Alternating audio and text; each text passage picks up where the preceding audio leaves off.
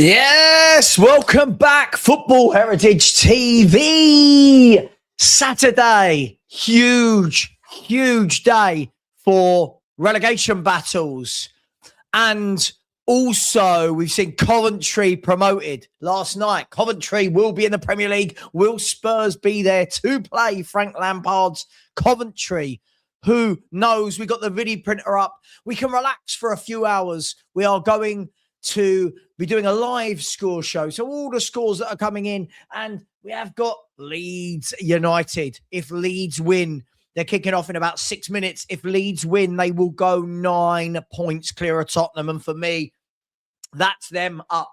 If Leeds win today, that is them up. I think they're up anyway, but that's them up. Maybe some of you will disagree with me, but I can't see any world. I can't see any world in which if Leeds go 9 clear, that Spurs can catch them. We would then need 3 wins and a draw from our last 6 games, and I can't see it. Let me get in position. We've had, oh God, one of the most boring games I think I've seen all season. Brentford versus Fulham, 0-0. Brentford 0, Fulham 0. What a boring game of football it was. And both those teams will stay in the hunt for European football. But you've got Newcastle. They are playing today, struggling. Eddie Howe under a lot of pressure, depending on who you listen to. We've got games in the Championship, games in League One, League Two, the Conference League, La Liga, Serie A, Bundesliga, League.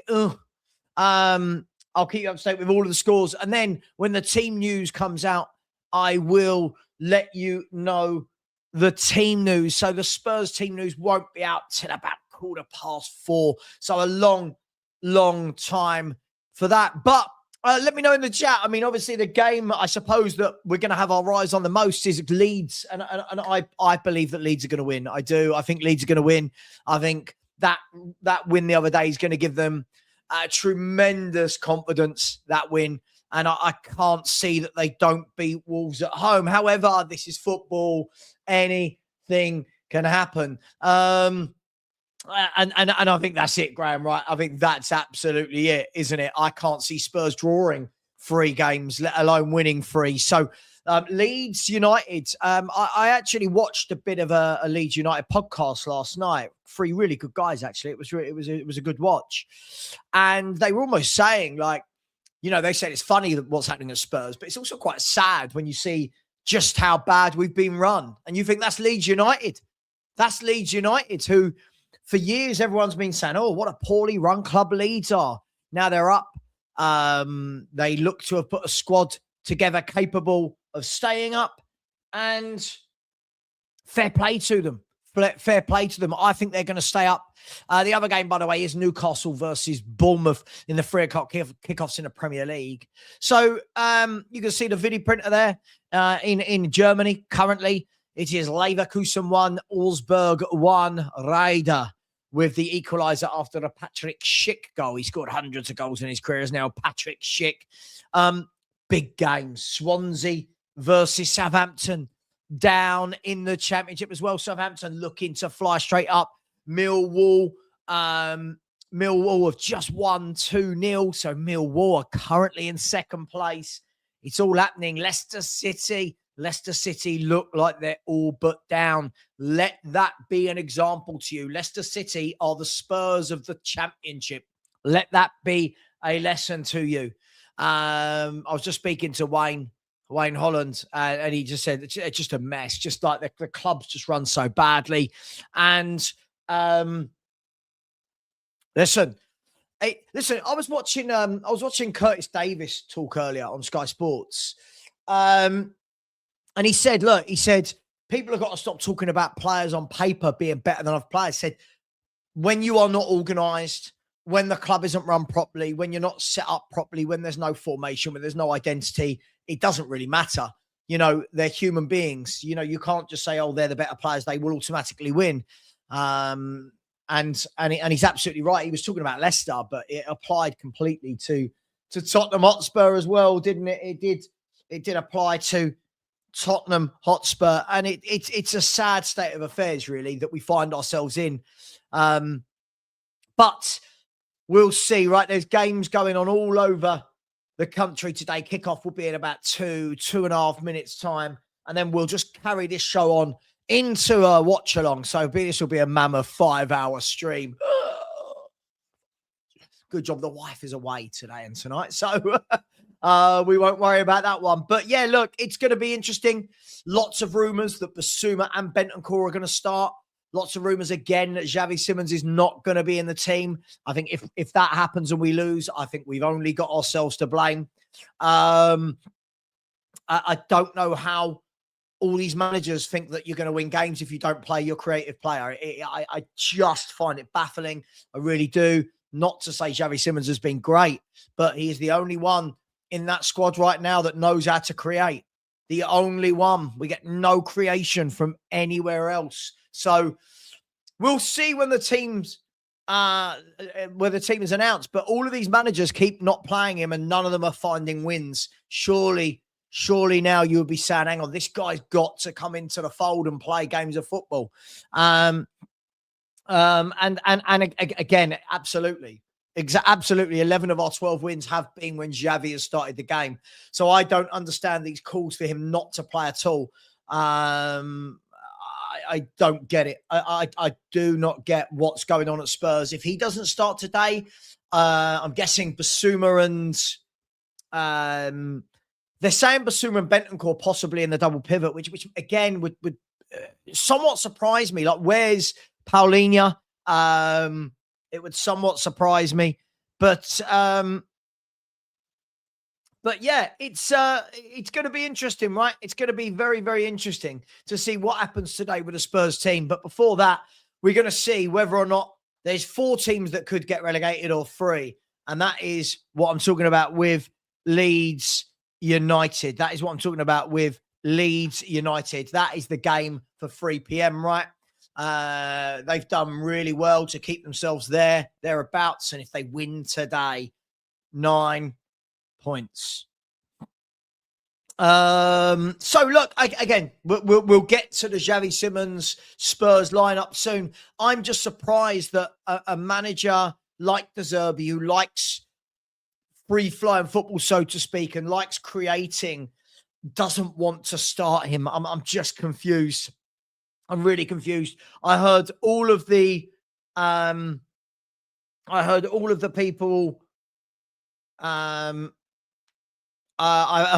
people like this. They're the ones that don't want the Xavi starting. People that deserve to lose, in my opinion. Sorry, Mark. You know, I'll say it as it is. Again, look how stupid this is. You were wrong against Forest. You were very wrong against Sunderland. You're still doing it now. It's only struggling for minutes. It's clearly poor attitude. Etc. I'd start him, but can't get behind the argument he deserves to start. Okay, he's played 11 of the 12 wins has been when he started. 11 of the 12 wins when he started. Why should he not deserve to start? Crazy. As I said, Spurs fans like that have what they deserve. When we're in the Championship, people like that, just let it sink in. Condoning not playing a playmaker. Let it sink in. Condoning not playing a playmaker. But it's okay. Bergvall. People like Mark want to see Bergvall and Gray. The people that don't create, but we don't want to see the creator. Hey, listen, as I said, each to their own. But the data is not working. Bristol City are 1-0 up against Norwich. You can see there the first goal of the 3 o'clocks.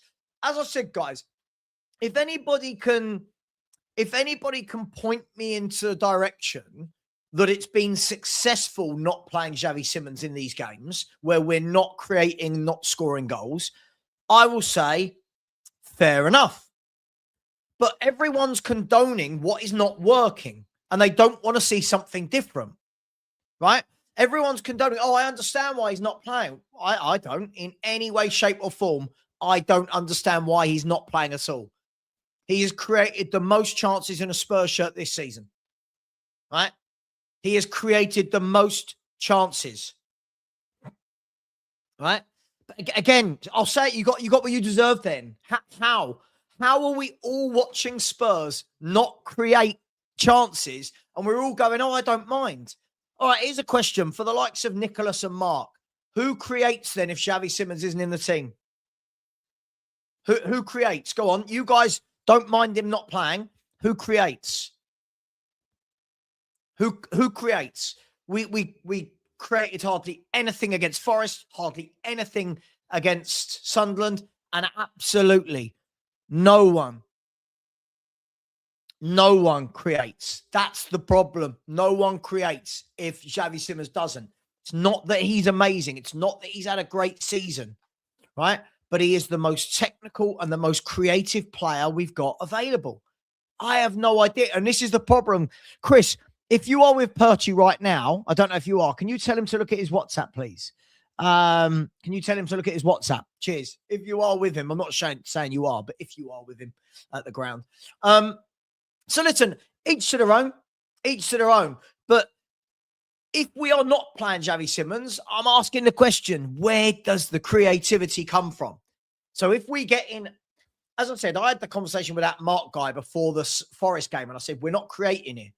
By half time, we're all going, oh, we're not creating. He's got to change it up. Shock, horror. Sunderland at half time, we're all going, we've not created. We need to mix it up. Right? Shock, horror. I'm sorry, I cannot take any information provided from a tool. From a tool. Oh, bless. Oh, bless.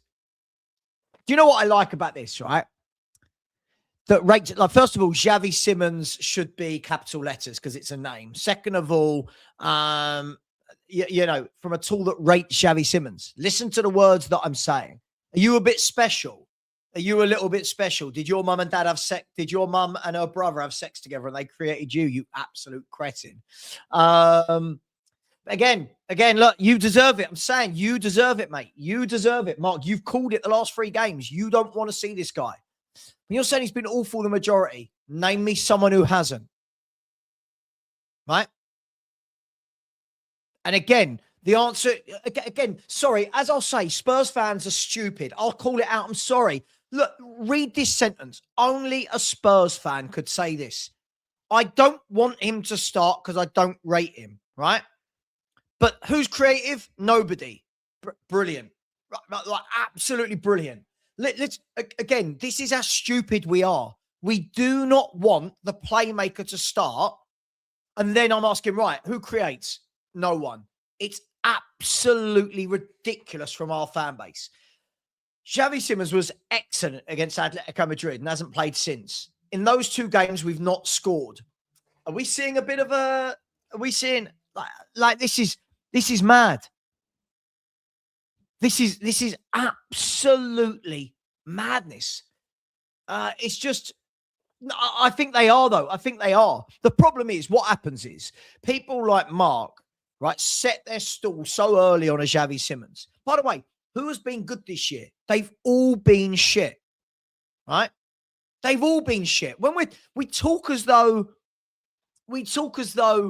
oh, well, Simons isn't starting because the guy starting in front of him has been good.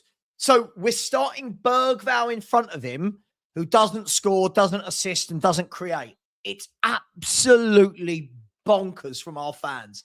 As I've said, those who don't see must feel.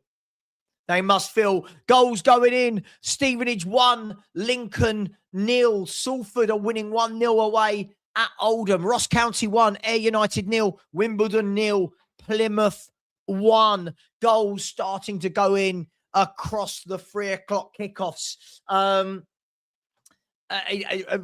Right, again, absolutely. But again, look at the level of conversation we're having. Xavi is garbage. Okay, so now let's have an adult conversation.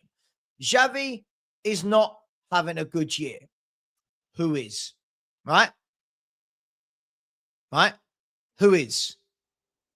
When we're saying he's garbage, you could clearly see there's a very good footballer inside there. You can see it. Seen it for years, right? But again, we don't have any set play, any set system. But listen, cool. Cool. I'll tell you what. I could go with it. I don't think he is average. Right? Nobody wants Xavi. That's why he plays for us. Wow. Look at the... Okay, so is that the same for everyone else then? I don't know what we're doing. I don't know what we're doing. I don't know what we're doing here. So all these people who don't want him, how's that panned out for us in the last 3-4 weeks where he's not been starting? How's that going for us? How is that going for us? Because the only game we've won lately is when Xavi was man of the match. Right? It's just fucking ridiculous. Like, it's absolutely ridiculous. Paulinho, Xavi, they're not playing, but they're the problem. But, you know, see, does it can't buy goals, zero creativity in our fan base is slamming our one creative playmaker fit. Again, as I've said, mate, Spurs fans deserve to go down. I've said this. We as a club deserve to go down. We do, because it's just crazy.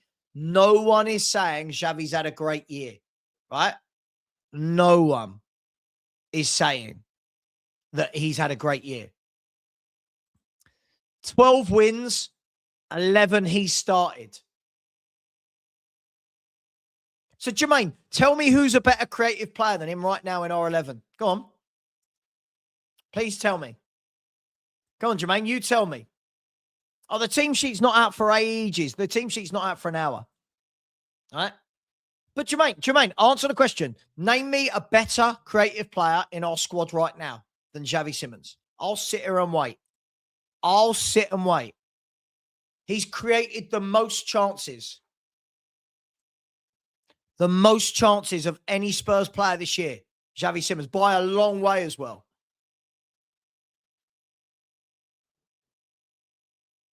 Right? Gotta play. Gotta play. Exactly, Mark. Exactly. Our fans don't look at these things. It's all too much in their feelings. It's all so much in their feelings, isn't it? So much in their feelings. I'll say it again, Mark, so I know you listen. I don't think Xavi's had a good year. By the way, I don't think anyone in a Spurs shirt has had a good year. Not one of them can hold their heads high. But the one creative player we've got, right? This is a team. We didn't score in the last game, and we didn't score in the game before, and we're still going, great, leave him on the bench. It's fucking ridiculous.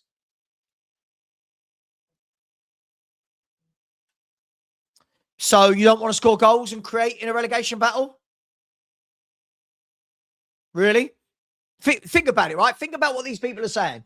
This isn't the sort of player we want in a relegation battle. Okay, what? Archie Gray and Bergvall are? Really? Mawani is? It's crazy. It's crazy. We'll find out. We'll find out when the team is announced. I hope he's in the 11. You've got to score goals to win games, and to win games, you've got to score goals. You've got to create. You know, it is what it is. Yeah, listen, look. I think it's funny at this stage. I think it's funny. Listen, I see people week in. By the way, there you go. Exeter 0, Stockport 1. Cove 1, Stenhouse Muir 0, Preston 0, West Brom 1. West Brom, that could be a win that keeps them up. Udinese 0, Parma 1, and Bremen 1, Hamburg 1. Glatzel with the goal. But the goal there by Josh Mayer for West Brom could be massive. Could be massive. The team is not out yet. It's far too early. It's far too early. The team will be out in about an hour. Again, I really wish people like this would listen. Listen to what I'm saying, right? Please listen to what I'm saying. Xavi is who you want. Xavi is what we've got, right? Xavi is what we've got. He's the only creative footballer in the squad that's fit. Listen to the words I'm saying. If the others were fit, the Kuduses and the Kulus and the Madisons, we're having a very different conversation. But right now, he's got to play. He's the only one that can create. So I'll ask people like Fox United, right? People like Mark, people like Jermaine, notice how not one of them has come up with a solution. Guys, please tell me, those of you that don't want Xavi to start, who creates for us? Who creates for us? Please explain.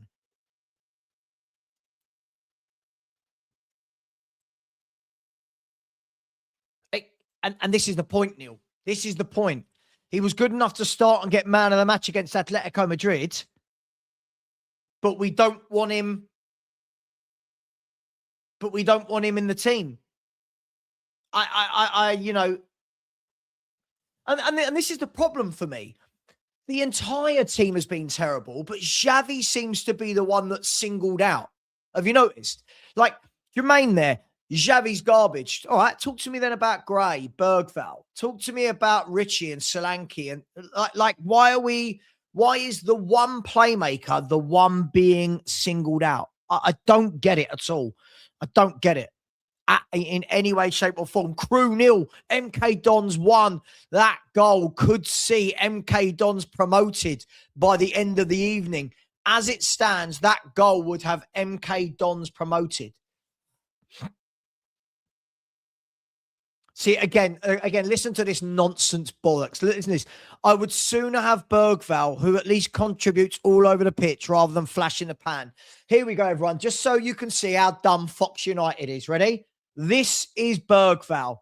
This is Bergvall. Has anyone seen Bergvall's data? His data, his stats, and his year. It is atrocious. This is why I can't take people seriously. Right? This is why I can't take it seriously. Bergvall has like, what, 2 assists in 2 years or something. Like, what are we doing here? Like, what are we doing here? This is what cracks me up. Cool, let's go with Bergvall. Sure, let's go with Bergvall. Let's do it. I keep hearing he's a number 10. I keep seeing him not score, not assist, not create. He can't pass. He can't tackle. I don't know what he does.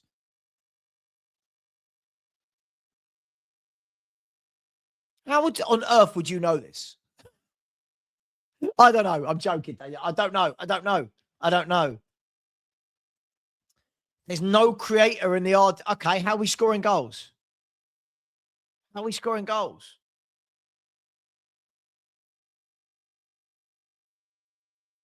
I don't know. Look, I don't know. As I said before, I think we had the first warning against Forest when we saw it and it didn't work.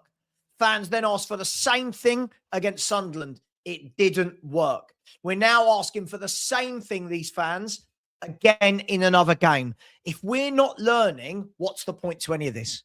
If we're not learning. Okay, Mark, and how have all those 3 managers got on? How have all those 3 managers got on? None of them have proved me wrong yet. You're saying, well, all the managers must see something. Okay, cool. So how have they been getting on? Well, Frank was sacked, Tudor was sacked, and De Zerbi was awful in his first game. So how's that going for you? How's that going for you? Give your head a wobble. Dude, you've just said Bergvall does loads across the pitch, and he does nothing across the pitch. Cool. Okay, cool. I'll tell you what, guys, as I said, right? Absolutely.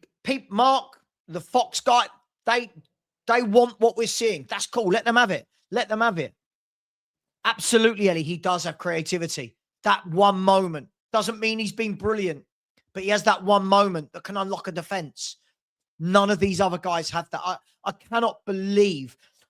Do you know what? After the Forest game, I thought, right, people will learn now. They didn't for the Sunderland game. After the Sunderland game, I'm thinking people will learn now. They didn't. We're going to do the same against Brighton, and then people will go, oh, why aren't we winning games? I don't know. Maybe because all your creators are not playing. I don't know. Just, I don't know. I don't know. Anyway, I don't know how we beat Brighton. I don't know. Stevenage 1, Lincoln 1. Derek Qua with an equaliser for Lincoln, the champions of League One, who Spurs could be playing next year. Scott, yeah, look, I know we spent the last 10 minutes on this subject, but I did this before, as I said, before the Forest game, before the Sunderland game. Let's see if we can get an answer from Fox United, everybody. Fox United, what does Bergvall offer? Give me 3 things Bergvall offers. Let's see what this guy knows. Right? What does he offer? Go on. What does he offer? And absolutely nil. Absolutely. 4-2-3-1. Right? 4-2-3-1. Right? Go back to basics because Leeds United are winning 1-0. Leeds United are 1-0 up. That means Leeds are 9 points clear of Tottenham Hotspur. 9. Right? 9. And what do Leeds do? Basics. Everyone's playing in their set position. Not Spurs. We've got fans and managers that don't want to pay people in their right position. That last game, we had 3 number 8s and 3 number 9s all playing. Absolutely ridiculous. I'm still waiting to find out. I want to know what Bergvall does.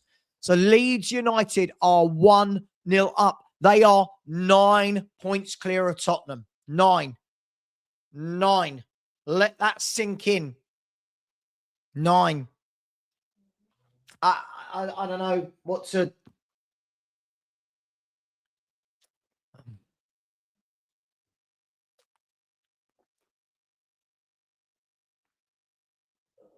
Hang on 1 second.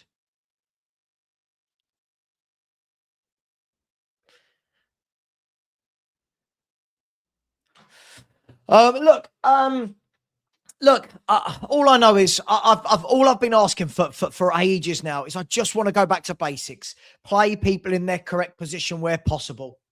That's all I want to do. Play people in their correct position. Yeah, have a playmaker playing, have a left winger playing, have a DM playing. And again, we're not learning. We're still sitting here as fans asking for the complete opposite. We're still asking. Leeds United are 2-0 up. Leeds United are 2-0 up. They are safe from the drop. Leeds United are staying in the Premier League. They are 2-0 up. How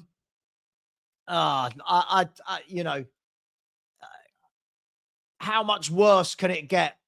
How much worse can it get for Spurs? So we are now looking at Nottingham Forest and West Ham. Swansea 1, Southampton 0, by the way. Swansea 1, Southampton 0.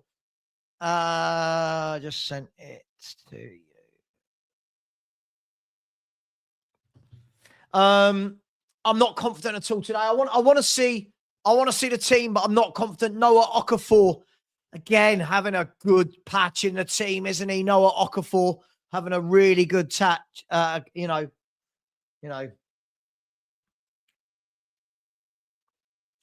I don't know. Listen. It is what it is. It's so deflating, isn't it? It's so deflating.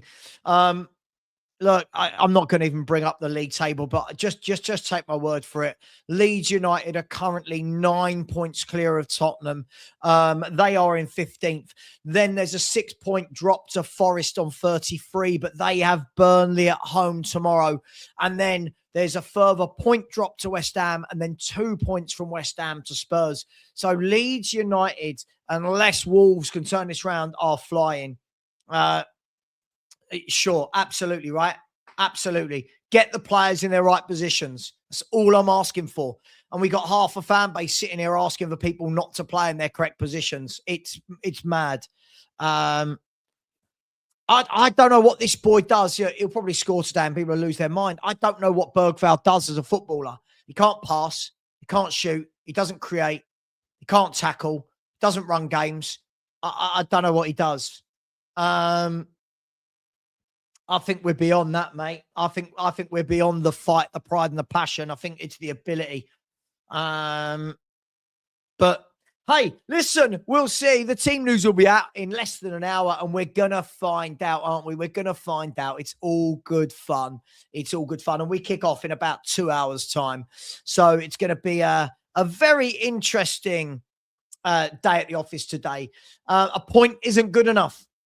A point isn't good enough. That's the problem we've got, right? A point is not good enough. We cannot draw this game. We need wins. They're gone, Ellie. They're gone. If they win this and go 9 clear of us, Let's have a look at the goal difference, by the way, as well. So currently they've got a 3 goal difference.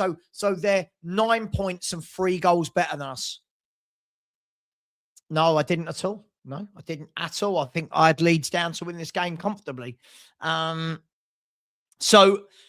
I don't know. Well, could it? I mean, we haven't won a game for 14. Daryl, pressure. As Stell always says, pressure, the one word that Spurs can't do. We can't do with, can we? We can't do with it. We cannot deal with pressure. What we've got to hope here is, I think it's West Ham. I think that Forest have enough. I think they've got Burnley tomorrow. I think we've got to look at West Ham and hope that we've got to hope that West Ham slip up to Palace. I don't at the moment. I don't at the moment. I'd love to say today. I just don't know. Look, let's look at Brighton, shall we? They're on form, aren't they? Premier League. Let's have a look at the Premier League form table. I mean, yeah, you look at Brighton in the form table, and look, they're up there with Arsenal, aren't they? You look at Brighton; they don't concede goals. 12 points from their last 5. They've got 15 from their last 18. Let's have a look. What sort of lineup they've been putting out? Just settled, aren't they? With Gross, Ayari. Gomez has really impressed me lately when I've watched them. Danny Welbeck scoring goals, isn't he? Danny Welbeck's been scoring goals. He's got 12 this season in 31. Van Hecker playing well. The game I watched them the other day, Buscagli was excellent at centre half instead of Dunk. I know Dunk's been injured. I don't know. I'm scared, guys. I'm scared. In that time they've beaten Burnley, Liverpool, Sunderland, Forest, Brentford. They're on a good run. And we've got to pray. We've got to pray that these guys do something. Leyton Orient 0, Rotherham 1. Oh, the O's. Rotherham already relegated, by the way. Rotherham are already relegated. So that could put Leyton Orient bang in trouble. Could put them bang in trouble. So, look, I see people say things like, we've got to win today, no excuses. But, well, the excuse is that we're not very good, right? The excuses were not very good. Lots of rumours that Basuma and Bentancur will start the game. Brilliant. That's great. 2 solid pros on their day. But where are the goals coming from? Where's the creativity coming from? Hull have taken the lead against Birmingham. Joe Gelhardt has scored the goal. He came from Leeds, I believe. And there he is, my man, Planet Leeds. How you doing? Good show last night. Good show. I enjoyed watching it. It was a really good chat with you and the other 2 fellas. And you boys are flying, right? You boys are 2-0 up. You're 9 ahead of us. Well done. You stayed up. Well done. You deserve it. You bought sensibly. You bought the right battling qualities, and Spurs haven't. So big up to you, my man. Everyone get over to Planet Leeds and subscribe. Nice guys as well. Nice guys. And your ex-boy, Joe Gelhardt, I believe, he used to play for you, didn't he? Has just scored. Hull 1, Birmingham 0, and Hull are firmly in. Let's have a look. It's all happening. At this stage of the season, it's every goal. You look at league tables. That puts Hull, wow, Hull are in 6th place, 5 points clear of Derby. So that is a massive goal. That is a massive goal for Hull at home to Birmingham. That could wrap up the top 6 or the playoff positions. Hull, Borough, Southampton, and Ipswich, with Millwall currently in 2nd. I'd rather Dominic Calvert-Lewin. I don't rate Dominic Solanke. I don't know what he does. I don't rate Dominic Calvert-Lewin, if I'm going to be brutally honest with you. But when I watch him play, he's all over the place. He's fighting, he's grafting, and for that type of battle, that's the guy. Look, it's gonna be really interesting to see what happens today. I think we're all in that kind of tetchy on edge mode, right? Because it's real. It's kind of real, isn't it? I think many people have buried their head in the sands for many months now, going, nah, it's all right, we're not going down. Who's that person who kept coming in my chat going, Savva, you're wrong. There's no way we go down. You're like, all right, well, we're we're struggling. We're struggling. Leeds have gone. Leeds have gone, and it's going to be about can Burnley do us a favour tomorrow at Forest? I don't think they will. I don't think they will. Can Scotty P and his lads do us a favour? Another big goal down in League One. Stevenage 2, Lincoln 1. Stevenage, if I'm not wrong, off the top of my head, let me check the table, are pushing for promotion. Let's have a look. Stevenage are, that goal puts them sixth. It puts them into the last playoff spot. Look, guys, girls, I know some people like the truth bombs. I know other people bury their head in the sands. If you want the truth, I'm here. I'm here to tell you how bad it is. Can we win? Sure. Will we win? I don't know. I've got, I don't know, maybe 5% of me. I mean, maybe 5% of me thinks that we're going to win today. Exeter 0, Stockport County 2, by the way, I'm hearing. And Mansfield 2, Luton 0. Boreham Wood 1, Morecambe 0. And Eastleigh 1, Tamworth 1. Tamworth, the mighty Tamworth. We know all about them. They have pulled one back against Eastleigh, 1-1 in that game. It's all happening. There's goals going. Obviously, it's a Saturday score show. There's goals going everywhere. Look at the numbers we've got in here, but 2 hours before kickoff, right? Everyone's shitting their pants. Tell me if you're not. Be honest with me. Who is shitting their pants? Be honest with me. Who's shitting their pants? Listen, I don't know. Maybe Spurs turn up today, grab a win, and everyone will go, oh, there you go. I told you. You told me what? Maybe Spurs turn up. Yes, you are. Again, you're trolling. Of course you are. How, this is Spurs. This is Spurs. All these same people, right? They've been telling me for the last 14 games that we're going to win. They've got to get one right, haven't they? Right? And I think that's where I'm at with it, Mark. I'm kind of numb to it. But just remember, everybody, Johan Lang said there was no one we could sign in January to help. No one. There was no one better than these players. Do you know what? I stayed in last night. I feel hungover. I feel a little bit delusional. I feel a little bit, I don't know. I just feel so weird with Spurs at the moment. It's really difficult. Now we got the trolls again. You wanted Conor Gallagher? Yes, I did. I also wanted Conor Gallagher to be in a team which is settled and everyone's played in the right position. I didn't want Conor Gallagher to come in and have to play in 9 different positions in a team that hasn't won for 9 games or 14 games. Yes, I don't know what that means.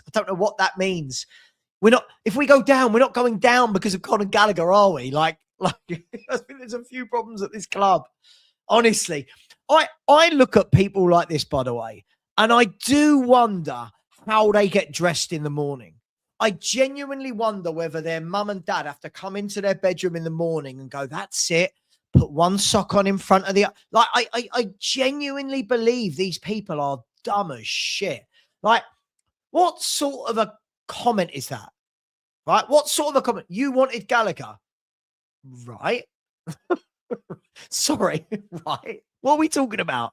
No, I'm not hungover. No, I'm not. That's the point. I was in last night. I had a Chinese last night. A lovely Chinese. Newcastle 0, Bournemouth 1. Tavernier scored. Newcastle struggling. Wrexham 1, Stoke 0.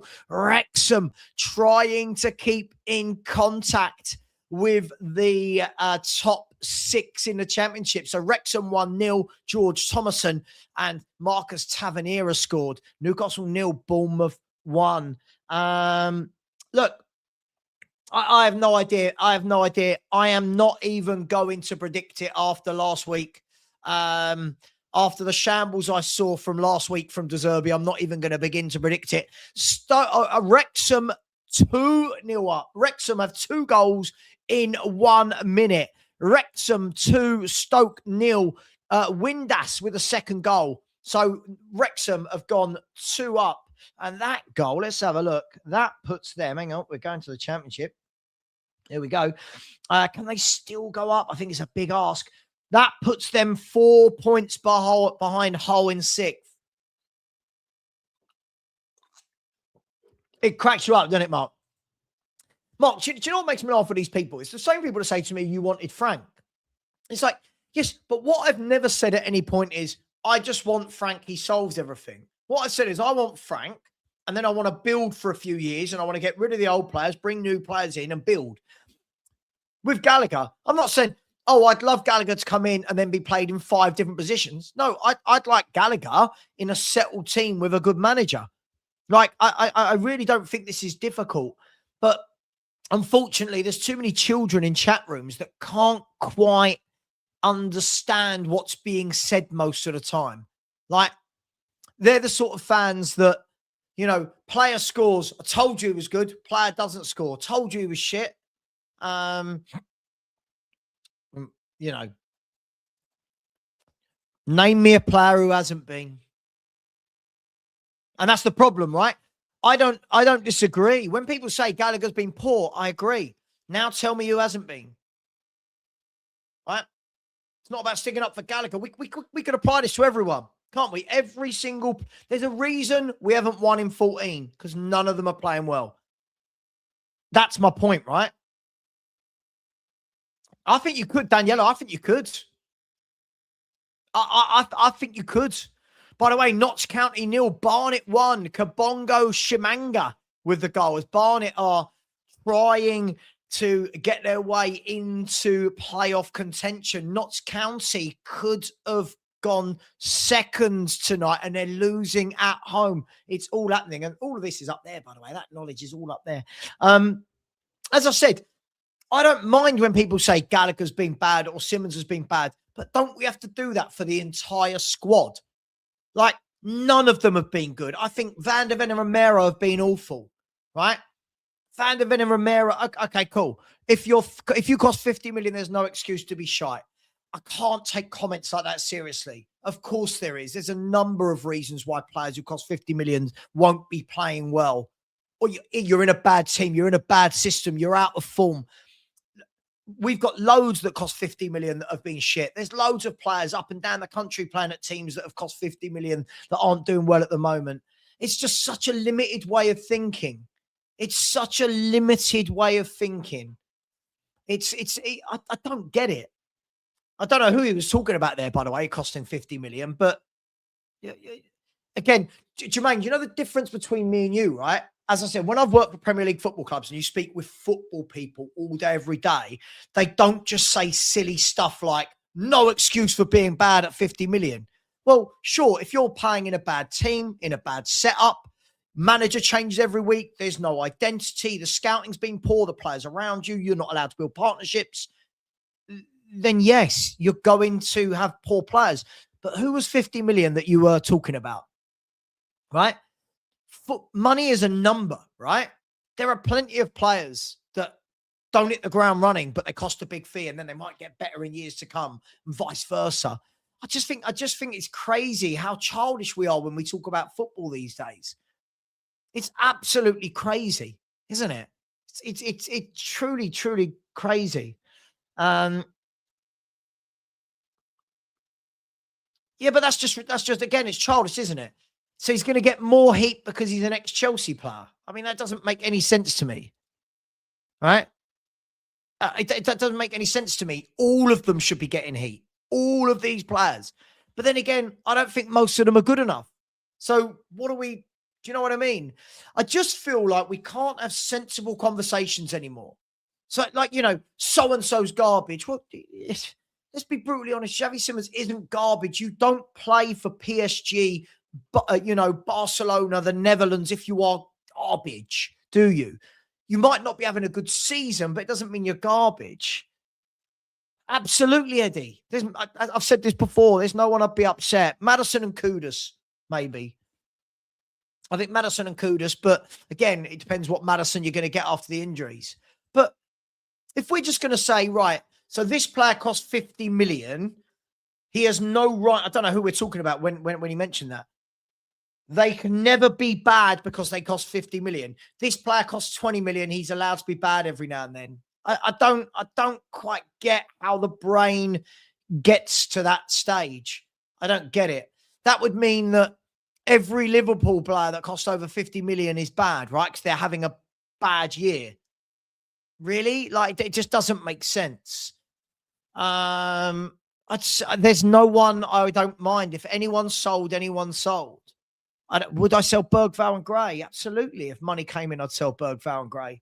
Same for all of them. Again, I'm not emotionally attached to these footballers. There's a reason we finished 17th and now we're in the relegation zone. You know, it is what it is. Sure, we can all pick one player. Right, sure, I get it. Like, I don't know what we're doing here. Jermaine, I've no idea what you're talking about now. What do you mean? What do you mean? So you're only playing bad if you're getting relegated? I'm so confused. Where did adult football conversation go? Right? Where did adult conversation go? Like, when did we get to the stage where everything is so dramatic? Let's be fair. No one in the Spurs team right now is playing well. Not one of them. None of the goalkeepers, none of the back four, none of the midfield, none of the forward line. Right? None of them are playing well. Are there players that can play to a higher level? Of course there are. We've seen some of them play to a higher level. However, this is what happens when you don't implement a system.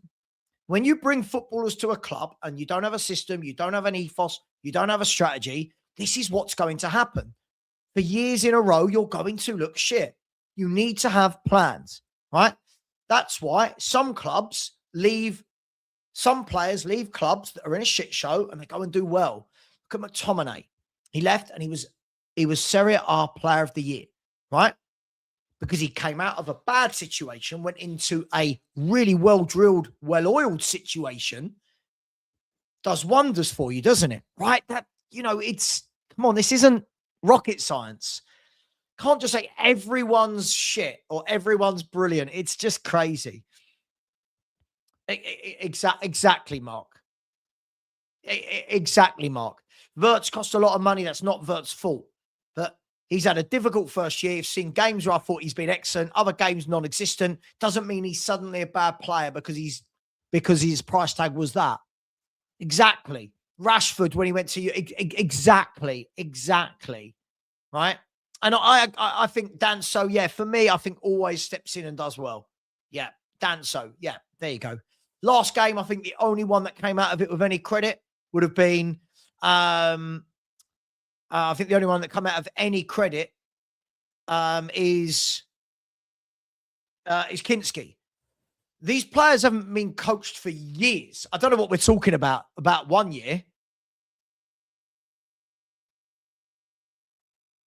Yeah, sure, but I agree. But Ellie, again, as I said, they're children. I don't surround myself with humans like that in life that are that childish that because somebody's played for Chelsea, it means that they get more heat. Listen, as I've said, Gallagher's been shit. The rest of them have been shit. But we've dropped Gallagher into a team with no identity. He's played for 3 managers in 9 games. Like, that's fucking mental. He's been in 9 games and played for 3 different managers. It's absolutely crazy. Yeah, I think it is that, Matt, because again, he likes all the same players. Scott Gallagher. Who's Scott Gallagher? Came to change our midfield. Who came to change our midfield? What are you talking about? Oh my God, another one of these. Honestly, it's going to be one of those days today, isn't it? Where all the idiots are out. It's going to be all, oh my God. Listen, this guy would be my captain in the championship if he stays. Dude, what is your obsession with Conor Gallagher? I'm so confused. Is all your conversation Conor Gallagher? Is that all you've got? Do you not think this all started a long time before Conor Gallagher joined this football club? It's so weird. We're such a weird group of... Honestly, the internet has allowed mongrels everywhere to form, hasn't it? People with no fucking brain to appear.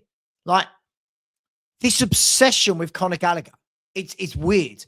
Every game we look, Conor Gallagher. Even when he's not playing, Conor Gallagher. It's so weird. It's so weird. It's so weird. Any more stupid comments from him, he'll just be gone. Just have a little bit of thought, right? Right now, if you dropped Conor Gallagher into a better team, you're seeing a better player. It's just the way life works, right? That's just the way this works.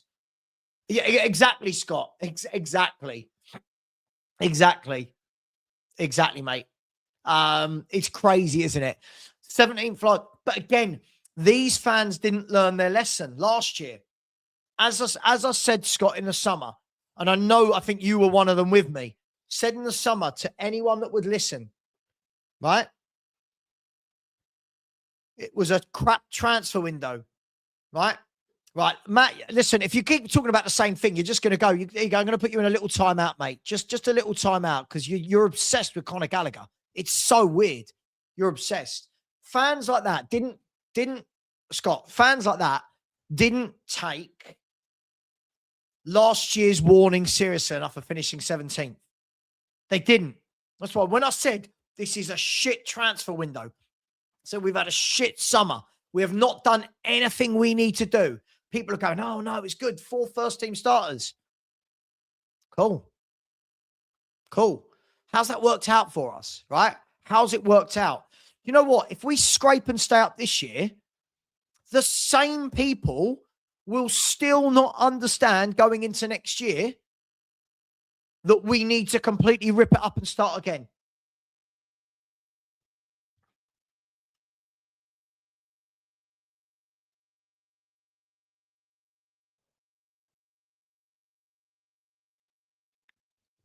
The same people. And that's the problem, right? The same people, we could scrape and stay up this year. We could finish 17th. And what will happen? We'll start next year and people will go, oh, we're with a new manager, this player, that player, this player. It's like, okay, cool. All right. So we had, as I've said for ages, we had the reality check last year and people didn't want to take heed, right? They didn't want to take heed. And this is why in the summer, you couldn't just get rid of Ange. You had to bring in a manager and rip up the squad. You had to go again, but we didn't. We just replaced a few injured footballers. And this is where we're at. And this is the problem, Mark. This is the problem. Look, I think it's over. I do. I think we're going to go down, but we'll see.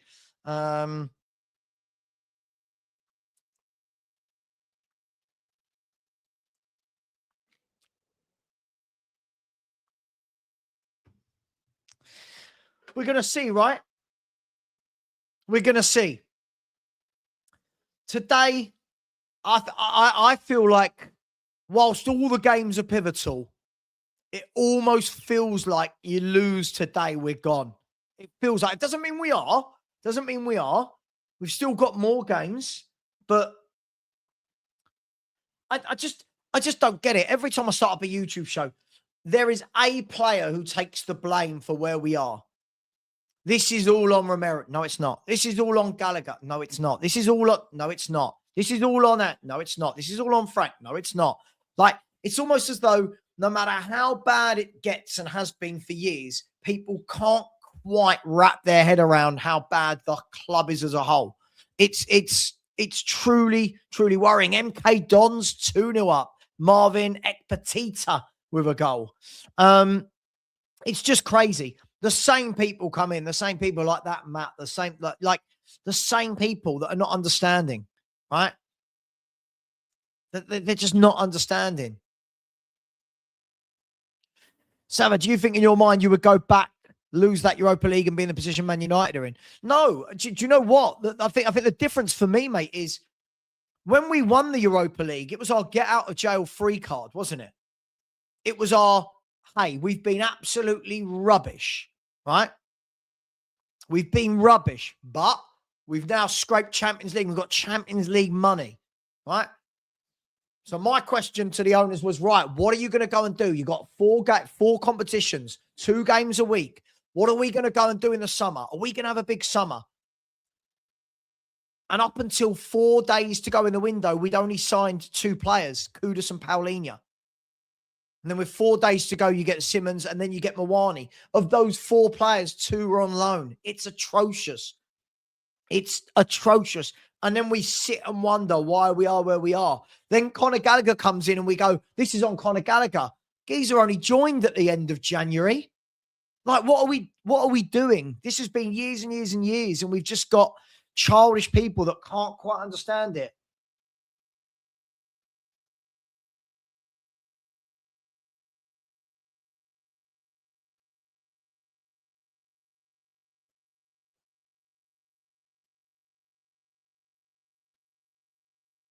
One second.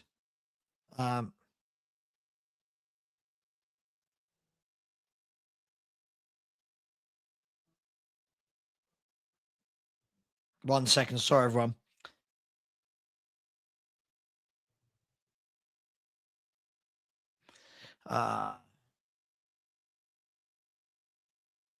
And this is what I don't get, right? Like, this is one of the key things about having a YouTube channel I've never understood.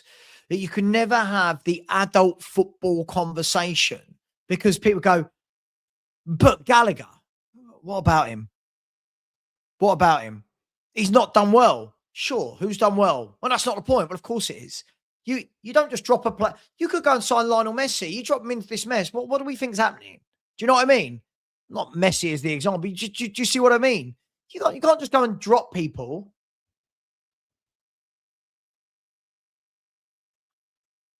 You can't just go and drop people into. You can't drop people into a mess and then expect everything's going to be fine. Also, if you were going to drop Conor Gallagher into this team, drop him into the team, keep the same 11, and let him build a partnership with someone. So far, I've seen Conor Gallagher play centre mid with Basuma, centre mid with Paulinho. I've seen him play right wing back. I've seen him play right wing. I've seen him play in a midfield 3 with Bergval and Gray. And this is where I'm saying people don't understand. Like when Jermaine was saying earlier, this is the difference. Consistency. Actually build something. 1 second. Right? Consistency. People say it's excuses. But if you were to turn around and said, right, from the beginning of January.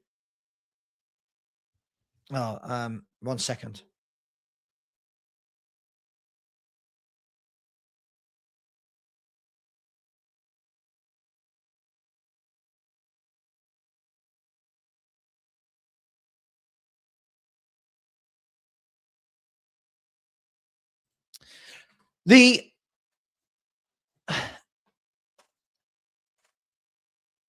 If we had said, right, from January, we've bought in this player, what we're going to do now is we're going to have a settled team, right? And we're going to go, whatever back 4, the midfield's going to be Paulinho, Gallagher, and Simmons, for example, with Tell there, Mawani there, and Solanke there. You go, right, okay, that's going to be the 11 that we build and grow for the next however many games. I would have got it. But since Gallagher's joined, right, he's played for 3 managers in 5 different positions and not once had the same partner to play with. What are we doing here? And this goes for so many of the players. They are being moved from pillar to post. You've got to drop people into something that's settled. I don't think they're going to, mate. I don't think they're going to. I don't think they're going to. And this is what I'm saying. Join a team that's settled and you suddenly see everything's decent, isn't it? Everything's decent. Right? And people worry about the money Gallagher's getting. But can someone show me 2 games in a row where he started in the same position with the same partner? He's had 3 managers in 9 games. He's had 3 managers in 9 games. Like, how on earth do we think anybody can come in and do well in that? How? And what did we need? We need everything, mate. See, again, dude, I don't do childish comments like this. Sorry. I don't do childish comments. First of all, learn the story of him at Chelsea. He wasn't a Chelsea reject at all. Second of all, I think it's just childish. So sorry. Sorry. Look at, again, if this is that, the old Reezy, he doesn't make people around him play worse. Like, why was he good at Chelsea? Why was he good at Chelsea? And this, I agree with you, Mark. And this is, again, this is a great comment. Working in a toxic environment, whatever the industry, everyone deteriorates and the outcome will always suffer. And this is the point. In the January window, Gallagher's getting the heat because they bought him in. What they needed to do was bring in Gallagher, plus a playmaker, plus a striker, plus a winger. They didn't do any of that. They didn't do any of that. So he comes in and gets it's not his fault that he's not a winger. I don't care how much they're paid a week. Well, you know, he was playing with Caicedo, Enzo Fernandez, Kovacic, right? In a good team.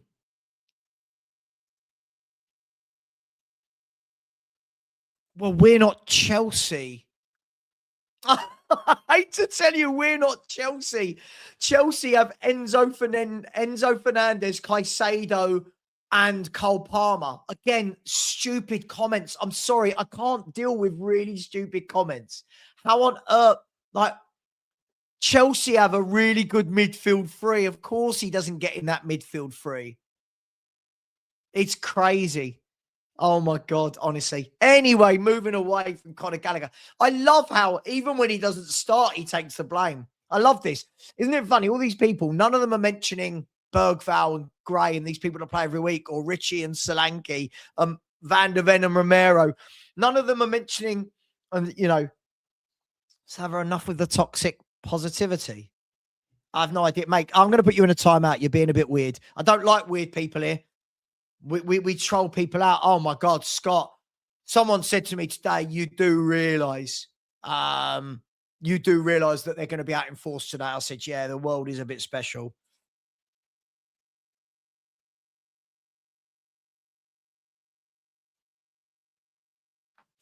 But hey, it is what it is. I know it makes you laugh, doesn't it? Imagine that. Imagine that's like saying, you know, I'm not saying Spurs should be signing players like Enzo Fernandez and Caicedo. Sure, brilliant. You tell that to Enzo Fernandez and Caicedo, they don't want to be coming to Tottenham. And again, these fans don't realise how bad we are. That's the problem, right? When they're talking about this player's not good enough for us. I hate to break it to you. Conor Gallagher was joining a team in a relegation battle. We're lucky anyone wanted to join us. We're a mess. We're a mess. Bless me. Going to be tough, but as it stands, the headline, as it stands, let me remove that for 1 second and let's have a look at the Premier League table. Bless me. Oh, it's going to be one of those days. So that result, this is with the current result. There you go. So that is with Leeds' win at the moment. Oh, gosh, no. No.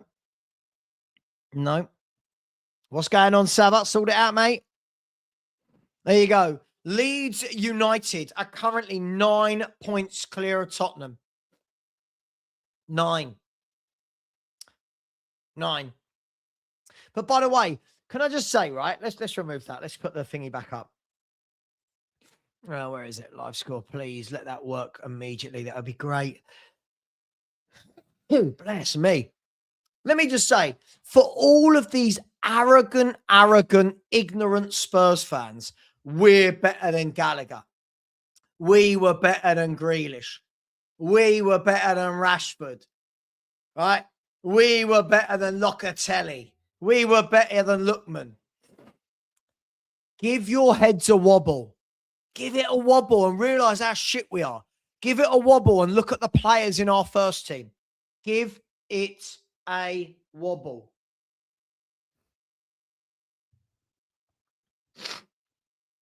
Give it a wobble. We keep doing this.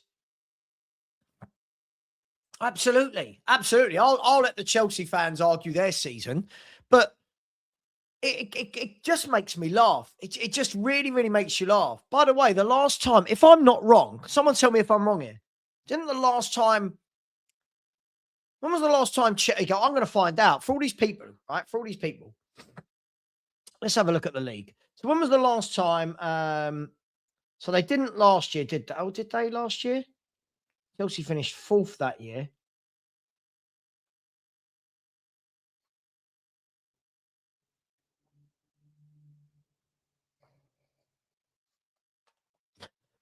Oh, it just makes me laugh.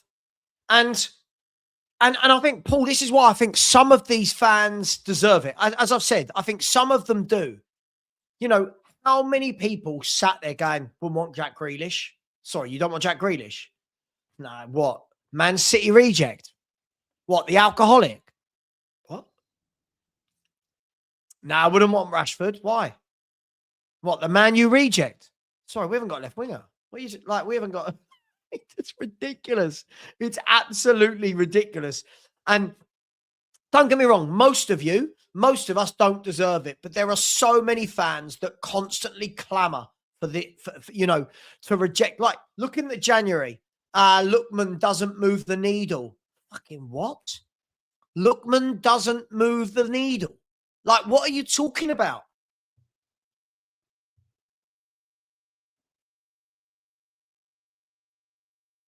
What are you talking about? Like, honestly, I just think that we need to live in a world where we acknowledge truth, right? Where we acknowledge truth. You know, Danny and I sat here about a year and a half, 2 years ago, said, we was going, I'd take Manu Kone. I'd take Kefram Turam. I'd take Fofana. All three moved that window. We'd take Locatelli in midfield. All fans get, nah, he wouldn't do well. He wouldn't do well. He'd do well. They all then praise Grays and Berg. But this is what happens when you buy players like that aren't ready and they have to play as many games as they have, you start getting worse. Great point. Get Leao. Why would Leao want to join Tottenham?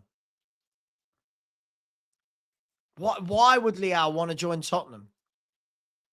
I don't know. I'm just saying, like, I think if Rafa Leao goes on the market, I think he's probably going to have better clubs to choose from. Bear in mind, if we stay up.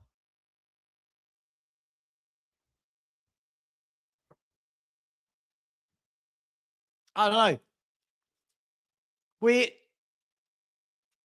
know. And I think it's been the perfect storm. Big up, my man, Andy. How you doing? Yeah, I think he would have brought balance to the midfield. I think he would have brought balance, experience, leadership, know-how to the midfield. Yeah, I do.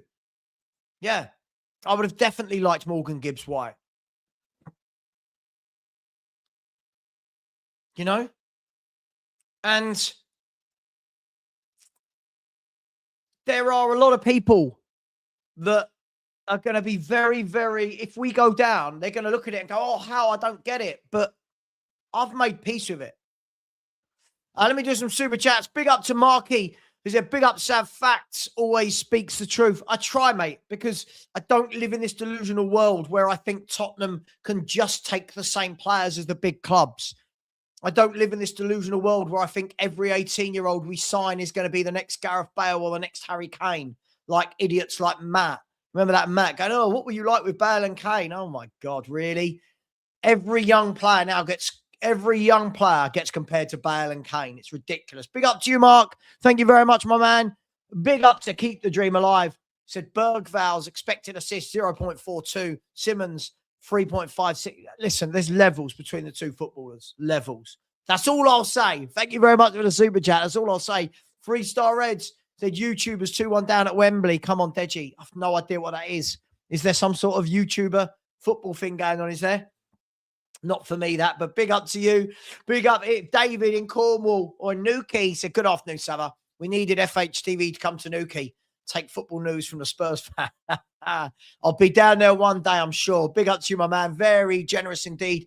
A user says, you think we will check out with the Amex card? Oh, mate, lose today and I think we're checking out the Premier League. It's a big game. By the way, a draw isn't even good enough, A user, is it? A draw is not even good enough. We need a win. We've got to win games. By the way, I'll tell you what I'm going to say. There are nearly 800 of you in it and 160 likes. Smash that like button. Guys, I'm about to give you a mammoth 5-hour stream. Surely you lot can smash the like button. Let's get that to 500 ASAP. And if you haven't subscribed, please do. Thank you very, very much, you type bastards. Where are we? Big up A user. Thank you very much. And Sia the Grey. How you doing, Sia? Said, hey, Savva, the delusion will stop when we go down. And it will, right? For most people. Going down is almost, listen, going down is unthinkable, right? It's catastrophic, but it's almost needed for some of the fans to actually take a little step back and go, yeah, we're a mess. For them to stop overrating every player, right? You know what I mean? This and that football knowledge, yeah, get Liao. I just find it funny. We just say these funny things. Get Liao.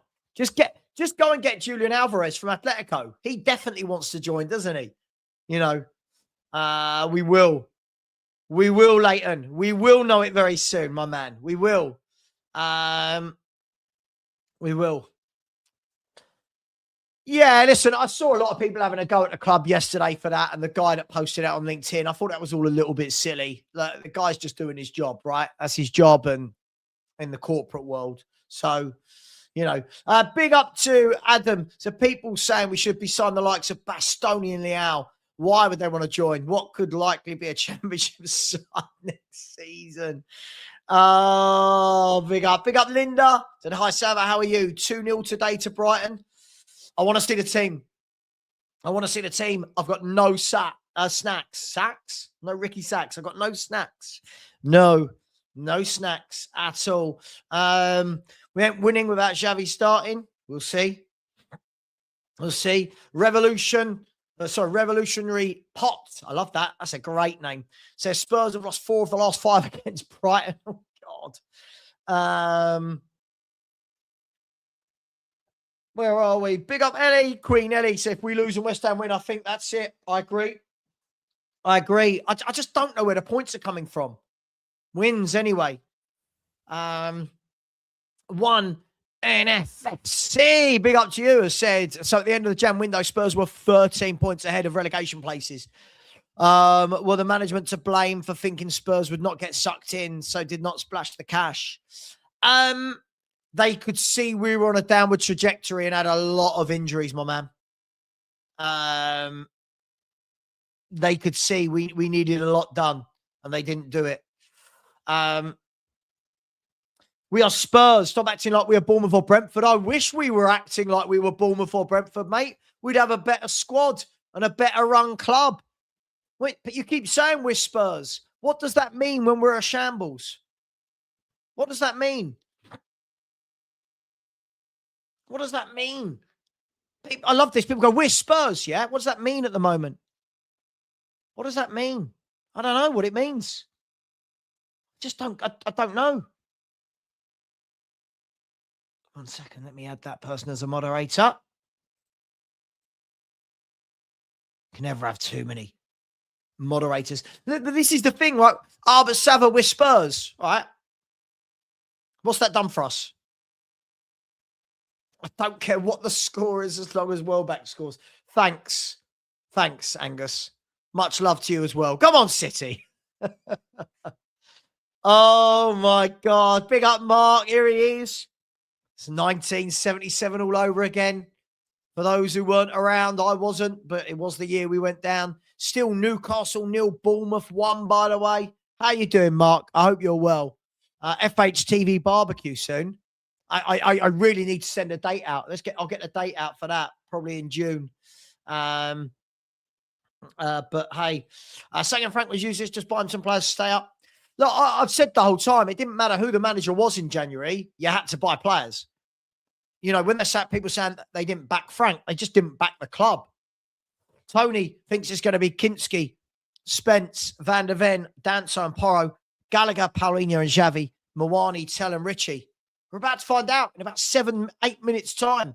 Let me just double check. Let's check. We'll look at the Brighton team as well when that comes out. Watford 0, Sheffield United 1, Patrick Bamford. No team news as of yet, but Patrick Bamford has scored. He must be getting on a bit now, old Patrick Bamford. We have to go down. Unfortunately, so epic. Here we go. Oh, I like fans like this. We're a big six, mate. A few bad seasons, people acting like we're some championship side. It's not been a few bad seasons. We've been shit for years, right? The data shows it. Ready? I'll show you, because people like you don't like listening. Are you ready? That's the last 100 games. We're a fucking shambles, mate. Big six doesn't mean anything. Big six doesn't mean anything. It's just a saying. Sheffield Wednesday 0, Charlton 1. Matty Godden with the goal. Matty Godden with the goal for Charlton Athletic, who have survived this season after coming up last year. Angus said, Savva, I don't think we win tomorrow. I'll be shocked if we get a win or a point. I hope you don't. That's all I know. Sean said, good year, 77. I was born a Spurs fan. Bloody Spurs for you, eh? I think it's all going to be on this team news, isn't it? I don't know what to expect, if I'm honest. I don't know what to expect. I was so disappointed with his team selection last week that I'm interested to see what he does this week. Yeah, Chris, who said you were invited? Just kidding. Just kidding. Just kidding. Just kidding. Biss and Bentancur start. How do we know? How do we know? Is this definite? Team's not out yet, is it? I haven't seen the team released yet.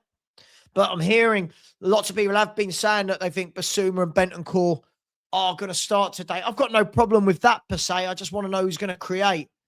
Leighton has said, if Spurs and West Ham get points this weekend and Newcastle lose, I can almost see Newcastle getting sucked into this.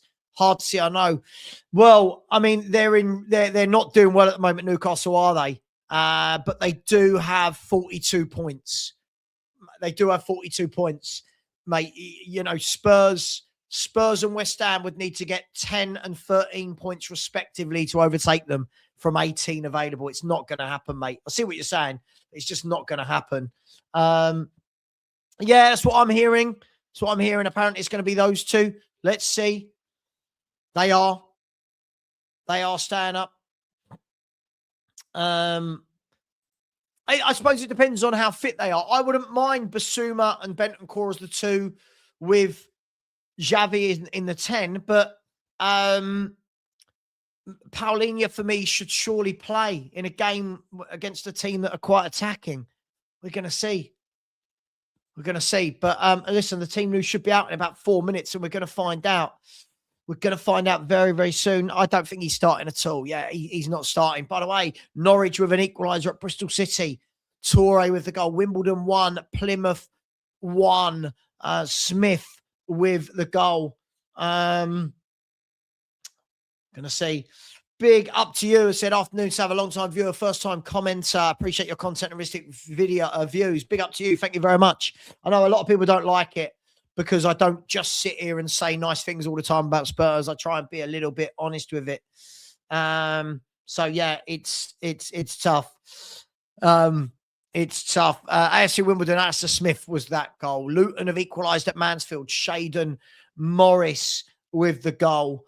I wouldn't play a flat midfield. No, I think you need creativity, and none of them are creative. I think you need one to have creativity. How fit is Bentancur? I don't know. We'll see. If as I said, if those two play and they're fit, I've got no problem with it. My concern is what happens higher up the pitch. Who's the creator? Is he going to put Gallagher in there? Xavi, I don't know. We're going to find out. I hope it's not Bergvall. If it is, then I need to see something from Bergvall. Where are we? So yeah, Leeds 2-0 up at Wolves. Leeds 2-0. We know that. For anyone that's just joined, Scott, I've got a feeling it's happening. Lots of people have been talking about it. I like Bentancur to a degree, right? I think Bentancur's a solid pro. That's what I would say. The injury, the fitness level side of things does sound a bit crazy, doesn't it? But desperate times, desperate measures, right? Desperate time. We've not won a game since he's been injured. There you go. I'll be fuming if Gray and Bergvall both start. We're going to find out in 2 minutes when the team is out. The team will be out in 2 minutes' time. 2 minutes' time, the team will be out. Listen, they're just panning to the Spurs Stadium right now on Gillette Soccer Saturday. Look, it's crazy, man. It's crazy. I just don't think many of us at the start of the season would have said we're going to be in this position. But what's more crazy than any of that for me, guys, is that when the club could see we were sinking into this position through December and January, that no one did anything to try and stop the rot. And that's the huge concern for me, is we had an opportunity to bring in some players to help and we didn't. And now we're sitting here in the bottom 3. And look, De Zerbi's got to get a win, right? Listen, he's been paid to come in and keep us up. If not, he's going to be a well-paid manager down in the Championship, isn't he? Let's see what the poll is saying, by the way. The poll is saying Brighton, 54% of you think Brighton will win, 13% on the draw, and 33% for Spurs. So, again, even in the polls lately, lots of people. Oh, my God. If I have to answer this one more time, oh, my good God. Oh, my good God. Where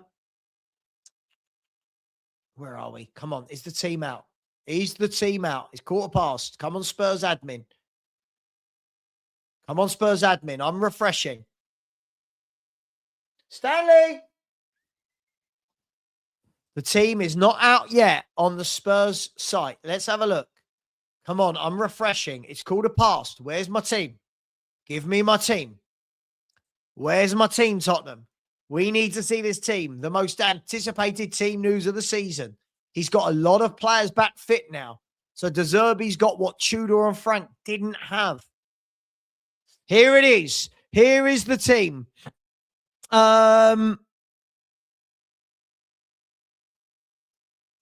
Okay, this is interesting. Xavi does start for Tottenham. The team is Kinski in goal. A back four of Porro, Van der Ven, Danso, and Udogie. It looks like a midfield three of Basuma, Gallagher, and Bentancur with Mawani, Solanke, and Xavi. So it looks like he's gone to a kind of 4-3-3 or a 4-2-3-1. Probably going to be Xavi Simons off the left, which is not where I would play him. But Basuma and Bentancur do both start. It's a big risk. Neither of them have played a lot of football. Basuma, Bentancur, and Gallagher, with Xavi will be to the left, I would assume. Mawani to the right and Solanke through the middle. The bench is Austin, Dragashin, Paulinho, who again misses out, Richarlison, Maddison is on the bench. James Maddison is on the bench. Tell, Gray, Bergvall, and Spence. This is a very interesting looking team. I'm going to come away from the goals for 1 second. Let's come away from the goals for 1 second. And I'm going to bring up the lineup. And we're going to have a look at this and we'll do it together. So that's an interesting team. Looks to me that he's going to have what? Bentancur probably sitting at the base. And then the box-to-box of Basuma and Gallagher with Xavi on the left is how I see it.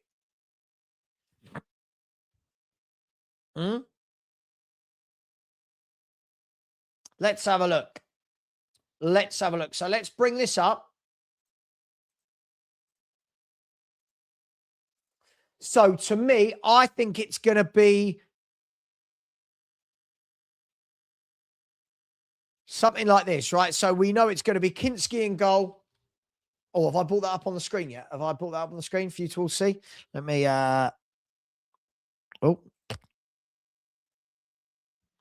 So I think it's going to be something like this. So it's going to be Kinski in goal. And then we know it's going to be Pedro Porro. It's going to be Destiny Adogi. Mickey. Danso. And then Gallagher. Basuma.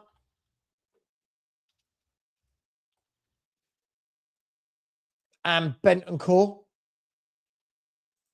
with, I'm guessing, Xavi from the left, cutting in.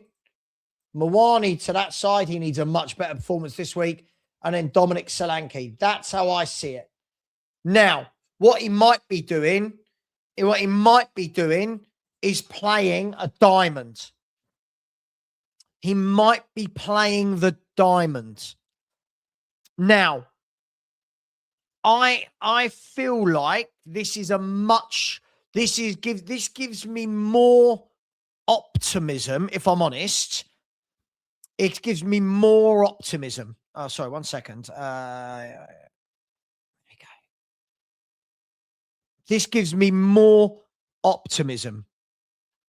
Now, what he might do this. He might do the old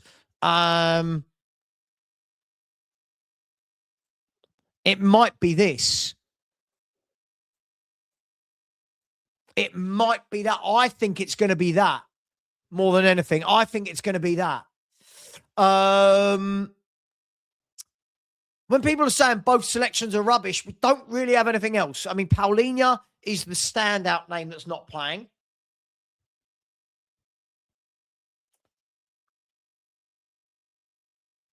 But we'll see. Look, we're going to see, right? Like, how fit is Bentancur? How fit is Basuma? We're going to see. Now, this gives me more hope. One, because Xavi Simons, if he's played centrally. But two, because you've got the experienced pros in there. Now, I still worry about where the creation other than Xavi Simons, where that's going to come from. I do. Because that's the squad that we've got. But what we have got in there is he's got his senior pros, right? There's no youth in this team at all. He's gone for pure senior pros. That, for me, tells a story, right? That, for me, tells a story. More senior pros.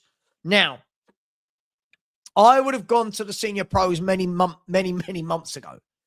But I've got a feeling this is going to be a little bit better for Spurs than had I had seen Bergvall, Gray, and Richie playing. I do. So I'm not against this. I'm not against this as a lineup. By the way, I don't know, by the way, guys. I don't know that is going to be, that it's going to be, oh, sorry. No. I don't know what's going on here. I don't know what's going on here. Sorry. I don't know, guys, that is how he's going to line up. I'm just guessing if you want to get Xavi in the 10, then you play the diamond. If you want Xavi off the left, then I think it's going to be Mawani more right, Xavi more left. Rain, good afternoon to you, sir. In a day where Leeds United are now 9 points clear of Tottenham, it's now inevitable. It's now fundamentally important that we get a win today to keep the pressure on West Ham and Forest? Well, I've just got home, Sav, because they've closed a major road, which means that I couldn't make it. I couldn't make it I couldn't make it today. So we're winning today, lads. We are. It's going to be an absolute barnstorming game today. You know that because Rain couldn't make it to the match.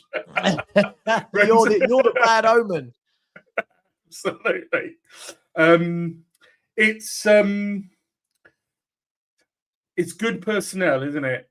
But it's narrow, and I mean that's the problem with our squad, isn't it? We've got so little width that it's it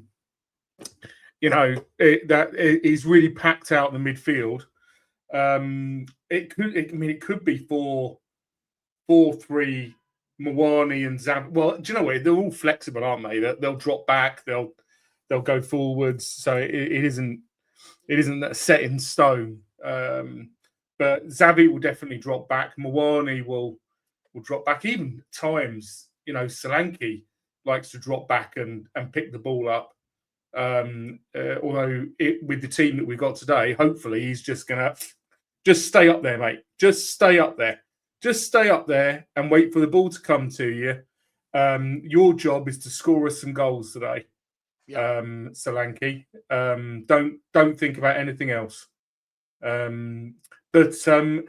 Bentancur's a weird one, isn't it? I've been listening to quite a lot of De Zerbi's pressers, and I've been quite impressed.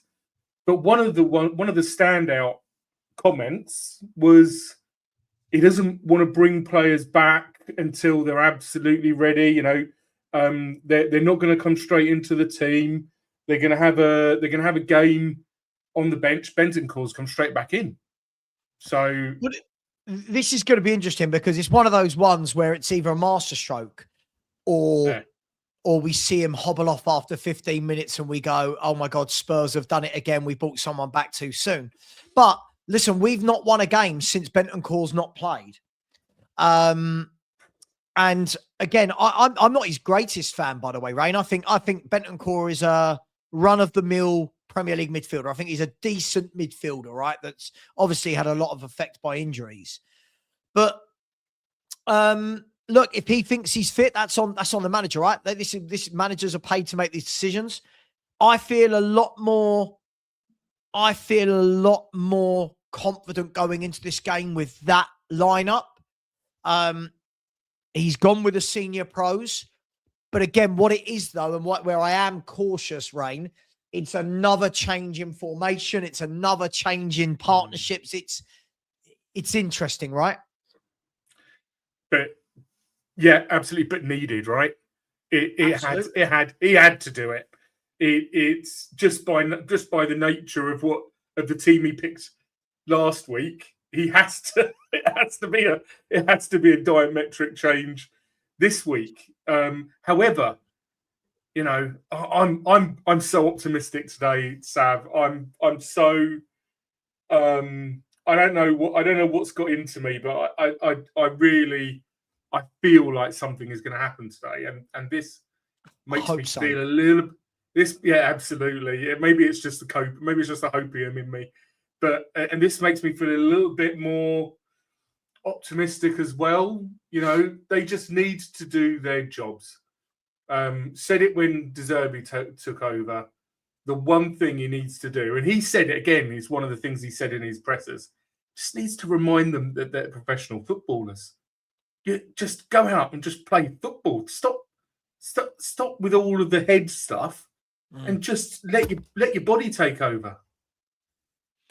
Yeah, it's an interesting one, isn't it? Because as I said, I don't know if you would have been traveling, but I said on the show earlier, I was watching Curtis Davis talk earlier. He was talking about Leicester City before the Leicester City Portsmouth game, and the presenter said to him, "Oh, Leicester, they're too good to go down on paper, aren't they?" And Curtis Davis said, "Yeah, but he said we've all been part of dressing rooms where on paper you're better." As players, you're better than the opposition. But he said that's not how it works. Like, belief, confidence, consistency. morale, happiness. He said all of these different things, and he said on paper, Leicester City should nowhere be going down. And I just replaced the word Leicester City with Tottenham Hotspur because it was literally like he was talking about Spurs. It's like, we all know, should we be getting relegated? No. But when you get into a rut, when the team needed a bit of help, the owners didn't do anything. They've had 3 different managers, lots of different messages. It can all start to get a bit too much to handle, right? Yeah, and I still go back to when the window closed and Romero sent out his tweet, which he then corrected slightly and backtracked on. But whilst there were people going, "Oh, we shouldn't be criticised, shouldn't be doing this in public," my first thought when I saw that was, this is the state of mind of the players. They're looking at where they are, and they're feeling isolated. They're feeling cut off. They felt, if you remember back in January, at some points we only had 11 first team players. If you ignore the proper youth, the academy under 18s, we only had 11 players, and these players feel like they're not getting the support and the help from the higher ups that they need. So, any coach, Tudor didn't do it. Tudor came in all bluster, loved his pressers, him fronting up, but it clearly didn't do what was needed. De Zerbi getting into their heads to just get them playing football. Remember that you pass to your teammate, and then you make a little run, and then they pass back to you. The basics. Yeah. And just remember that, that's the way that it works. Because what you see from teams like Sunderland is they don't do anything complicated. No. It's not. They don't. No, you're right. Somebody just runs down the left wing, somebody runs down the right wing, somebody scores in the middle, and that's it. Yeah. No, you're absolutely right. By the way, guys and girls, that Newcastle goal was given. I've seen people talking about that. Newcastle United won, Bournemouth won. So again, that leaves it very interesting from Fulham in 12th through to Liverpool in 5th is 7 points. So there's a lot of teams fighting for European places. We are not one of them. But what I would like to see today, Rain, is I've got nothing against that 11, as long as we don't try anything silly. Like, I don't want to see that Gallagher's chucked out on the right wing, for example. Do you know what I mean? I want to just play the players in their positions. Go with the 2 up front. Do you know what I mean? Get the 3 central midfielders being central midfielders. Let Xavi Simons be a playmaker. And then if we do get a good result, stick with it. Do you know what I mean? If we do get a good result, stick with it. Because, again, it's another game where we are constantly changing formation now. And that can't help. So, look, I don't know if I feel a win, but I do feel more confident with that than I did with what he put out last week. I feel more confident. I don't know. I mean, I make you right. The one thing that we've got there is Paulino. I was on with Cookie the other day, and we were talking about what is it we need, and what my biggest thing is, when we haven't got the ball, I really just want somebody to go into the D of the penalty area, right? Once that the at the very top, and just treat it like that is their domain. That D, a 6 who just sits in there, because many we concede so many stupid goals just because somebody is there but then gets dragged out, or they get attracted to a midfield around just like the other day, Gallagher goes and overruns a little bit.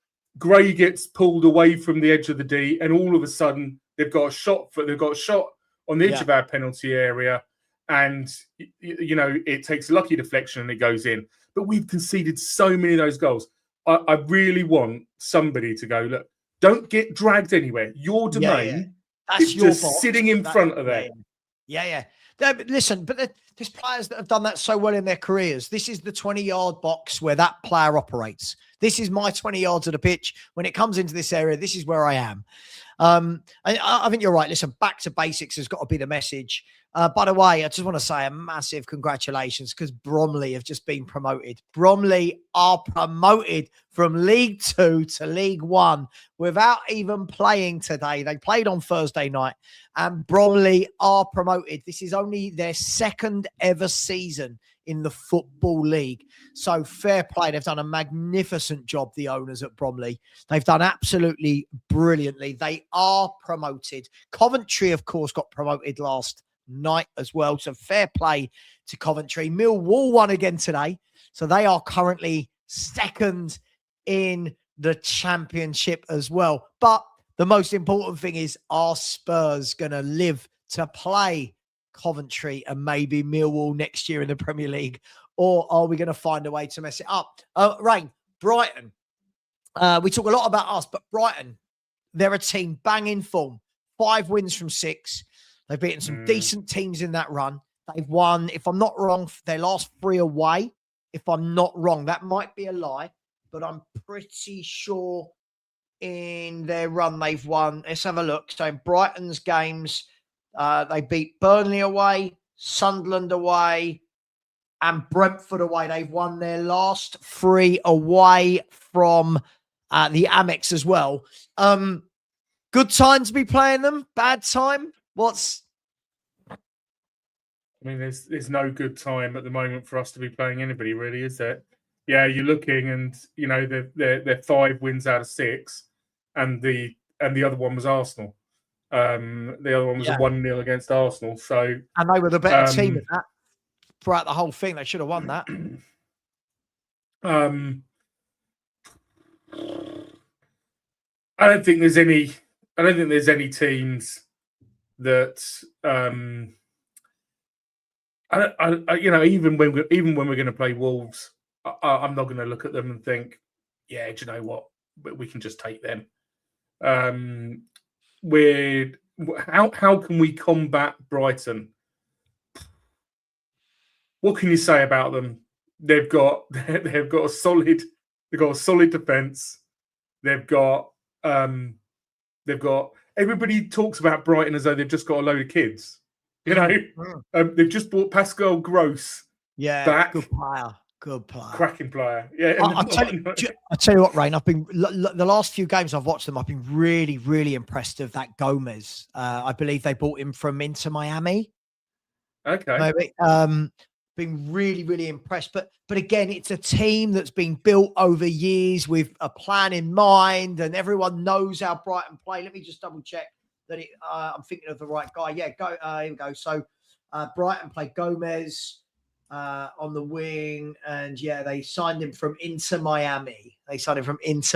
I mean, look, so it goes to show good scouting. You can go to the USA and find some good little players, but we know how they play, right? We know how Brighton will play. We know what they're going to try and do. We know that we know that they're going to want to bring the ball out from the back with the likes of Van Hecker. But we've got to be, we've got to have a plan here today. We've got to have a plan on how to open them up, and we'll see. Yeah, we've got to watch for Hinshelwood putting his foot on the ball. Minter is. I don't think he's ever going to rise. He's never going to rise to the top. But he's one of those. He's a player who does what he does relatively well. Remember, he scored against us, 1-on-1 against Vicario. And everyone's like, "Oh, Vicario." I'm like, a good forward should win those. A good forward should win the 1-on-1s with a goalkeeper, and he just did him. And then they've got Welbeck, who can always always go and get one. Always go and get one or two. He's been there, done it. He knows what to do.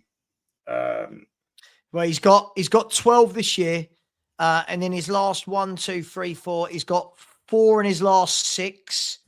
I always liked Danny Welbeck as a player. I always thought Danny Welbeck was a really good footballer. Never elite level, but technically a very good, solid footballer, good with the ball. And I guess the question mark with Welbeck was, is he ever going to be the guy that grabs you 20 goals? No, but he is the guy that will grab you 13 to 15 and do a job, right? He does a good enough job. For anyone asking the team, listen, I'll let you lot decide what formation you want to put them in. God knows. But it is Kinski, Porro, Danso, Van der Ven and Adogi, with Van der Ven as captain, by the way. I've got a feeling it will be a diamond of Bentancur, Gallagher, Basuma and Simmons, with Mawani and Solanke up top. Maybe Gallagher goes in the 10 and Simmons goes left and Mawani goes right. I don't know. We'll wait and see. But the Brighton team, we do know. This is the difference between us and other teams, Rain. We do know what other teams do. They have gone with Verbruggen in goal, Max Vifa, Van Hecke, Buscagli and Kadioglu. A midfield 2 of Gross and Ayari, with Gomez, Hinchelwood and Minte behind Danny Welbeck. And then on the bench, Spurs have got Austin, Bergvall, Dragashin, Gray, Madison, Paulinho, Ritchie, Spence and Tell. And Brighton have got Baliba, De Kuipers, Igor, Costellas, Mitoma, O'Reilly, Rutter, Still, Veltman. They've got a good bench. They've got a good bench, Brighton, as well. So much of me wants to predict to win, but I'm just scared because we're just not in any sort of form. I'm just scared. Have you spoken about Madison on the bench? Go for it. Feel free. I mean, where's that come from? Obviously, we've seen his videos, which I think is great. By the way, I think that's a great bit of content. That really is, to give us that kind of insight into, how a player goes through such a serious injury, and you can see, how seriously he was taking it. The effort that has to go in to getting back to anywhere, and so many of us were going, "That's him finished." It'd be so interesting to see if he comes back, anywhere near the player that we know that he can be. Orange juice, and to make it back. To make it back before Kulusevski, for one, is an eye opener. But if he comes onto the bench, if he comes off the bench today, if we're 0-0 and he comes off the bench with 10-15 minutes to go, I'm sitting here even more gutted that I'm not in that stadium, because it will erupt.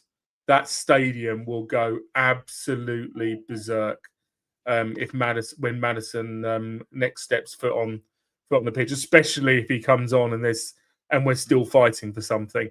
So fair play to him. It looks like he's done everything that he needs to do. Let's hope that he can. Let's hope that don't expect anything of him, but if he can get 10 minutes today, isn't it? Yeah. It's just great to see. For me, he's my favourite player at Spurs. By the way, can I just say, sorry, guys,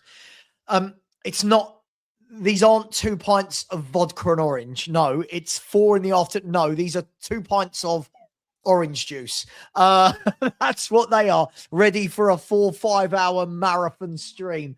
No, if I was drinking 2 pints of vodka and orange juice, you would know very, very quickly by my behaviour. So no. No. Look, it's good, right? It's really good to see that James Maddison's on the bench. Look, it's a big injury he's come back from, and I think we've got to remember as well, Rain, that comes from another injury. Like he literally played a few minutes in pre-season off the back of coming back from another injury. So this has been a double whammy for Madders. lots of people saying he'll never be the same. Look, we don't know, right? It's some players come back strong. Other players, they're never the same. What we do know is that when he's on his game, I'll say it, you can disagree with me if you want. I think he is the best footballer at Tottenham Hotspur. When he's on his game, his passing, his crossing, his shooting, his technical ability. For me, he's the best player at Tottenham Hotspur. And he's somebody that wants the ball. A lot of ours go missing. He wants the ball. He wants to build up and get the ball and dictate and bring others into play. So I'm really happy. People are telling me that Bournemouth are 2-1 up. I'm not sure if that's definite yet, but people are saying, there we go. Yeah, a lot of people saying it. So Eddie Howe under a lot of pressure. They're also checking a Wolves goal for offside. Looks like they haven't given it. So still 2-0 leads. Armstrong went through. It looks like another toe. Another toe was offside. And it was Trofea with the goal, the left back who replaced Kirkes. I mean, by the way, what a great example of great recruitment that is.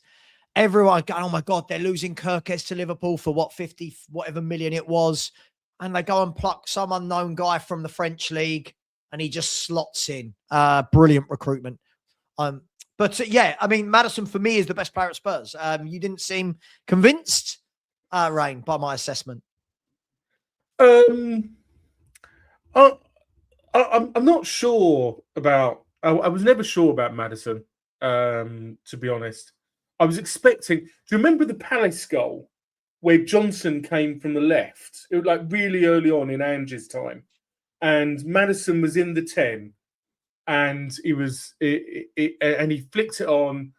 Johnson gave it to him, and he did a nice little flick inside the box, and against Palace, and Johnson collected it and finished it. And at that time, Maddison was so fundamental to the way that we were playing. And then over that first season in Ange's Ange's tenure, he started dropping back. And what I really like from Maddison is for him to go back to being he was. Oh yeah, it's another shoulder. This Wolves disallowed goal. I'd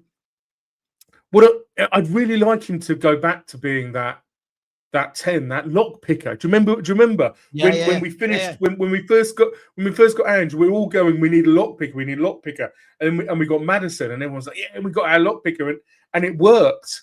But then he started dropping back, and he's not a bad, he's not bad in that deep. He's got vision. I don't think he has that medium to long range pass you need. But you know why he started dropping deep? Because again, now imagine that James Maddison played in a team that had a ball playing midfielder in the double pivot, and you could leave Maddison in the 10 and say, right, just he'll find you. You often find that when playmakers, when no one can get the ball to them, they drop deep to try and get the ball. They feel it's their duty to do that, right? If we had a Elliot Anderson, and Adam Wharton, you'd imagine them linking up with Maddison in that 10. But listen, I just think it's great to see. I'm really happy, really good to see. And look, we'll see. Listen, it doesn't mean he needs to come on today, but just the fact that he's involved is great.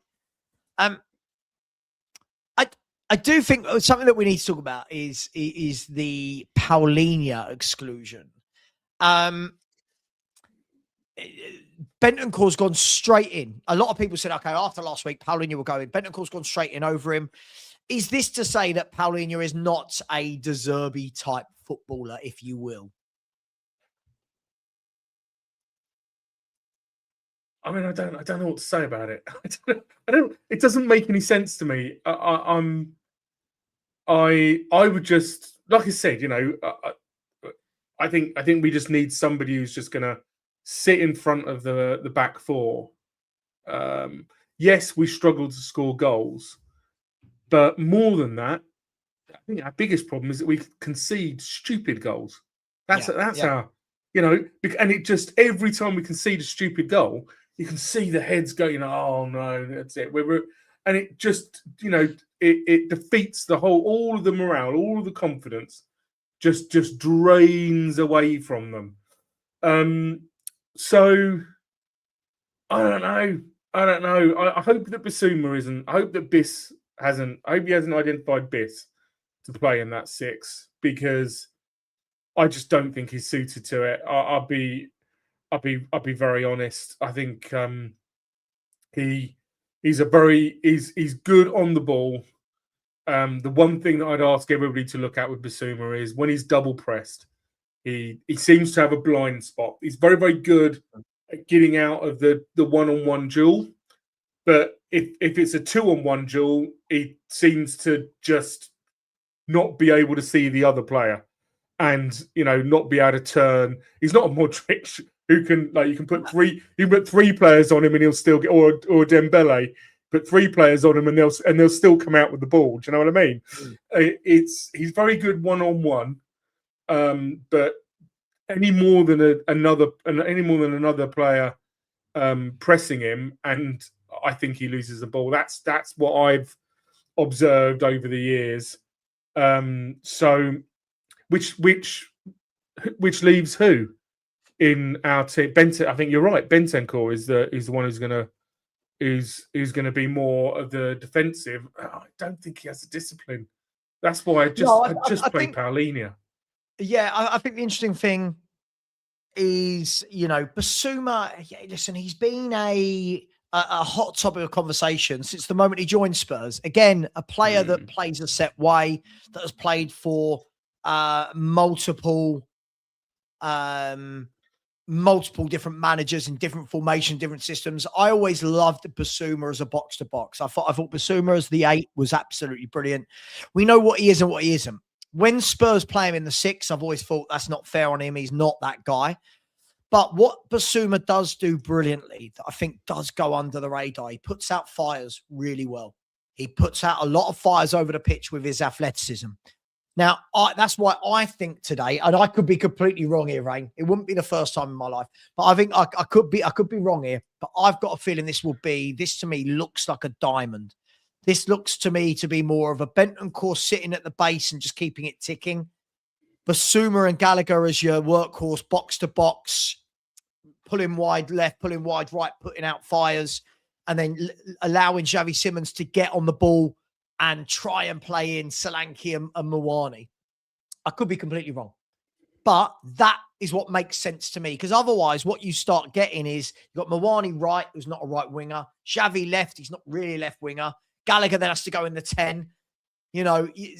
So listen, on paper, I like the team. I want to see how he sets it up, because as I've said for months, we are the only team in the league that I never know what formation we are going to play when a team is announced. So I don't mind it on paper. I'll be honest. I don't mind it. I quite like the idea of Bissouma and Gallagher as 2 8s. But let's see how they start. Lots of people WhatsApping me saying that it's ridiculous that Bentancur's starting because he's not fit. But a lot of people saying that apparently he was due to start last week, but they just wanted to give him a few more training sessions to get up to speed. So listen, in 15 minutes, if Bentancur hobbles off injured, we're all going to know, right? We're all going to know. If he doesn't, and as a worldie, then De Zerbi's pulled off a masterstroke. I mean, let's take De Zerbi at his word. That's what he said. He said, I'm never going to rush players back. He didn't need to today. He didn't need to rush Bentancur back. No. Today. It's surely if Bentancur wasn't 100%, if all they do so much testing on them these days, Sav. With their little sports bras and the virtual Don't ECGs. you haven't got a little sports bra at home. Don't tell me you haven't got one in the cupboard. Don't suggest it's my PT. It'll get me on. So they must know that he's ready, or think that he's ready. Mind you, our lot. How much faith can we have? I guess it falls into, if he truly believes Bentancur's the guy that's the answer, I guess this falls into, this is shit or bust time. Do you know what I mean? Like listen, I completely get what people are saying with the whole kind of, are you rushing him back? But if he believes, not me, not you, if he believes that Bentancur is the answer to the way he wants to play, then he must be looking at this going, we don't have games anymore. We can't say, oh, well, don't worry, we can lose that one and Bentancur will be back the next game. We need points now, Rain. We need a win now. So is it a risk? Yes.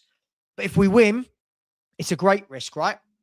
And managers live and die metaphorically by their decisions, don't they? They live and die by their decisions. Yeah, absolutely, 100%.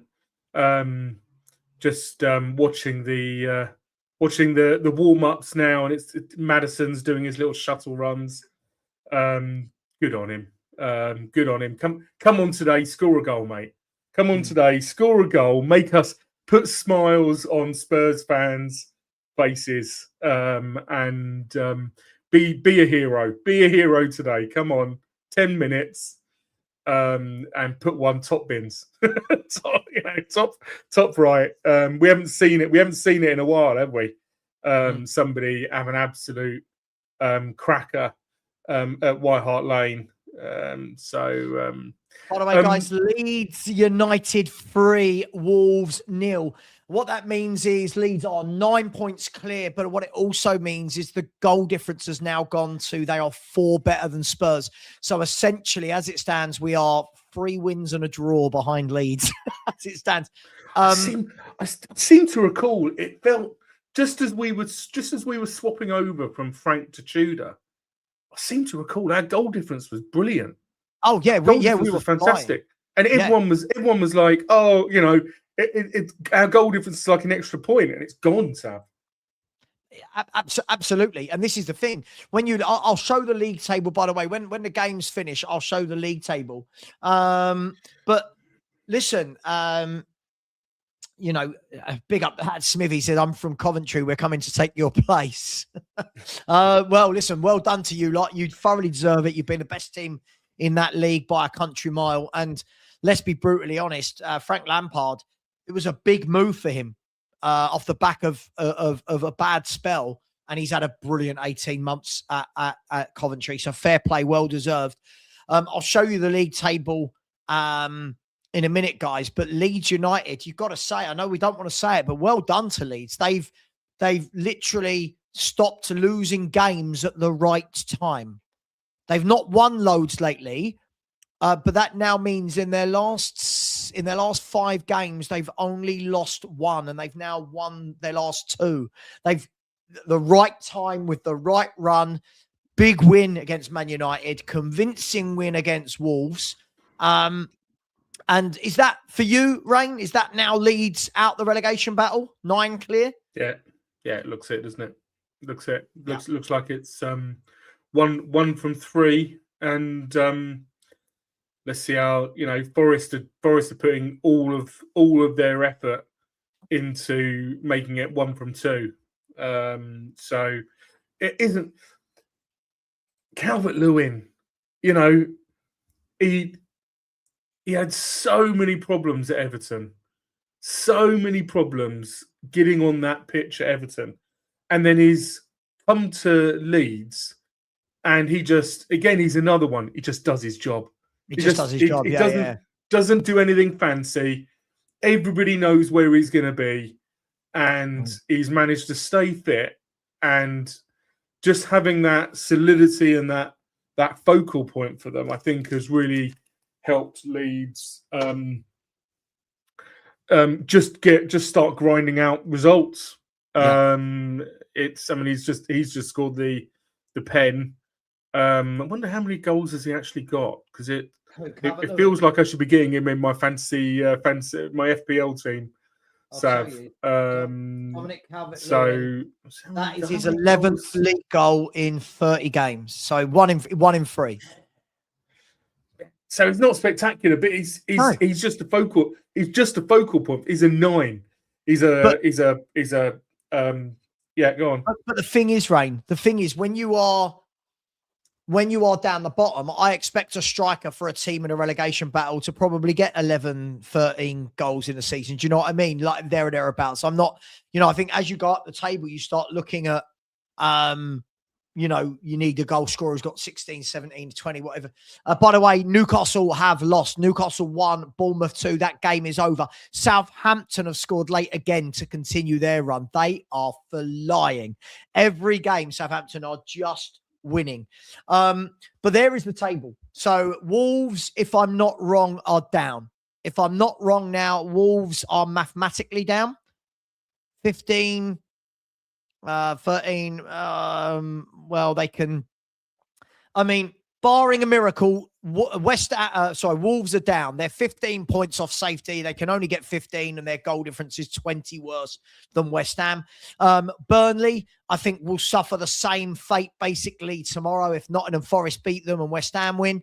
But there's Spurs 30 and minus 11 goal difference, and Forest have caught up on the goal difference. Leeds not only caught up, but have overtaken. You think in 2 games, Leeds United have grabbed 5 goals in their last 2 games. So they have, those 5 goals have taken them not only 9 points clear, but also a much better goal difference. I'm going to say it now. I think it's now between Forest, West Ham and Spurs.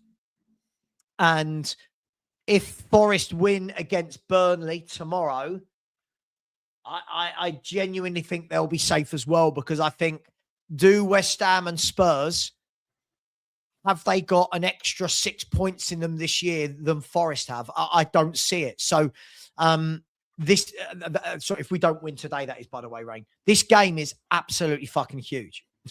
Like this game is huge. Huge. Yeah.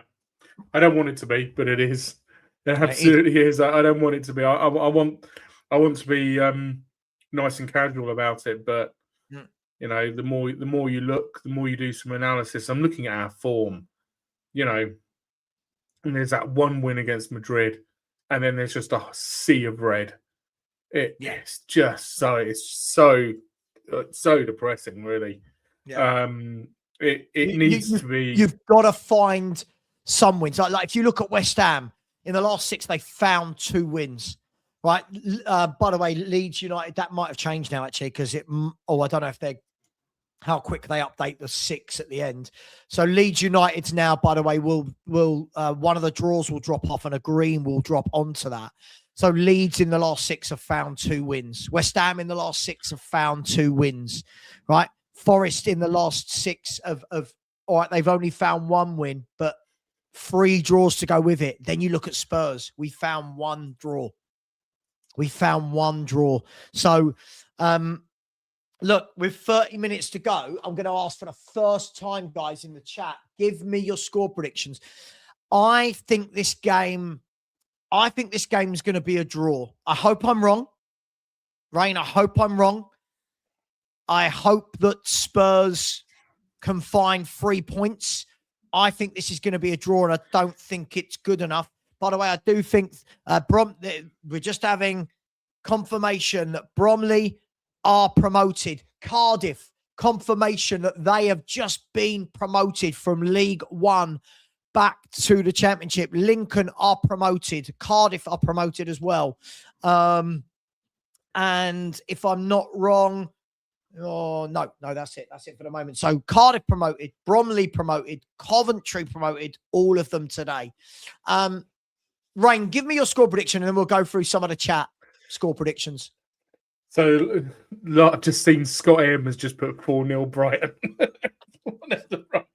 I'd be so disappointed. By the way, Rain, can you tell my chat off, please? There are 1,330 people inside and 330 likes. That's 1,000 of you that have not hit the like button. 1,000. Come on, guys. I'm giving you a 5-hour stream today. You cheeky should kids. be at least 2/3, if not 100%. Oh, you know, I'll take 50%. But score prediction, right? I've been saying over the last few days, I've been saying 1-0 to Spurs, but I looked today. I can't see us keeping a clean sheet. I can't see. There's definitely a goal in Brighton against us today, but I desperately want us. I need us to win. I'm going to say I'm going to say an absolute. I'm going to say Rain is going to miss the game of the season 3-2. 3-2 Spurs. Okay, Rain's going 3-2 Spurs.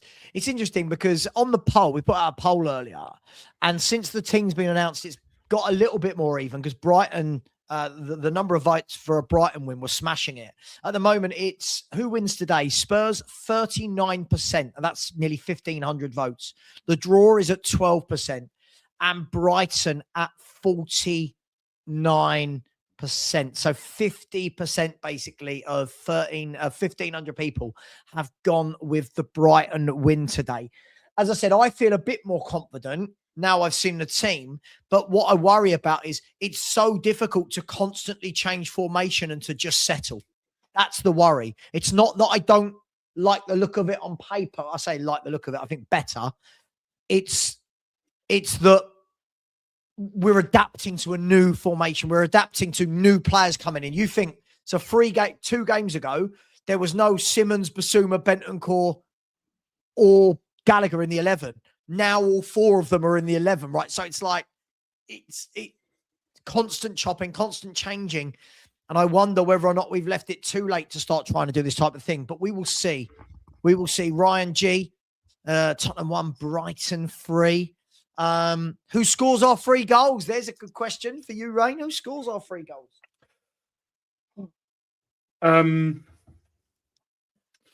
Who scores our 3 goals? I think 2 from Xavi, and if I'm putting on a ticket, 2 from Xavi, and then I'm going to say in the last 5 minutes, Maddison comes on and he gets the 3rd. That's what I'm. That's my. I love it. Rain's going for the fairy tale finish to the season. What do you make of? There was a lot of talk this week, Rain, about the captain armbands and who's going to get it. Romero going. Lots of people saying that Van der Ven doesn't deserve it. And De Zerbi was asked about it this week and said he'll make a decision. He has given it to Van der Ven. Is there too much emphasis put on captains, or where are you at with this whole thing? Yeah, I don't think.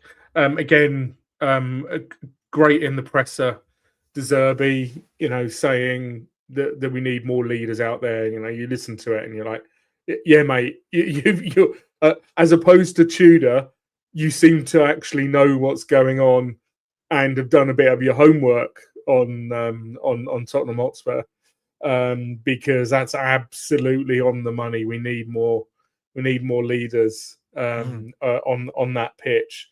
It has to be Van der Ven.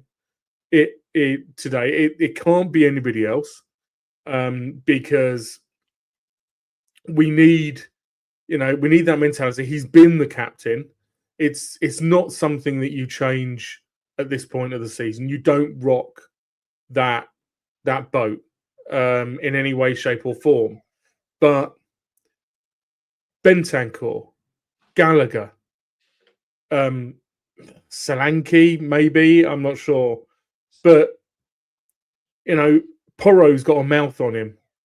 We need more players who turn around to each other and say, why did you not make a little run? Why? A lot of people have been upset about Xavi throwing his arms up. I want to see players go, do you know what? I'm frustrated with the fact I passed it to you and you didn't control it. Do better. I'm frustrated that I made a little run and you didn't give me a little through ball. Do you know what we need them? We need them to be less nice to each other.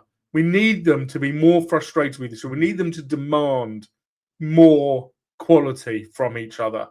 And that doesn't... It's fine having a captain. And I do agree that I don't think Romero is a captain on the pitch. I look at the Forest goal where Morgan Gibbs-White sort of waltzed into our box, and I look at that and I think, that's not about being a captain. That's about being a leader in defence.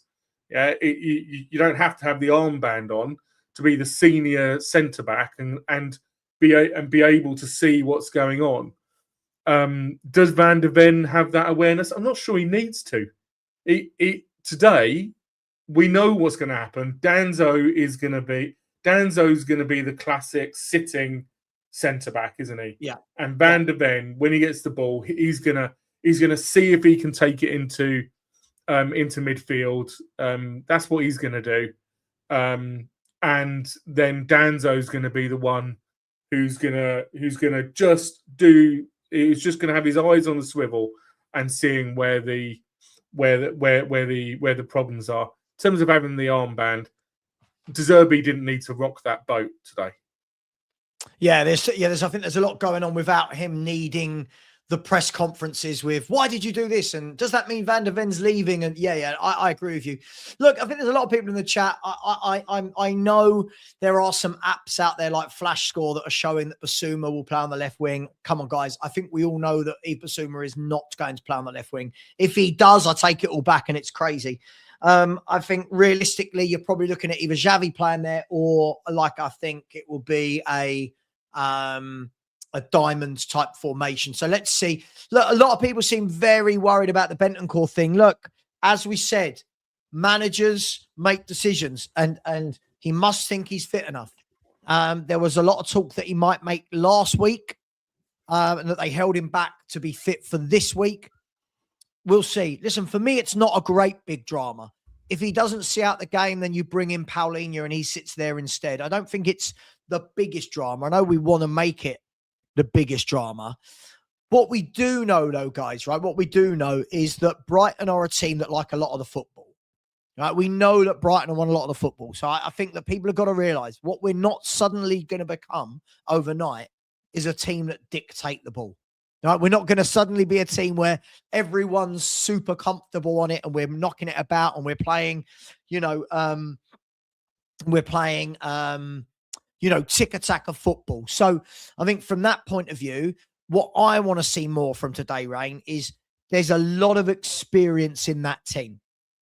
If you look through that midfield, Gallagher, Basuma, Bentancur, there's a lot of experience in that team. They've all played for, Bentancur's played for Juventus and Uruguay. Gallagher's played for Chelsea and England and Atletico Madrid. Xavi Simons even has played for PSG and the Netherlands and Barcelona. So I just want to see that we're hard to beat, compact, that people are doing their jobs. What I don't want to see, Rain, is that in the first 15 minutes of this game, Spurs do what Spurs do. Let in a silly goal and straight away it's backs to the wall, fans getting on So I guess what I'm driving at there, Rain, is concentration is what I want to see from these pros today. Concentration. You're on mute. You're on mute. Yeah, and don't let your heads go. Just, if we do concede, if we do inevitably concede a sloppy goal, don't let your heads go. Don't get desperate. Just keep going. Do what needs to be done. But score or if you're worried about, just go and score first. Just go out there and 10, 15 minutes and absolutely batter them. Just want to see us playing football again. Rather than the rubbish we've been doing in the league.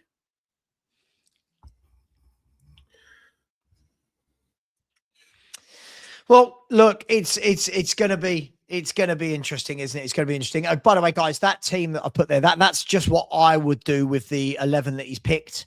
If that is the team, I've got no problem with that because no one is out of position, right? If that is what he picks, I've got no problem because no one is out of position. If we start fiddling about with it and we've got, Xavi's left and Mawani's right, then I will question it. But that's what I think he will do. Doesn't mean he will, guys. Please don't shoot me. I don't know. But still a lot of people not happy with the 11 picked, Rain. Are we getting to the stage where we're just not going to be happy with anything? I mean, it's hard to be happy when we've been so starved of quality and results. And it's I think it's quite natural to have that level of anxiety at the moment about us, especially because, you know, I think we do all look at it and wonder, you know, why have we not got Paulinho playing in that six? Sure. Because, you know, I said at the start when I first came on that, you know, I think one of the biggest problems is that we just concede sloppy goals. You said it yourself. And yet we've got Bentancur, who he does tend to get attracted to the ball, I think. And he's going to need to be disciplined today. What we want from Bentancur today, assuming that he is the one doing the six and not Bissouma. Sure. What we want it from could be that something person, like that, Rain. Like, it could be something like that. It could be something. Yeah. Sorry. Sorry. Could be something like that, right? With Xavi floating off the left, Mawani off the right, Gallagher pushing high. It's difficult, right? Because every week we come on here and guess the 11, and when it starts, there's always something that's a little bit baffling. So, I mean, look, if it is that, I mean, look, again, it goes show, you know, we've not bought wingers, have we? So it's going to be interesting. But I mean, if it was Tudor, we might even be suggesting it's the three with Porro at right centre back. Do you know what I mean? This is what it's been for the last 6 months. It's just been absolute the team selection and formation's just been bipolar. It's just been absolutely bonkers. I just want to see a win. Like, Rain, like, look, I'm somebody that thinks we're down, right? I need to see a win. But this is me personally as a Spurs fan, not for anyone else, Rain. I speak for Richard Savva, right? No one else, okay? For me, I've Richarded myself, okay? For me, I need to see a win to believe again. I need to see a win so that I can turn around and go, right, don't care how we've played today, we've won. Right, pick that same 11 away at Wolves, go and beat them. Right, now we're 2 for 2. Now we're in a fight. Now I believe again. A draw doesn't do anything for me. A draw it doesn't do anything for me because it still means if West Ham win tomorrow, they would be 4 points clear of us. So for me, go and grab the win. I don't care about any of these players being a scapegoat. I don't care about who gets the goal. I don't care if Danso scores a hat-trick. Just get the win. Just get the win by hook, by crook. Because if we don't, I do think we're down. I do think we're down if we don't win today. Sorry. I know but I feel more positive now that I've seen that team rather than what we saw last week. I thought last week, Rain, I said it to you before the game, I thought he got it absolutely wrong last week. I thought it was a really bad experiment. And yeah, something like this, as Daniel says, that's what we need, Daniel. For once, what we need is the opposition to go down to 10 men in the first 20 minutes and we go, right, let's take the... That's what we need today. Yeah, or an early goal, you know, an early Spurs goal, you know, that all of a sudden lifts everybody. They just need to stop all of this. Look, we went through a very tough time in December and January with all of the injuries, and it's like we're an airplane that's had 3 engines go out, and we've forgotten that we've forgotten that we can turn the engines back on. You know, the engine. We've had the medical problems. We've had the injuries. Players are coming back. You know, stop doing stupid things. Stop. Just go out and play proper football. Stop being like a school kid, chasing after the ball all the time. I was on with when I was talking to Cookie. Cookie mentioned we were talking about kids, and Cookie mentioned Dowman, and I said, one of the things that I've been most impressed with Dowman when I've watched them, and I don't particularly like watching Arsenal, but one of the things I've been most impressed with him is he doesn't go chasing after the ball. He goes down that right wing, And if somebody's got, he's quite often happy to let somebody go past him, and then he'll just sort of tuck him. But he actually plays like he's a 25-year-old footballer. He's got that head, that awareness that he doesn't need to be chasing around all the time. That sometimes, do you remember Harry Kane? One of the best things that he would do is sometimes he would be in the penalty area. I see him, he still does it for Bayern Munich so often. He'll just stop. He'll just stop and just wait. The ball will come to him and he'll explode. And, so many of our players, both in defence and attack, just end up being like headless chicken. They just need to slow down a bit and be better. Yeah, no, look, I think you're right. So again, I think it's going to be interesting to see. Listen, the positives for me are, I think he's dropped the weaker footballers, the Greys, the Bergvals, I think he's dropped them. I think that's good.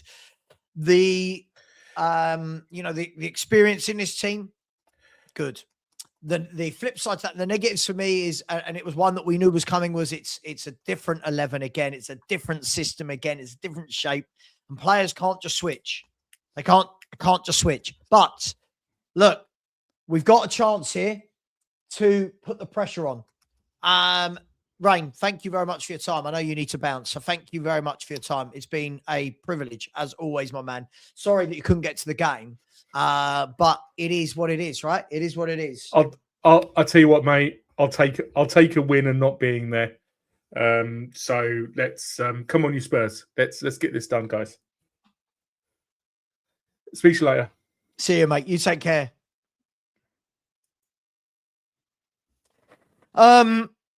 Listen, I'm seeing a lot of people are very negative about this team. I think the problem is we're now saying that no one should start, right? I'm seeing people are messaging me saying he shouldn't start. He doesn't deserve. I mean, who does deserve to start in that case? If we're literally saying that none of them deserve to start. Let me just sort my screen out, ladies and gentlemen. Where are we? Where's my watch-along page? There's my watch-along page. That means that I've not done something in the back office. Let's do that. Let's go like that.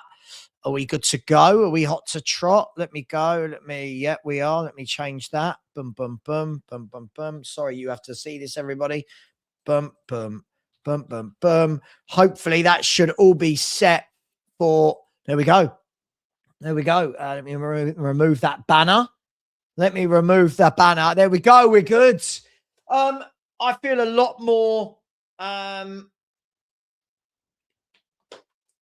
feel a lot more at ease. But this is Spurs. I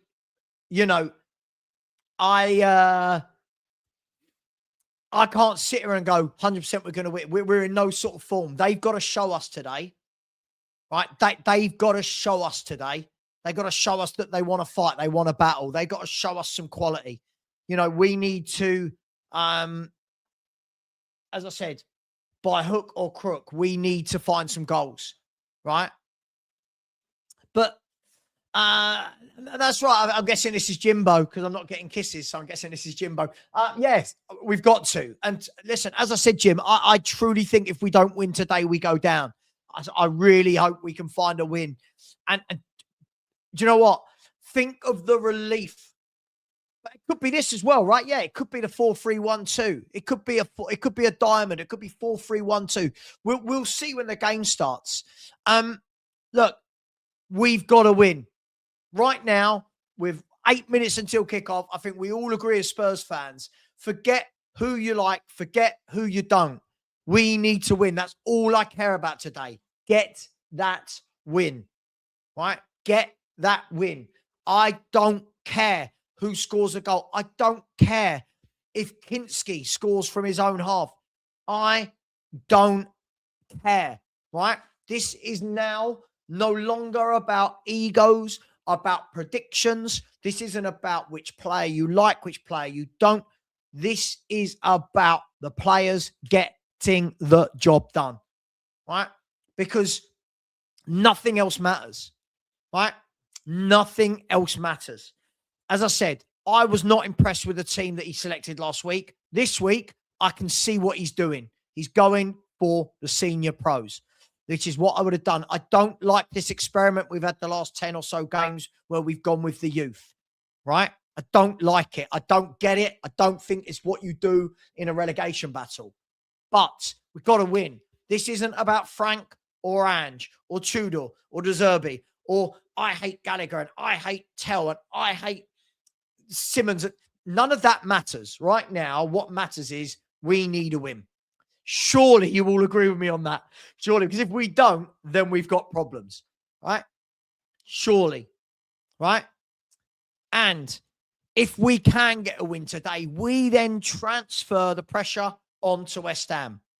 We then go to Wolves knowing we're above West Ham if they lose. So huge. This is huge. And I've got no snacks to help me through it. I'm genuinely thinking it could be maybe some nuggets at full time. But, you know, I don't care about the negative, positive conversation. All I know is that Spurs have got 90 minutes to sort this out. And this is absolutely spot on. We do. We need to string a few wins together. We're, you know, in a relegation battle. Look at Leeds. 2 wins, they're out of it. 2 wins, they're gone. Bang, bang, boom, boom. When did Leeds play? Monday night and Saturday afternoon. In the space of 5 days, Leeds have gone, see ya, gone. And that's what we need. Beat Brighton. Beat Wolves. That's what we need. And if we don't, we're gone. Right? If we don't, we're gone. It's as simple as that. Lose or draw on your I agree. I agree with you, Wolfie. I agree. I think we're gone if we don't find 3 points today. I genuinely do. Yeah. And a little filet o fish as well. Little filet o fish. I'm starving. I got this all wrong today. I did not eat before I started this show at 2:45. I'm now 2.5 hours deep into the show before the game's even kicked off. We'll fight. We'll see, right? Big up, Wolfie. I've got your WhatsApp as well. Big game for you boys tomorrow, but I think you will beat Burnley. Yeah, I'm going to do an Uber Eats. Yeah, I'll do it after the game because it's, but you know, it's hard to, it's, you know, while we're live. Oh, if Wolfie feels like we might get something, we might get something. Who knows? Who knows? Listen, guys, girls, let's be brutally honest, right? In 100 minutes from now, we're either going to be, we've won a game, we're at the bottom 3, or we're going to be, fuck, this is bad. For me, there's no real feeling in between. A draw does not do anything. We need wins. We need wins. Chant it with me, everyone. They're just showing the stadium. All the flags are out. It's all happening. Savva order now. Do you know what? Do you know what? I'm always disappointed when I have a Mackie D's and I always order it. I don't know why. I'm always disappointed with it. But listen, let me get into position. Let me get my chair here. All right. I know you're being a good boy. He's annoyed because his mummy's not here and daddy's working. So he's annoyed.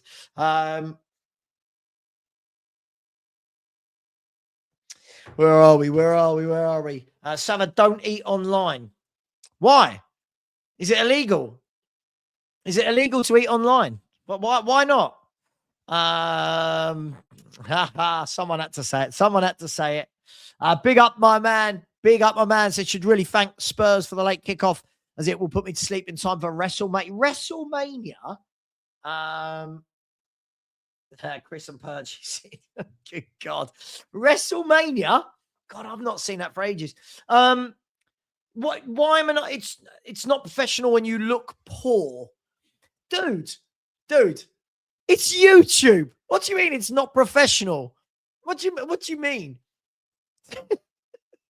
People are so weird. What on earth would you be offended by somebody eating online? Good God, the world's gone so. Is that? I don't always use the word dude, woke, sorry, but is that what they say woke? Is that woke when people get offended by shit? I couldn't give a crap if anyone wants to eat online. God, how old are you? How old are you? Versus the Rock. Anyway, the teams: Kinski in goal, Porro, Danso, Captain Van der Ven, and Destiny Adogi as a back four. They've gone with a midfield three of Gallagher, Bentoncourt, and Yves Basuma, and then a front three of Xavi Simons, Moani, and Solanke. We'll find out what that actually looks like when the game starts. Savva out. Savaloy. Savva out. I agree. If I go out now, 1,200 people are not watching anybody. The bench: Austin, Dragoshin, Paulinho, Ritchie, Madison, Tell, Gray, Bergfowl, and Spence. Here is the Brighton team. Savva in, Savva out is trending. I love it. Verbruggen in goal. Rifa, Van Hecke, Buscagli, and Kadioglu are the back four. They've then got a midfield two of Ayari and Pascal Gross. I really like Pascal Gross.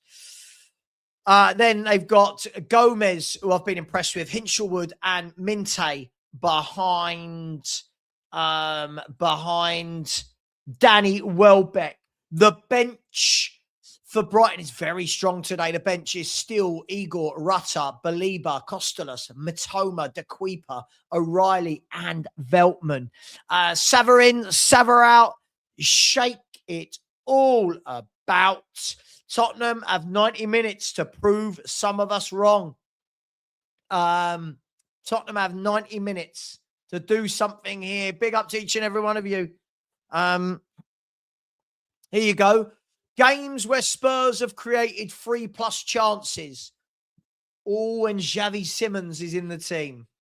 Just saying. And he is. Minte is a danger. Minte is a danger up against Porro, who can't defend. This is going to be interesting.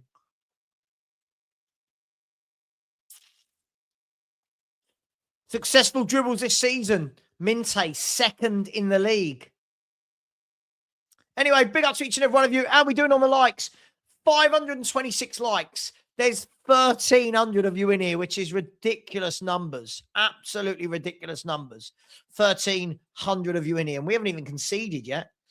Come on, Spurs. Come on, Spurs. We need something. Show us. We need Premier League survival.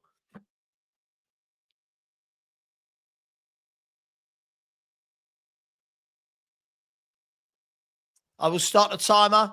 Brighton are going to get us off and underway.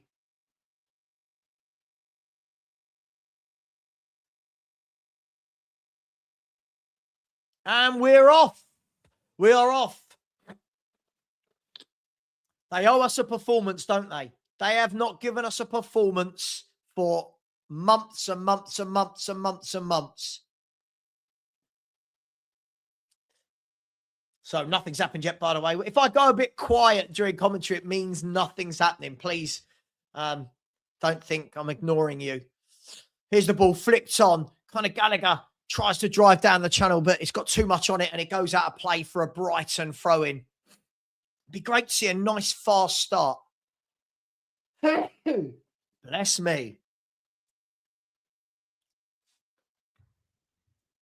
So we're just under a minute in. Nothing's really happened yet. Don't worry, nothing's really happened.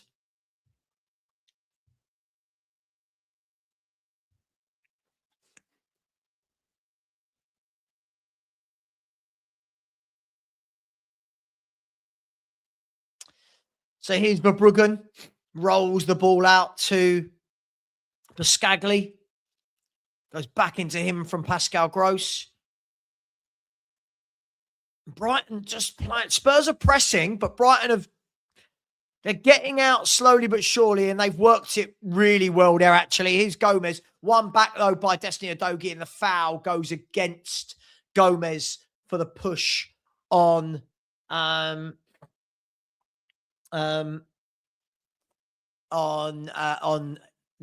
Adogi. I need to see a much better game from Destiny Adogi today. Anyway, here is Danso, goes across the back line to van der Ven. Here's Yves Bissouma back into Bentancur. He plays it back into Kinski. Now Danso goes down the line to Porro. Porro now floats a ball over the top. It's going to go all the way through, just a tiny bit too much on that. And Destiny Udogie was coming in. And Spurs are going to have to do that today. It looks very much like... It's hard to tell what we're doing at the moment. But let's see what Spurs do. And there's a free kick given away by the foul by Danso on the halfway line against... was that Minte over there?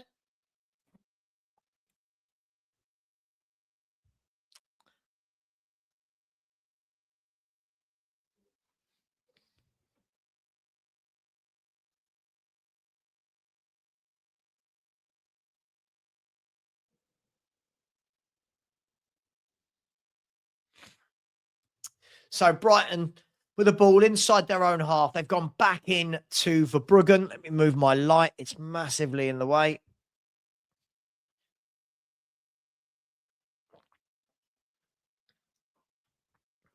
And there's a free kick given against whufc. There's a ball played over the top nice and early. I don't know if the ref has pulled it back. I think the ref's pulled it back. I'm just trying to... I want to see us in possession first to work out what the formation's going to be here. So there's a foul on Conor Gallagher there that the ref pulled the game back. Here's Kevin Danso. Goes over to Mickey van der Ven. And that's given away. But Bentancur does brilliantly to win it back. He does that very well, Bentancur. I will say we've missed that. And there's Dominic Solanke. The ball's gone all the way through. Can Xavi get there? He can't. Verbruggen rushed out, cleared. But Brighton are playing quite a high line here, guys. Brighton are quite high. And Solanke went into the back of Van Hecker. I didn't think there was a lot in it. But Brighton are unhappy. Nothing's really happened so far, if we're going to be honest. But Brighton are playing quite high. So anyway, here is Yves Bissouma driving forward. Lays it off to Udogie. Back into Bissouma. Bissouma now plays it into Udogie. Lovely from Bissouma. Here's Udogie. Gets in the cross. And it's over the bar. And Tottenham... Oh, no, it hasn't. They kept it in, actually. And... it's going to be a throw into Tottenham, is it? No, they've kept it in again. Danso heads it back in. Here's Solanke. Here's Conor Gallagher. Lays it off to Bentancur. And now Xavi Simons into Bissouma. Bentancur. Xavi Simons goes back into Mickey van der Ven.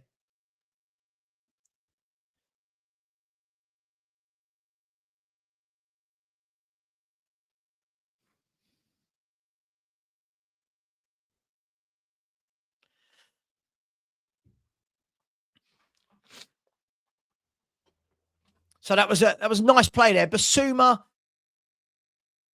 again, he just gives you this. Bissouma's been such an enigma, hasn't he, for the last few years at Tottenham. When he's on his game, he's good, but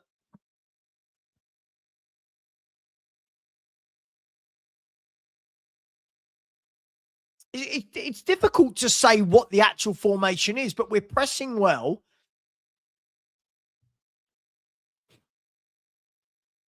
And I'm happy that we've got the experience in there, the Bentancurs, the Bissoumas, the Gallaghers, because I think that's what's been missing. Here's Mickey van der Ven, lays it off to Destiny Udogie, back into van der Ven. There's been no chances at either end so far. And then Kinski lays it out to Danso, back into Kinski. Back into van der Ven. Van der Ven goes down the line to Udogie. And then a foul, or is it gone out for a throw?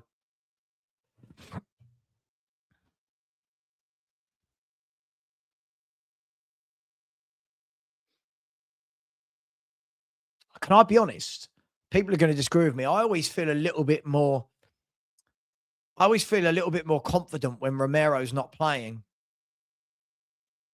Kinski plays it out wide, but Gomez gets there first, and Bentancur can mop up. Can he? He can. Here's Xavi Simons, and he's fouled in the midfield, so Spurs will have a free kick. Vifa with the foul.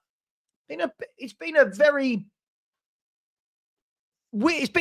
weird game, really. Nothing's really happened so far. But here's Bentancur, lays it into Danso, out wide to Porro.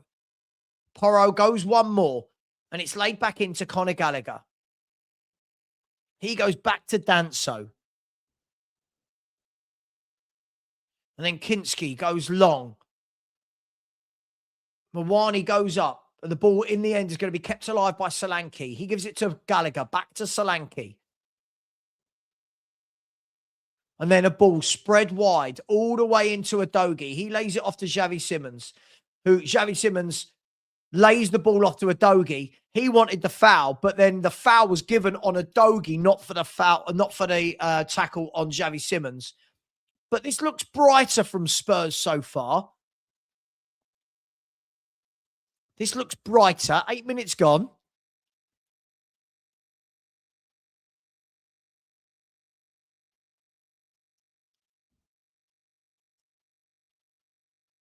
And the ref is just sorting out a bit of a... Oh, no. I'll be honest, I feel more comfortable in midfield when the likes of Basuma and Bentancur are in there than Bergvall and Gray. I really do. I really, really do. I think it's levels to the ability as well. So the ref, I mean, he could have given the foul by Vifa. He didn't. I mean, Vifa took Xavi out, but then Udogie was taken out as well. So we get the foul. So here is Pedro Porro. It's a free kick on the left-hand side. He's got Udogie to the left, or he could swing this into the box. Come on, Spurs. There's a ball. Flicked through. Great move. Udogie's gone down. The ref says no. I want to see that again. Gallagher battles to win it back. He does well there, Gallagher. Gives it to Simons. He lays it off to Porro. Porro whips a ball in. It's gone over everybody. And then Bentancur's going to recycle it. It's fallen to Mawani, who's in the box. He's still going, Mawani. And then he's going to give away a free kick with that. I'd like to see that again. I didn't see if it was enough for a pen. But this is better from Spurs. Let's have a look. So Destiny Udogie got in behind Minte. No, it's not a pen. It's not a pen. It's not a pen at all. I mean, it was a very clever ball from... Was he onside? Either way, it was a very clever ball. Really well done by Udogie, but I don't think it was a pen.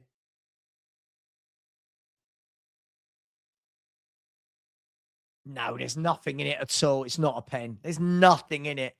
For me, should have kept going there. He just slipped, didn't he? Yeah. But this is much better. So far, we've not seen anything from Brighton. But so far, I like the look of Basuma and Gallagher and Bentancur. So far, I think it's worked well. I mean, Soldadio, it's never a penalty. The guy didn't touch him. He just fell over. So Brighton now trying to play through Spurs. But Spurs are pressing well. There's a lot of press going on. Much better. Much better. I don't even care what the formation is here. It just looks better. It looks more solid.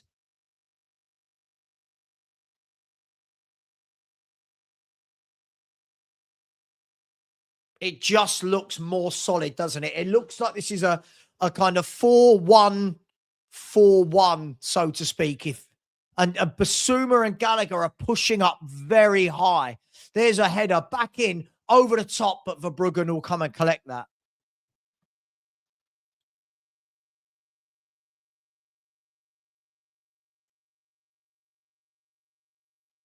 So Verbruggen now rolls the ball out.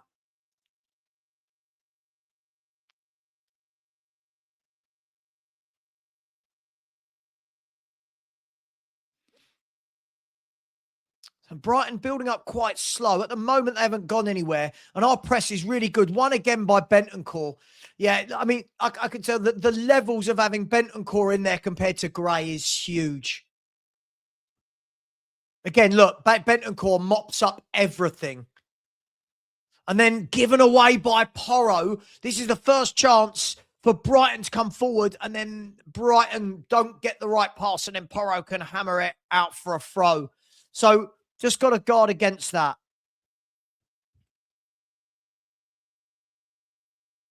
I mean, I don't know what anyone's seeing. If anyone thinks that's a penalty, football has gone. Literally, Udogie just slipped under his own foot. I don't even think 1% of that is a penalty.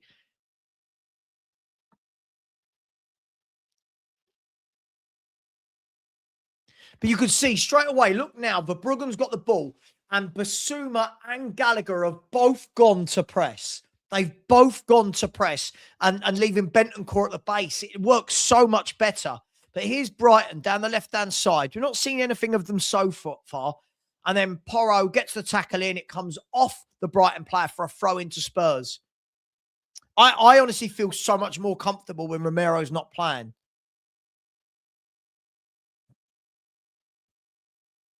There he is. In the stand, Romero.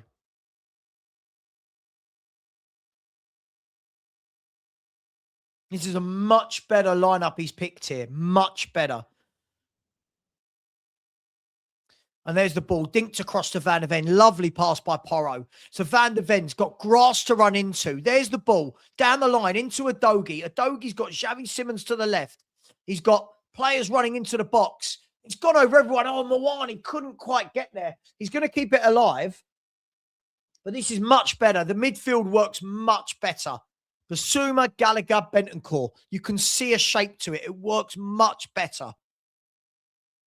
So the ball was floated in by Udogie. It hit the defender, flicked up, and nearly went into the path of Mawani,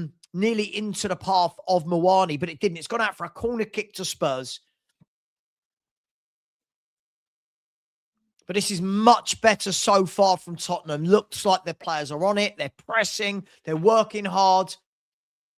Here's Xavi Simons. Corner kick. Spurs have got Solanke, Van der Ven, Mawani, Danso, Bentancur, all in the box. The ball is floated to the back. It's gone all the way to Bentancur. And the referee's given a foul. Oh, can't do anything in the box now. The referee's given a foul against Mawani. And nothing comes of it. Let's have a look. Oh, God, he's so... I mean, there's nothing in that, is there? Nothing in it. So far, I don't think we've seen anything of Brighton so far, if I'm honest. People are saying they're settling in. I'm not seeing it. I don't think Brighton have got to grips with the game yet. That's all. I think they've a lot of the ball in their own back four, but not really done anything with it. But Spurs need to find a goal. That's what's important here. There's the ball won by Brighton, but Van der Ven can knock it on. Bentancur knocks it on again, and then Gallagher knocks it on again. And now Solanke is fouled, is he? Yes, he is. Solanke is fouled. And Tottenham, again, the likes of Solanke and Gallagher, they're going in and they're winning. They're winning the 50-50s. They're winning the duels.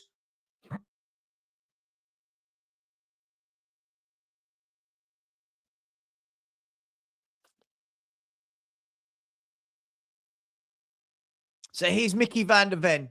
He goes across to Danso. Danso plays a ball into Gallagher. It's cut out, and then Gallagher gets there first, blocks it, and it goes out for a throw to Brighton. I've not seen anything of Brighton at all so far. But we know what they're capable of.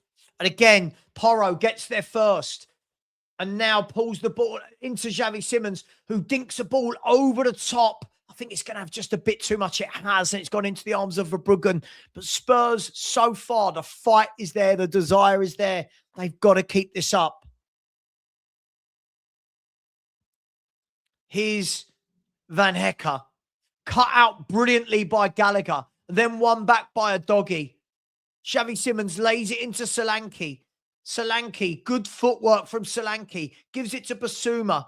Basuma now plays the ball into, it wasn't a good ball, but it's gone out for a corner. It's hit Van Hecker. I'll tell you what, I think Gallagher and Basuma are battling for everything. They are winning every 50-50 in there at the moment. And that's the Gallagher and Basuma we know. Fight for everything. Gomez is down injured at the moment. I don't think we did see this against Sunderland at all. Sorry. I don't think we did see this against Sunderland at all. I thought we looked weak in midfield against Sunderland. I completely agree, Dan. Completely agree. Completely agree. But 17, 18 minutes gone. We need to be seeing this for 90 minutes, right? We need to be seeing this for 90 minutes.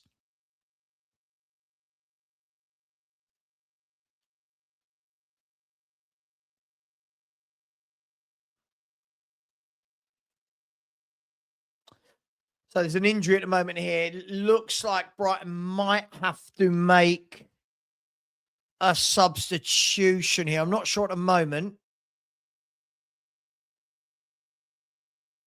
Yeah, for me, this is what I've been saying for ages. I want to see a midfield of men. I don't want to see Gray. I don't want to see Bergvall. They're not ready. You need these people who have been there, seen it, and done it. Gomez still down injured, so nothing's happening at the moment. For any, again, I don't know how many of you, are relying on me for commentary or not.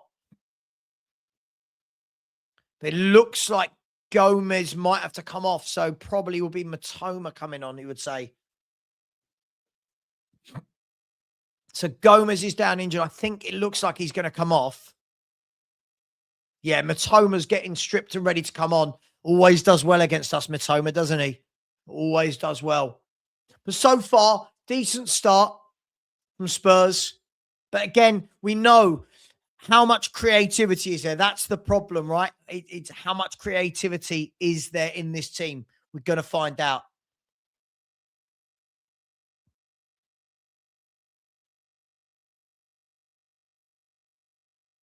Yeah, Gomez still on the floor for anyone who's not watching the game. He's still down.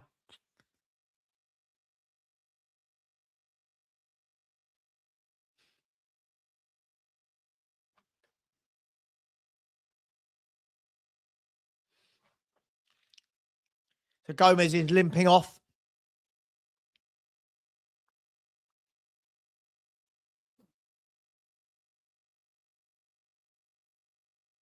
I completely agree with you. I completely agree with you. I do. As I've said, I know people go all day long about, oh, you don't like the youth. It's not that I don't like them. They just shouldn't be starting. They're not ready. So far, you've seen Basuma and Gallagher are nipping in and fighting for every ball, and Bentancur's just sitting in that hole and tidying up. But we've got to win the game. It's all well and good. We've got to win the game. Here's Pedro Porro.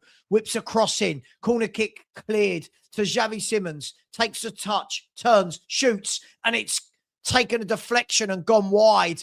And it's a corner kick to Tottenham. So Xavi Simons there on the edge of the box. Let's have a look at this. It came out to him 20 yards out. He brought it down. Took a touch past the player. It's hit the defender and bobbled wide. Let's have a look. Yeah, it's hit the underside of it's hit Matoma's hamstring, so to speak, and gone out wide for another cornered Spurs. Can Spurs make this one count? Corner kick. Porro whips it in deep. It's gone over everyone. Bentancur plays it back across. It's cleared. Overhead kick by Gallagher. Mawani fires it over the bar, but Tottenham are looking the better team here massively. I think we are much the better team here at the moment. The ball was in the air. Conor Gallagher tried the overhead kick. It went only as far as Van der Ven. He pulled it down, and then Mawani blazed over the bar. But this is much better. This shape looks so much better. Again, Gallagher has gone to press Verbruggen from the goal kick.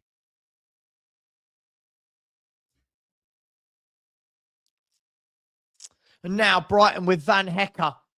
They're going backwards a lot. Brighton. There's a ball over the top, dealt with by a Dogie, and it goes out for a throw into Brighton. Much better so far.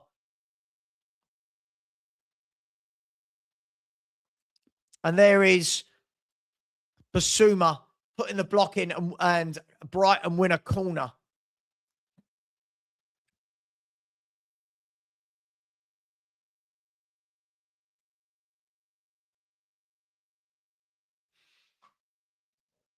So a corner kick to Brighton. It's going to be taken from the right-hand side. It's going to be left-footed, whipped in here by, I think that's Minte. Minte whips it in left-footed deep, and it's gone all the way over everyone. Kinski shouted to Bentancur. He left it, and it's a goal kick to Tottenham.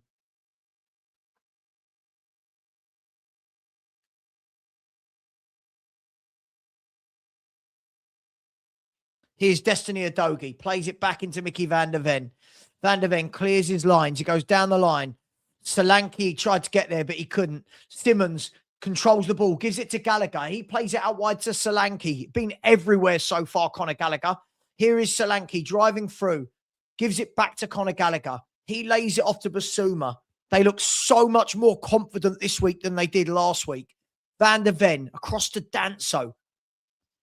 Danso turns, gives it to Bentancur. Bentancur turns, gives it to Gallagher, back to Bentancur. Back in now to Mickey van der Ven. It's all Tottenham at the moment. But can we find an opening? Here's Basuma to Simmons. Back into Bentancur. He goes back into Van der Ven. Brighton are in a good shape here.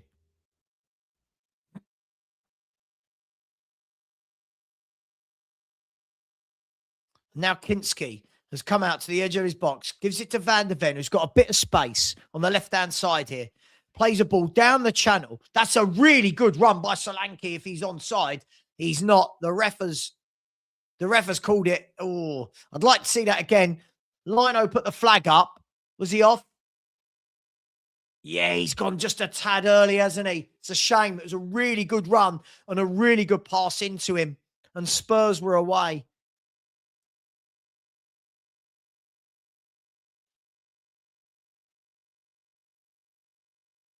Here's Porro. This time loses out. And then Basuma, brilliant play from Basuma there. See, that's what Basuma does. It's the putting out of fires. That's experience. Really good play. And there's a ball over the top. Xavi Simmons is going to try and run onto it, but he just couldn't quite get there. Buscagli got the ball, and now Brighton on the halfway line with Matoma.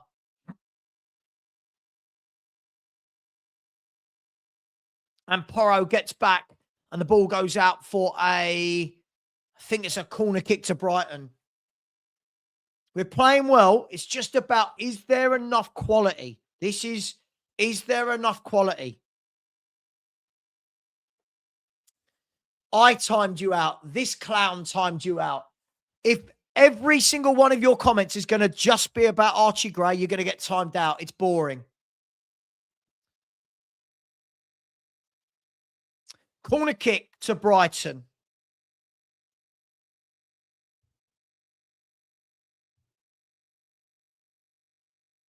Whipped in. And it's pushed away, and it's gone out for a throw-in to Brighton on the other side. Done well there.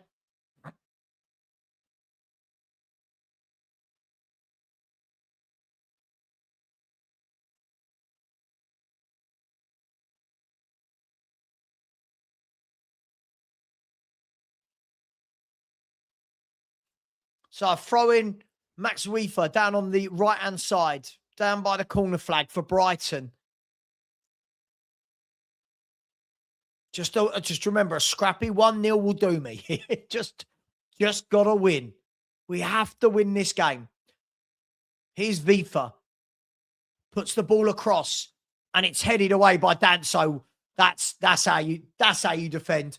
Danso, no messing about. And then Conor Gallagher cuts the ball out, gets it into the path of Mawani, but the defender just gets there. I think Conor Gallagher's been very good in there today.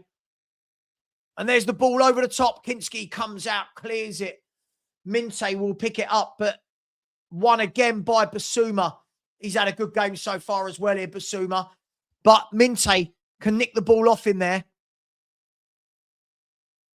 And Minte is running, turning, shooting, and that's easily blocked.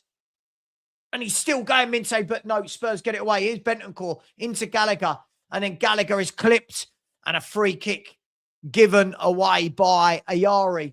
And I think he's got it right in that midfield today. I really do so far.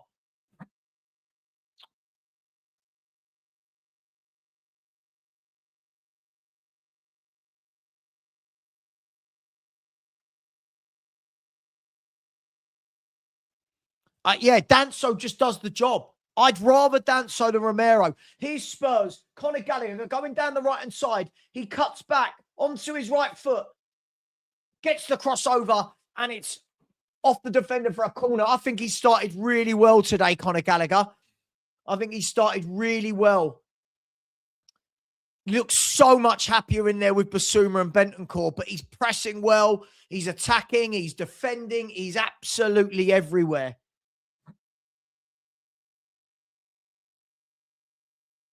Corner kick to Spurs. Pedro Porro is going to go and take it from the right-hand side. He's going to swing it in right-footed. So we know it's going to be an outswinger. Is that Porro out there? Sorry, I think it might be Xavi Simons. Xavi Simons. Lays it back into Porro. Porro gets the crossover to Van der Ven. And then here's Basuma, and the ref's given a free kick, saying that Van der Ven lunged, and it's a free kick to Brighton.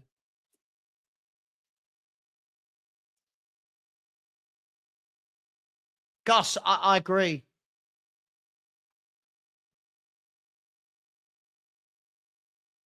Get them likes up. Absolutely. There's 1,600 of you in here. We should have 1,000 likes, and we've got 642. Smash that like button, please, people. Smash that like button. Xavi Simons wins the ball in midfield, then stretches, can't keep it, and it's a foul. And Brighton have a free kick. So far, though, Spurs 54% possession and 4 shots to Brighton's none, and 9 touches in the opposition box to Brighton's 1.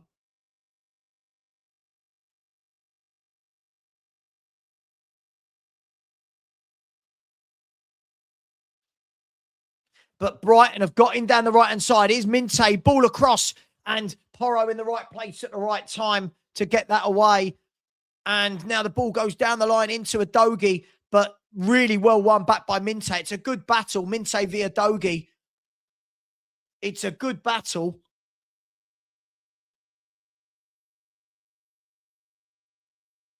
Here's Brighton on the right. So far, seen nothing of them as an attacking outlet.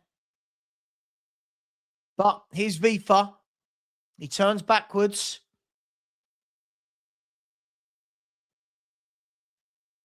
And then the ball whips in, and Danso.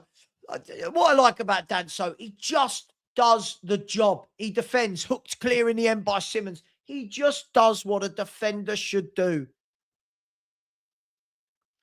I've not been impressed with Brighton at all here, if I'm honest. I've not been impressed at all.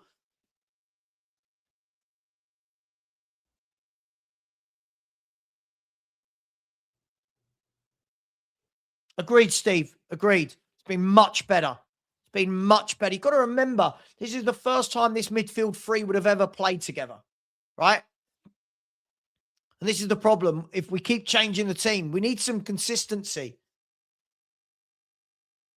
Brighton with the ball, but they're going nowhere with it. They've got the ball in around by the halfway line. The Spurs are in a good shape here. Here's Minte down the line to Vifa, and good tracking back again by Basuma, and it goes out for a corner kick. He's got back up, so I thought he was injured.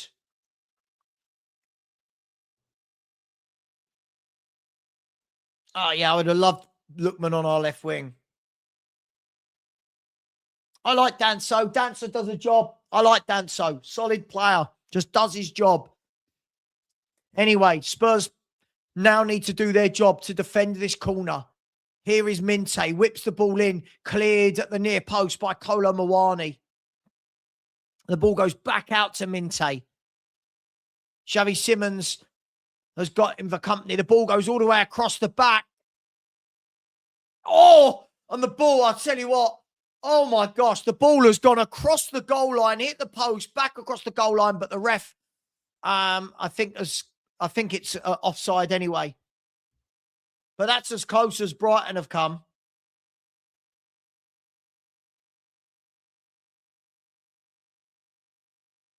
I can't be 2 minutes behind play, can I? If I've got it on TV. I can't be 2 minutes behind play. What you mean is there's a delay on YouTube. Look at that. The header came down and Van de Ven played it off. I'll tell you what, how that has stayed down.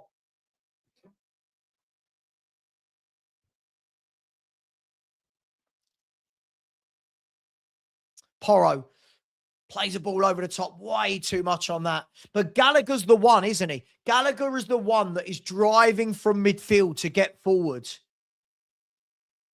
Mate, one more silly comment you're going to go. Just stop now. It's getting really boring. We know you love Gray, but just stop it. Please stop it. You're being a child. I really don't want kids in my chat, so I will just remove you. You got one last chance. You got one last chance.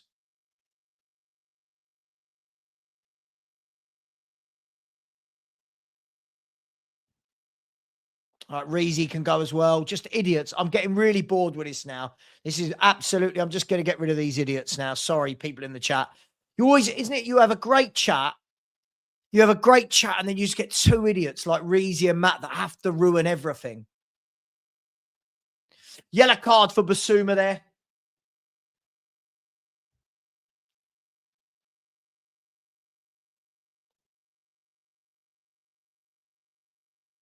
He's so weird. I don't even know if it's that Matt, but he's so weird, whoever it is.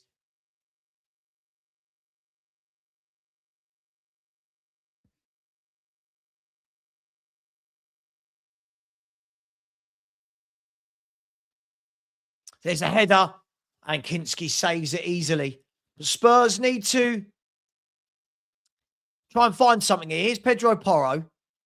Guys, you've got to remember, there's still not a lot of attacking talent on the pitch. You know, other than Simmons, there isn't really any creators. So I don't think that, you know, we're not a team who's going to grab 4 or 5 goals in a game. So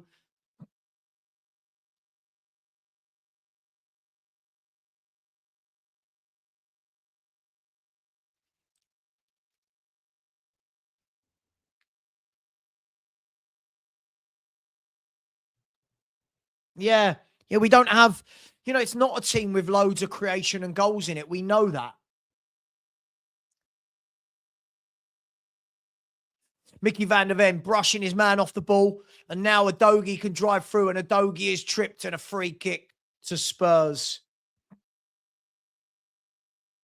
We know the squad we've got, right? We know the squad we've got. We know the squad we've got.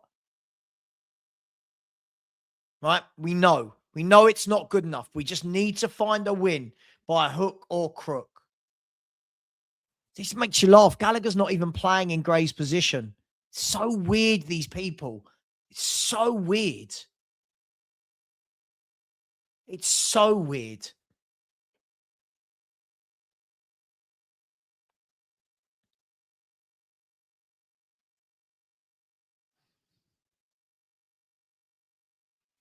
Here's Mickey van der Ven. Plays the ball into Solanke.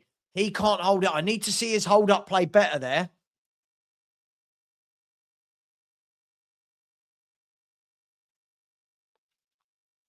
And there's a ball down the line. Mickey van der Ven should get there first. He does. Does well there, Mickey. Here's Xavi Simons. And Xavi Simons is bundled to the ground. It's another free kick. And this time it is going to be a yellow card. Max Vifa has done about 4 or 5 of those on Xavi Simons. And it's a free kick. Did well there, Xavi. And that's where he will win you free kicks. But again, Vifa pushes him down. Not a lot in it. But hey. Yeah, I can. I don't think Kinski's as bad as everyone said. He had a nightmare against Atletico. He had a nightmare against Atletico. We all know that. And everyone just decided that he was awful off that one game. Here's a trip by Brighton, Matoma on Porro. A lot of free kicks being given away.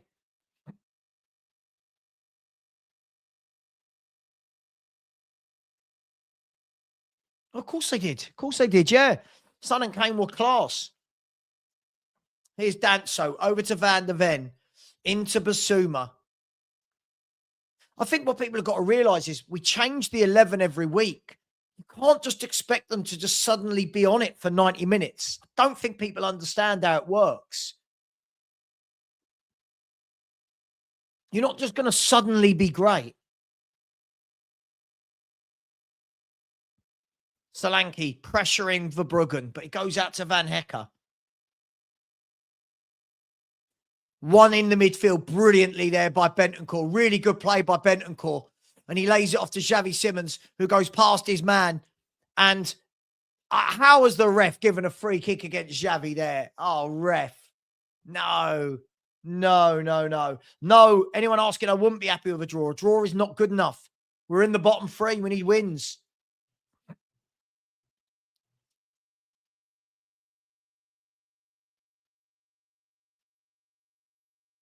Gallagher pressing the keeper to keep, and he's won the ball. In the end, he wins the ball. He gives it back to Bentancur. Bentancur to Xavi. Xavi plays it down the line to Solanke. If Solanke can whip that in, Solanke, there's men in the box. Whip it in. He's gone in. Why didn't he whip it in? Xavi Simons does, and it's 1-0. Great ball by Xavi Simons. Great header from Pedro Porro. Tottenham are 1-0 up, and it's no more than we deserve. A lovely, lovely, delicious ball. Xavi shouldn't be playing. Lovely ball by Xavi Simons. Dinked in. Pedro Porro. Header. And that all started with pressing from Conor Gallagher. And there's a lot of people that are seeing now, this is why you play your senior pros. That was a really, really good goal by Spurs. We'll talk through it again in a minute. Really great ball from Xavi. And a really good header by Porro, who just dinked in. Absolutely brilliant. Xavi Simons laid it into Solanke. Solanke drove into the box on the left-hand side. Laid it off in the end to Xavi Simons, who dinked it over to Porro. Porro got there before Verbruggen. But earlier in that move, you saw Conor Gallagher and Solanke had gone and pressed, won the ball back. Brilliant play all round. Tottenham Hotspur 1, Brighton 0. I think it's been deserved. And that is a lovely ball from Xavi Simons. That is a lovely ball from Xavi Simons and a lovely header from Pedro Porro. Really good goal all round. Tottenham 1, Brighton 0, and 3 points. It's in our hands. Come on, Spurs.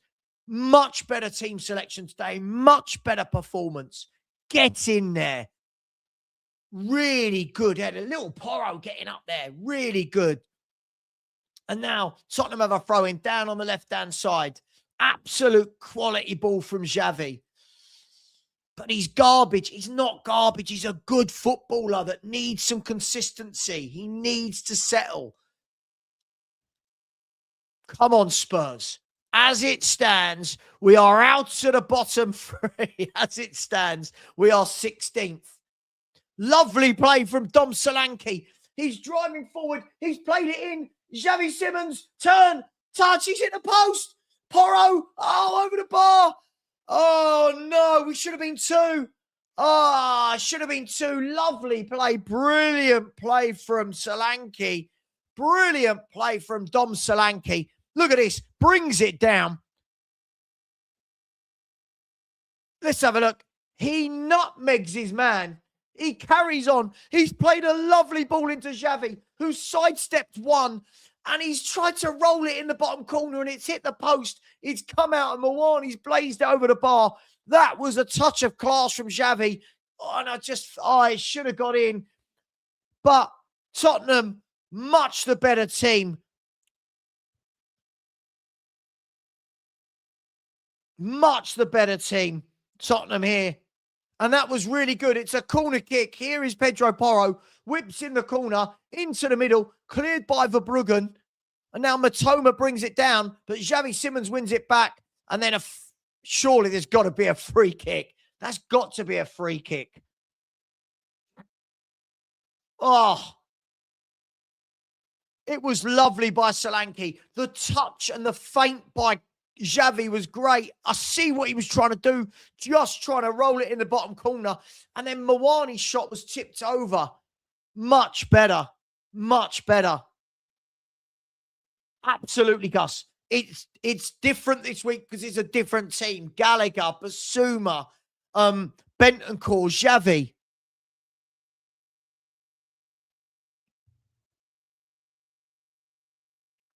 But he shouldn't be starting according to the Robs of this world, the Jermaines. He shouldn't be starting. He's been very good so far. Here's Brighton trying to get him down the left. Danso's going to hold up his man. And then Porro gets back at him. And then Mwani does well.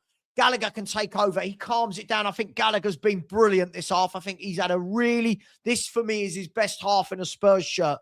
Now, Pedro Porro can go down the line into Mwani. Back to Porro. Porro spreads the play. Is that a superb ball? It is. And Udogie can drive in. Oh, your touch. How's your touch, Destiny? Oh, a better touch and we're in there. Oh, a better touch and we're in there. Much better. Let's go and get this second. Much better today from Spurs. Hello, Stewie. Even Stewie's come to join in the party. Hello, mate. Solanke holds it up and the ref gives a foul. That's no. But again, as said, if you play players in their right position in a settled team, this is much more a basic team, back to basics, right?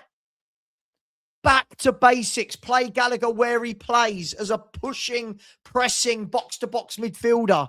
Play Xavi Simons. Play Bentancur and Basuma where they play. Much better so far. Get in at half-time. Get in at half-time. Yeah, my dog's like, what's all this noise? Why are you excited in that room? You're never excited in that room. Got to get a win today. Got to get a win.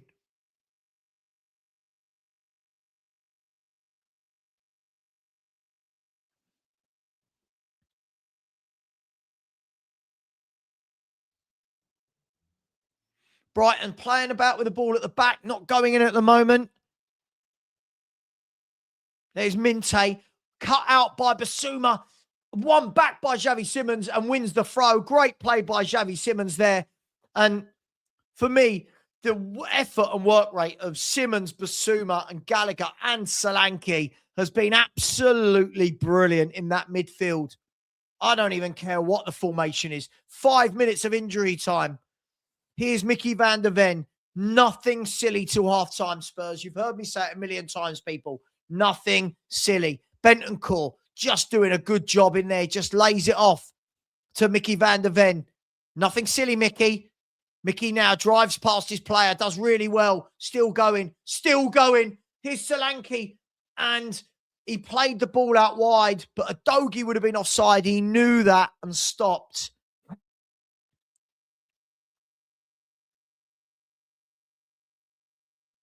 Oh, Scott, have a day off. Basuma and Bentancur are putting out fire after fire in midfield. Come on, man. There's no need to be negative for negative's sake here, but Bentancur's just sat in that hole and just kept it ticking over, moving nicely. What a difference it makes having men in midfield.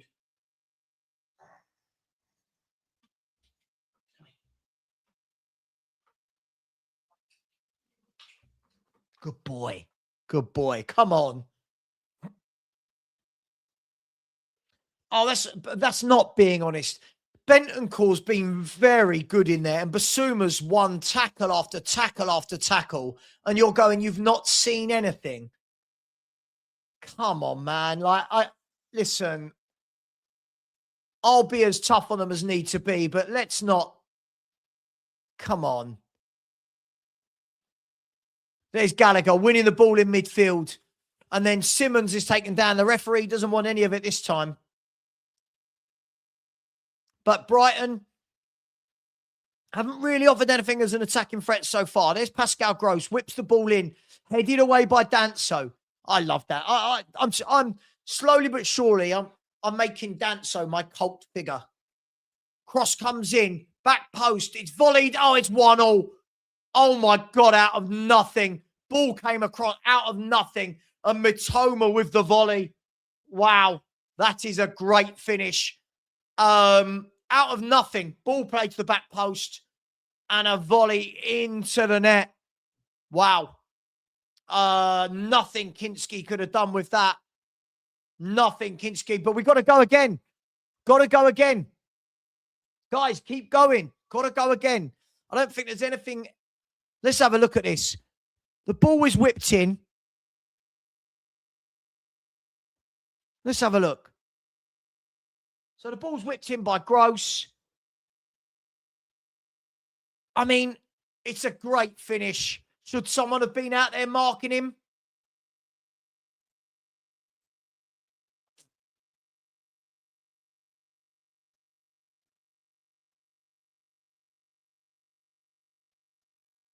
It's 1-1. I don't think it's deserved, but it is 1-1.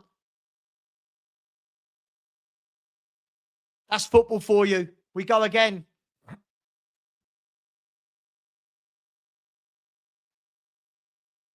But we've seen enough in this half. We've got to get that win. We've got to get that win. But here is Minte. Xavi Simmons gets back to help out. The ball ends up back on the halfway line with Van Hecker.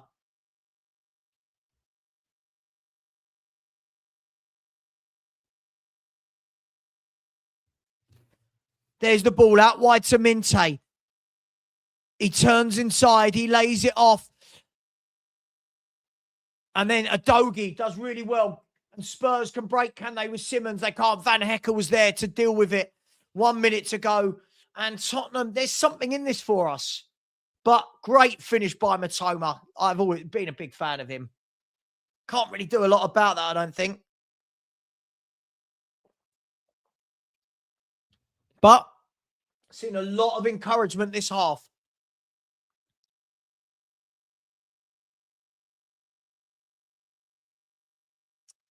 Seen a lot of encouragement. So there's 30 seconds of the first half to go.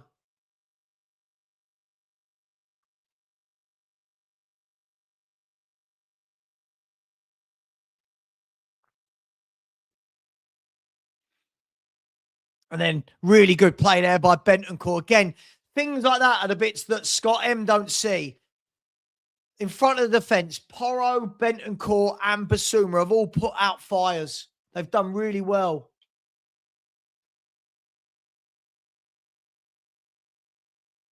It's okay. We're going at half time, 1-1. We've got to get that win, though.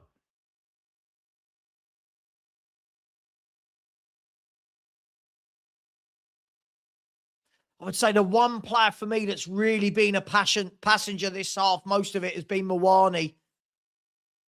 Cross comes in and it's headed wide. Brighton with a chance at the end there. And there goes the half-time whistle. Tottenham 1, Brighton 1. Let me just sort out the scoreline. I thought, you know, a lot to like about that. A lot to like about that half. But Brighton with the goal. It was a great finish. Brighton with the goal. And they got their goal in injury time. Now, Spurs need to come out and we need to do that again. All right? It's not about overrating them, Scott, but you could see there that midfield worked so bloody hard there, putting out fires, working on. You're going, oh, I've seen nothing from Bentancur or Basuma. I just think like there's negative and there's negative for negative's sake for me. Sorry, that's... but listen, it's 1-1, right? It's 1-1. What do you mean change the scoreboard? It is changed. Tottenham 1, Brighton 1. What do you mean? It is changed. Tottenham 1, Brighton 1. I think we've done well. Been really impressed with Gallagher. been really impressed. Solanke, I thought, really grew into the game there. I thought the first 20 minutes he struggled. Last 25 minutes, I thought he really got into it. Gallagher, Solanke, Xavi Simons. I think Basuma's worked really hard in the midfield. Got to remember, guys, we're not just going to suddenly go from being shit to amazing, right? You're not just going to go from shit to amazing. By the way, I think we've looked so much better at the back without Romero. I think we've looked like a back four without Romero. For me, a lot to like. And we dust ourselves off. We go again second half. We've got to dust ourselves off. Mawani, the one, I would say...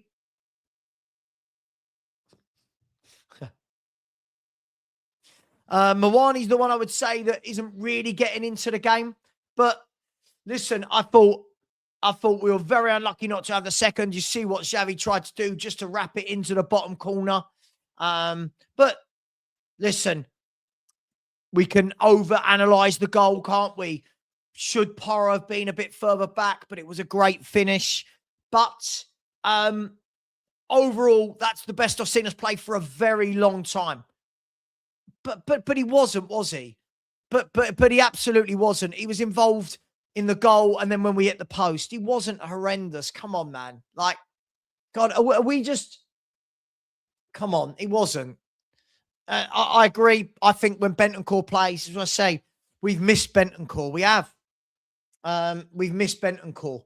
And it doesn't mean I love him. It doesn't mean I think he's great. It doesn't mean I think he should be here next season. But look, we look so much better with men in midfield. Men. Rain, what did you make of it? I thought that was the best half I've seen for a very long time. Yeah, I mean, when we scored, you could hear the stadium. I was like, oh, you could hear the stadium go up, couldn't you? Because we've been so well. We've been so well controlled. Everything has gone down the left. So your doggy, Xavi down that left are really sort of linking up well. Your doggy is really getting forward, is really getting into the attacking third. And Minter is struggling with your doggy. Your doggy is winning both battles. And it's a shame that we didn't put more pressure on the cross that went over, and Matoma, what a hit that was. But this midfield, I need everybody in chat, okay, in the second half, or if you rewatch the first half, have a look at Gallagher and Bissouma and Xavi, and don't look at what they do on the ball. Look at what they do when they've done the little pass, right? Or when one of their teammates is coming out with the ball. Look at the way that they move. They're constantly moving. They work so hard, these guys. Gallagher works his absolute backside off. He's constantly giving options everywhere, isn't he? And it's not just with the ball. He's constantly giving options. He's constantly making it so that somebody can pass to him, because it's all well and good being a world-class, you could be the world-class passer of, playing for whatever team you want. If you've got no one to pass to, it makes no difference. You need your teammates to work with you. And right now, that four, they're almost playing like at times they're playing like a box four. Comments like this baffle me. Watch how hard Xavi works off the ball. He actually works, gets back, and tries to get the tackles in. I don't think enough people know how to watch a game of football off the ball as opposed to on it. I genuinely don't. Like when Scott M in the chat says, "I've not seen anything from Bentancur." Bentancur sat in there, put out fires, nicked the ball away from the attackers, and started off moves. And we go, "No, I've not seen anything." Look. I wish I could take some screenshots. Poor. Yeah, no. No, sorry, mate. That's absolutely ridiculous.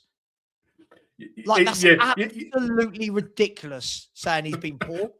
I wish I could take some screenshots because, like Bentancur is effectively doing exactly what I said. He's just He's just patrolling in front of the back four. He's staying in that D. If you watch when they've got the ball, Bentancur just goes into the D and he's just patrolling it. And Gallagher and Savage. Matt, you're a grown man. No one's brown-nosing Gallagher. He said he's had a good half. Like, this is the problem with football fans, Rain. You can't say someone's had a good half without childish comments. No one's brown-nosing him.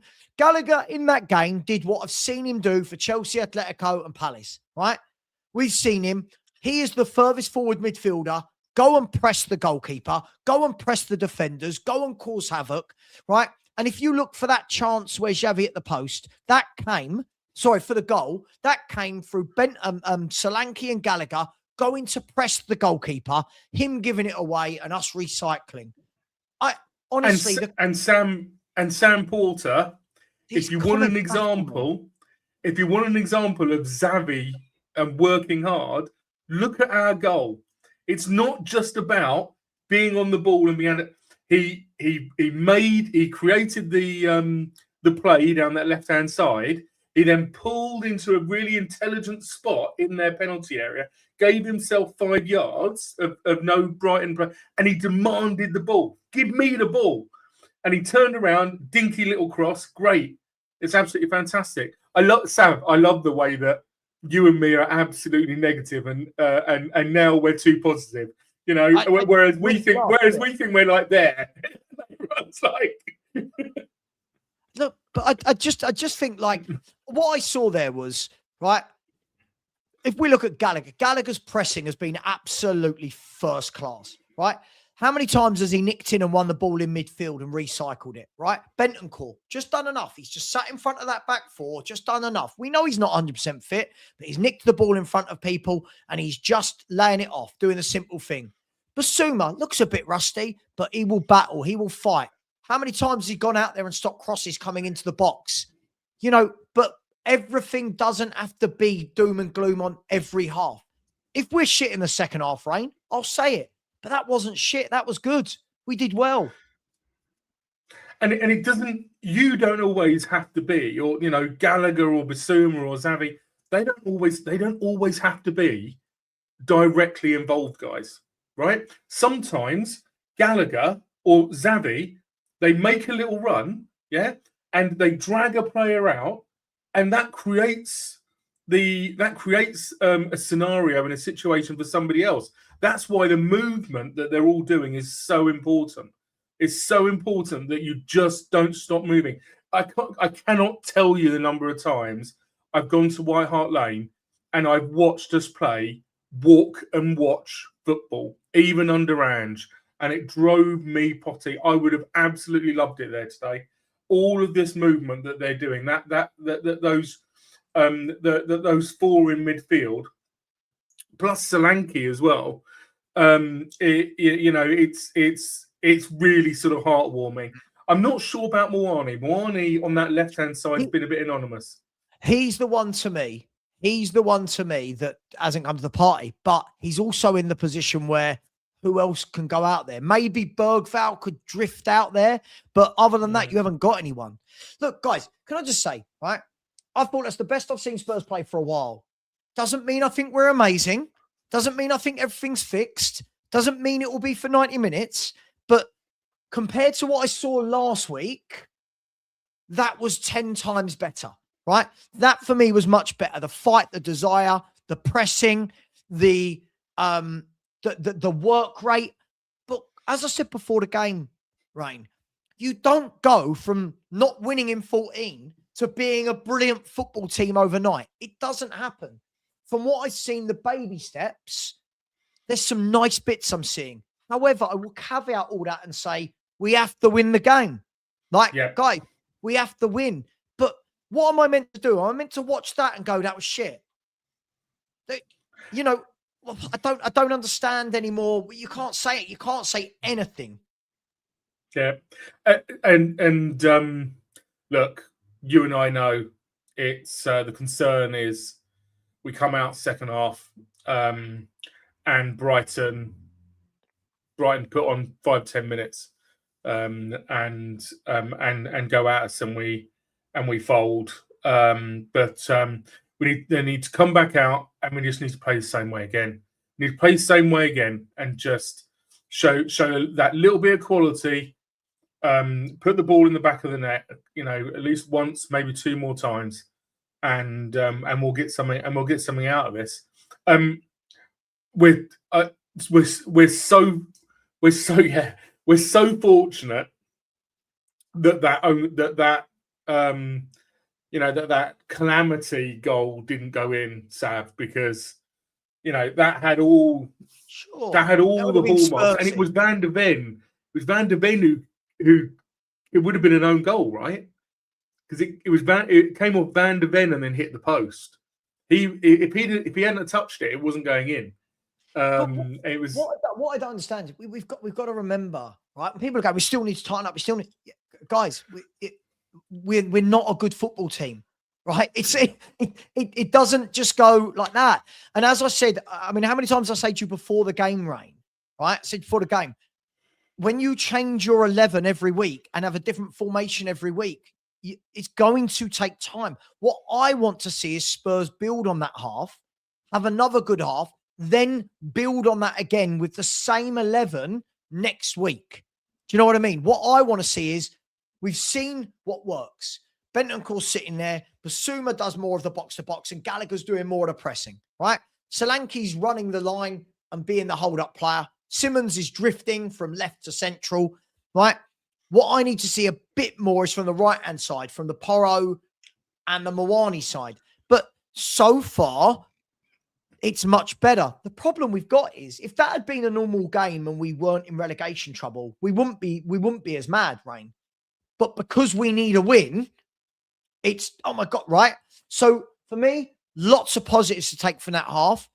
But are we going to go all Dr. Tottenham and Spursy in the second half and come out and be rubbish? Or are we going to kick on from that? There's the question mark for me. That's the question. Yeah, 100%. And let's hope that they come out and they don't do anything bonkers. Just do the same again. And, the last 5 or 10 minutes, if we're still in this game, bring on Madders, do something that might help us get over the line, because if we get something out of this game, all bets are off in terms of the relegation. Listen, got to win. As I've said, the most important thing at the end of the day here, 3 points.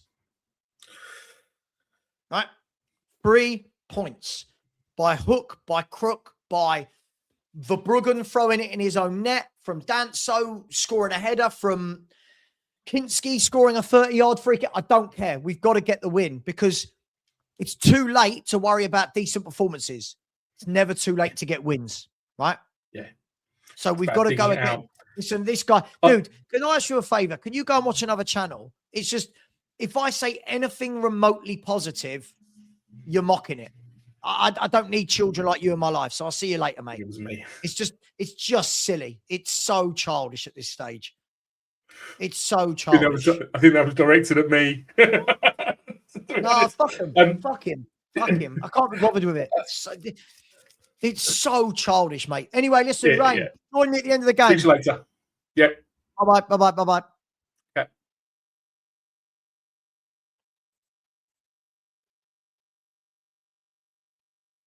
Right, we're going to get the second half underway. It looks like it's going to be the same team lining up.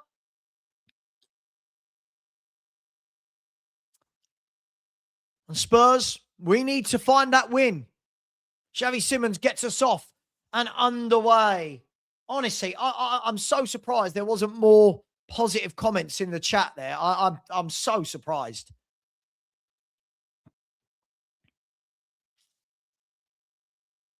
We're not going to turn into world beaters overnight. We're not.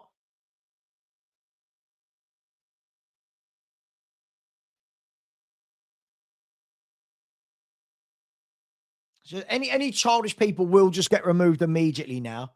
You'll just get removed immediately. I'm not doing it. It's so silly.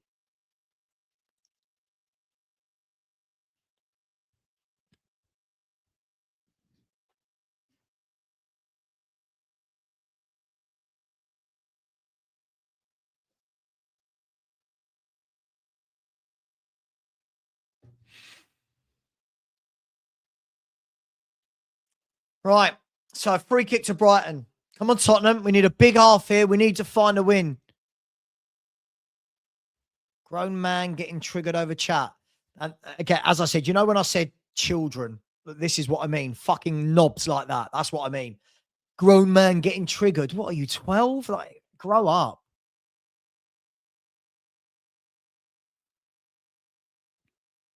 Mate, you hate Bale and Son taking into runners up. What is there to be positive about? You're in a battle. I have no idea. I don't know what that means. Yeah, but acting like a fucking twat, aren't you?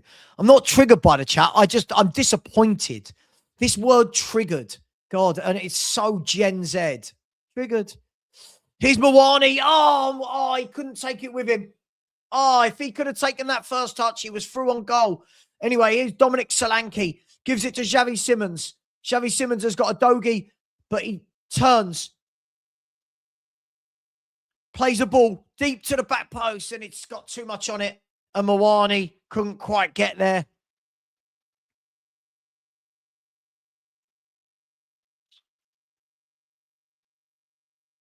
I honestly, Darren, it's just so shit now, isn't it? It used to be so much fun, and now you just got so many fucking children everywhere. So many children, absolutely everywhere. Oh, you're getting triggered. Oh, God, grow up. Grow up. Great defending, Danso. Great defending, Kevin Danso. Honestly, the number of people I'm having to block here, it's just so childish. Weird.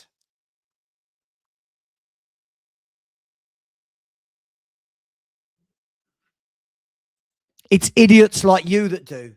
It's idiots like you that take the fun out of it. Just say stupid shit. I agree. I thought it was the best 45 we've had in ages. Great defending again by Danso there. Great defending by Danso. I'll be honest. I say it. I prefer Spurs with Danso at the back than Romero. I do. I don't care if one's won a. I don't care if one's won the World Cup. I don't care. Anyway, what have we got here? Ball played out wide to Gross. Oh, Brighton laying the ball off. It's blocked. And there's a shot blocked again by Danso. Love Danso. Why? Why is it? Romero lets us down week in, week out.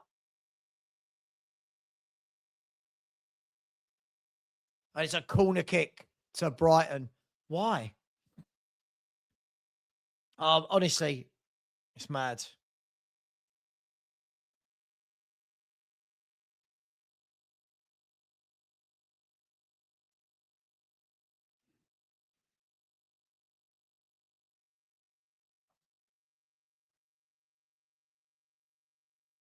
So a corner kick to Brighton.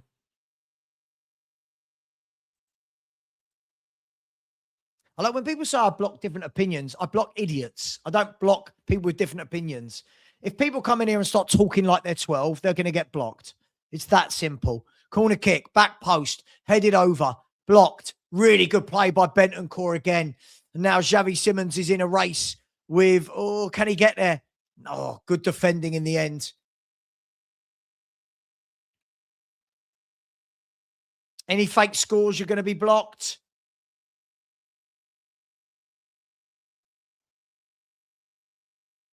Buds, see you later, mate. You're in a timeout.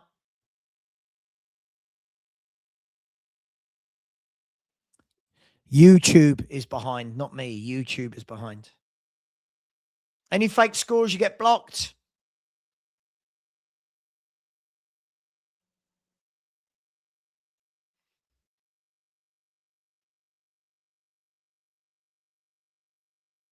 Is Matoma. So Matoma went down, grabbed the ball because he thought he was getting a free kick, and the referee gave it for handball.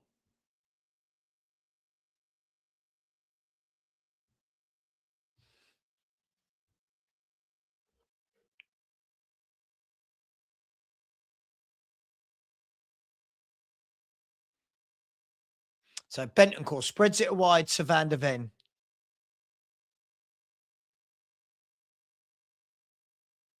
There's Xavi Simons into Yves Bissouma. Back to Bissouma again. Now across to Danso. Just settle. Here's Gallagher. He goes back into Danso. He goes back into Verbruggen. Brighton have come out and pressing a lot better this half.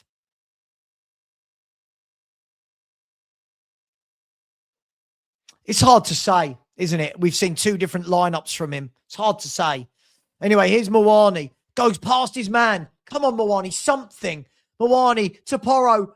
Porro tried to jink past his man. It's gone back to Gallagher. He crosses it. It's cleared and a throw into Spurs. I thought Mawani, you know, he could have kept going there for me. Could have kept going.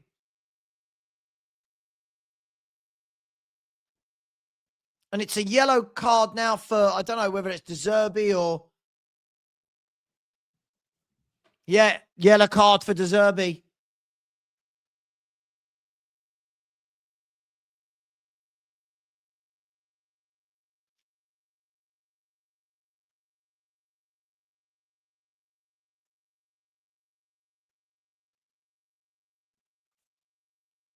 Just gotta make sure we stay in this game. Don't do anything silly. 1-1. It's there for the taking if we want it. Here's Danso. Long throw. Into the box. Flick down. One by Matoma, though, who's cleared it. And that should be Gav. Oh, I don't know. Is that going to go? Is that going to go? And Spurs have got the ball back. Here's Danso. Into Bentancur. Mops it up nicely. Bentancur just does it nicely. There's the ball over the top. There's going to be too much on that. Is there? No. Oh, I tell you what. Solanke got there. Oh, I tell you what. That was close. Solanke got there, but just enough on the ball to carry it through. I know, apparently.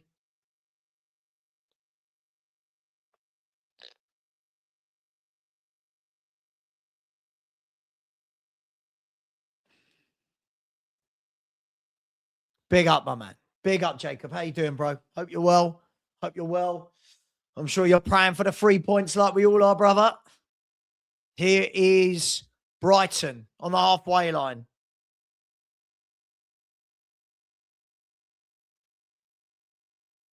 I just hope next game we see like a settled 11, right? I don't want to see constant changing. Well cut out by Bissouma, who's going to come forward with the ball now. Lays it off to Bentancur. He's always in space, Bentancur. Bentancur turns. Does really well, Bentancur. Lays it off to Bissouma. Now Xavi Simons goes back into Bentancur. Spurs just did the right thing there. No need to rush. Now the ball goes all the way across. Gallagher to Danso. Danso goes back into Gallagher. He lays it into Pedro Porro. Back to Danso. Now, spreading the play from right to left into Mickey van der Ven. He goes back in to Kinski. Big up to you. Well done. You guys are safe as well, so fair play to you guys. Here's Mawani. He's not going to get there. He's not going to get there.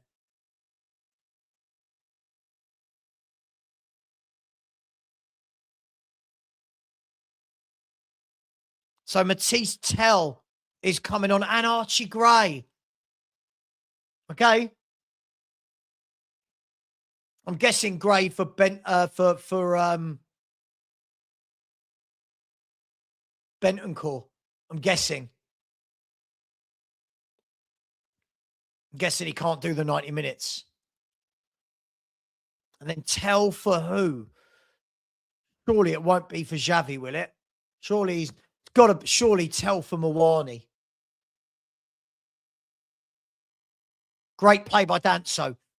Really good play. Here's Pedro Porro. Get that cross in. Get down that line and get that cross in. He gets the crossover. Cleared away by Van Hecker. I'm a big fan of Van Hecker. The ball goes back into the box. Van Hecker clears it again. Here's Mawani. Come on, something. Gallagher thinks in and goes out for a goal kick. I think it's been an absolute shambles, Mawani, so far. It's been an absolute shambles. Absolute shambles, mate. Let's have a look. So Basuma is going to come off for Gray. Okay. Okay. And then who's Tell coming on for? I think he's putting a good shift there, Basuma. And Tell for Mawani. Okay. All right. All right. Okay. Let's see.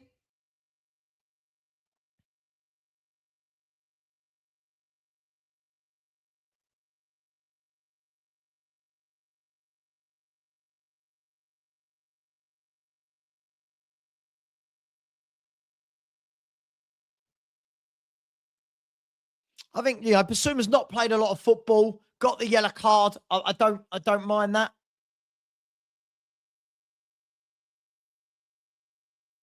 Good play by Adogi. Yeah, good defending by Adogi there.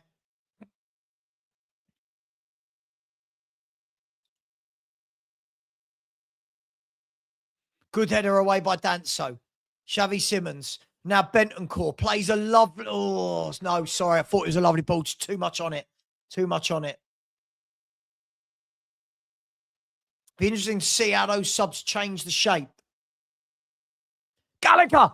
Oh, again, Gallagher pressing. Absolutely brilliant. And he actually got there. He pressed and pressed and pressed the goalkeeper.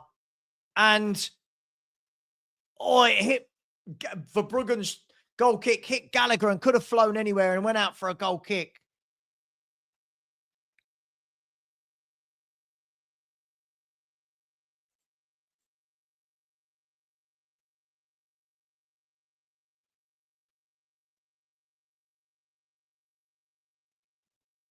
There's the ball played through. Mickey van der Ven can cut that out. To be honest, I think Brighton started this half well for the first few minutes, but have faded away again. Maybe, Mark, maybe. I know we don't like to factor these things into football conversations. Maybe.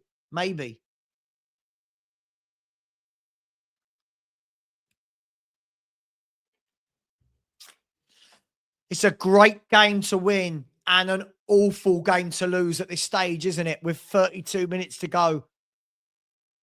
Again, brilliant by Bentancur. And again, for anyone who can't see what Bentancur does, it's that. You see that? Right place, right time, cuts the ball out. Really good play by Bentancur again.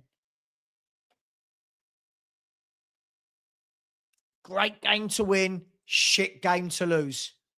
There's no in-between here. Good defending by Porro that time. Really good defending by Porro. And Spurs have 31 minutes.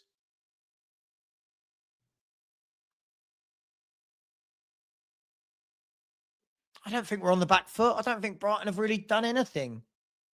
I don't know what people are watching. Kinski gives it to Mickey van der Ven. Ball given away. One back by Solanke. And then mopped up again by Bentancur. Mopped up again by Bentancur. People need to watch the game of football properly from a tactical side, right? Again, see that? He mops up so much, just gets in the right place again.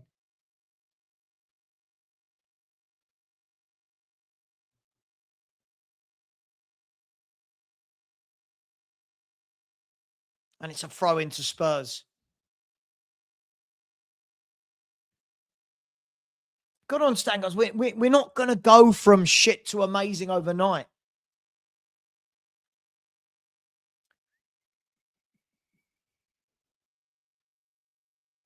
Steve, like it's not absolutely. You get a better Gallagher when he's got somebody sitting in behind him who can do what Bentancur's doing, right? Absolutely. Mickey heads it out. Xavi lays it off to Gallagher.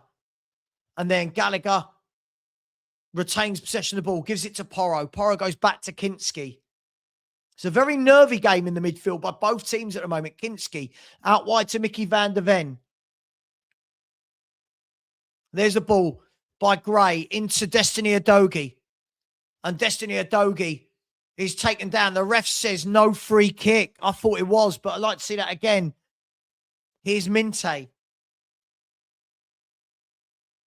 And again, how good is Bentancur playing? Am I making this up? Did anyone see that by Bentancur? Again, nice touch by Gray into a Dogie. Now Gallagher plays into Tell, and oh, what's the ref giving a? No, ref. Referee.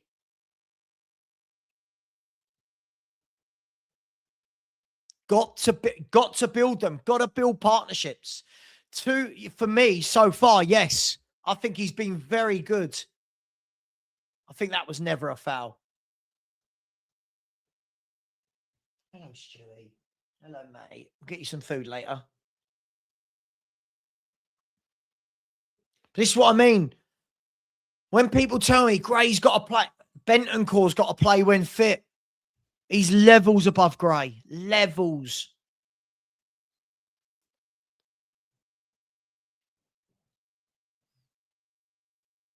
Here's Van Hecker. Switches the ball wide. Lovely touch by Mitoma, but really well done by Tell. And now, can Spurs get forward? We can't. And the ball's bounced back. Brighton have got the ball out wide to Minte. Good defending by Dogie. And then really well played by Simmons and Solanke. Good play. And then a great tackle by Van Hecker. This game is hectic. And great play by Mickey van der Ven. And then a foul by Van Hecker on Solanke.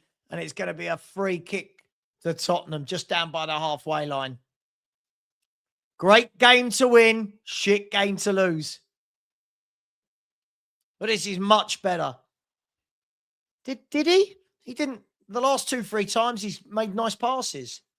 I don't think people are watching the game.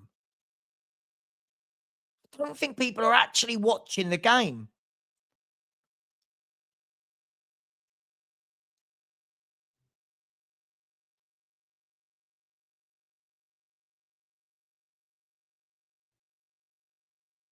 Here's Minte on the right-hand side. Now Vifa gets the cross in and headed away by Danso again.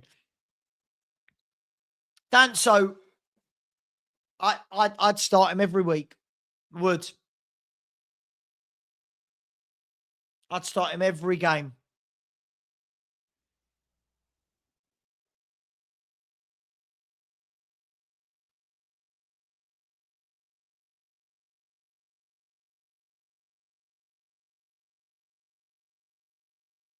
So, great game to win with 25 to go.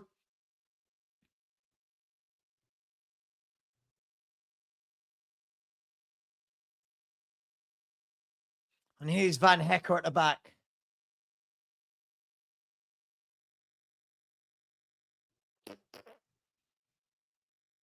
It's a shame because a point just isn't enough, is it? We need 3 points.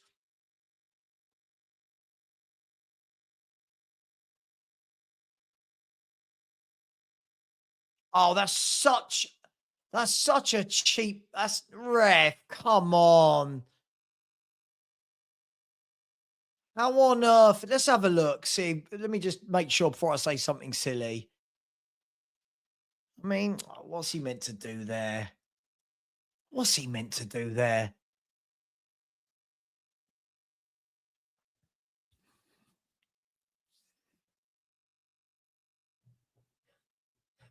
Look, guys, I know we know what needs to be done in the sun. We know the type of players we need. I can only judge by what's going on now, right? Dangerous free kick for Brighton.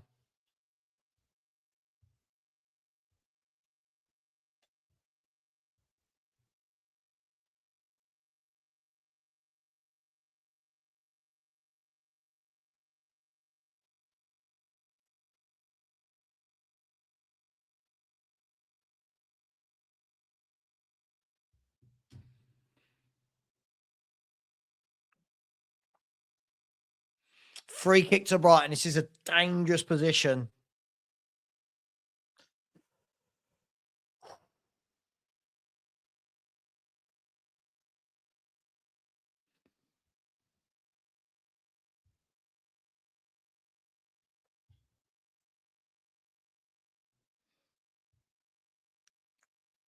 So it looks like Danny Welbeck is over this for a right-footed perspective. Welbeck strikes into the wall and then cleared by Solanke. Now Solanke and Tell trying to get up the pitch, and it's a throw into Spurs.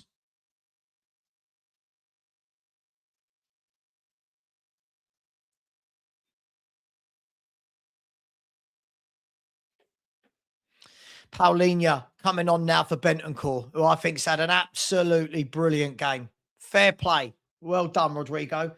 All the bits that fans don't see, they're the bits Rodrigo Bentancur does. So Paulinho going in to the midfield. Let's see how we do now without Basuma and Bentancur.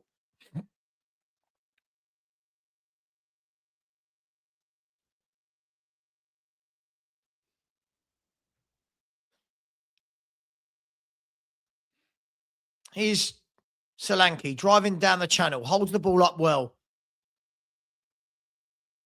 Giving it to Pedro Porro. He's played it down the line to Tell. We've not seen Tell in the game yet, but he gets past his man, gets the cross in. He's crossed it to nobody. It's gone all the way through to Adogi, though. Adogi to Xavi Simons. Xavi Simons gives it to Paulinho. And there's the ball into Xavi Simons. He's dinked in. He's shot. It's blocked. Paulinho shoots. And it's blocked. And the keeper saves it. Oh. And it goes to show, right? A lot of the people before the game, why is Bentancur playing? Why is Bentancur playing? He was so good today.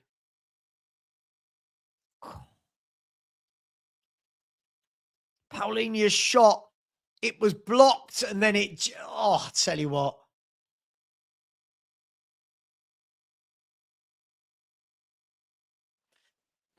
Mate, that's not what I've said. I've never said that. Listen to what I say before you sound stupid.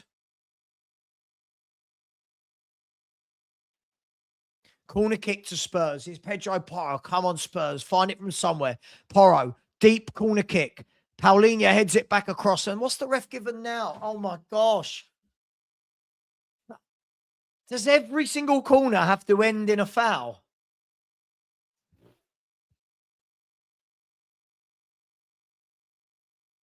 So Brighton look like they're about to bring on, I think that's O'Reilly and Rutter, if I'm not wrong.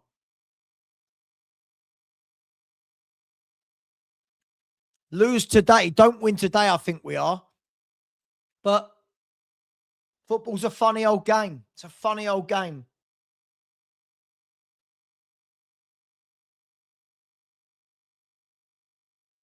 Archie Gray heads it clear, but one back by Minte.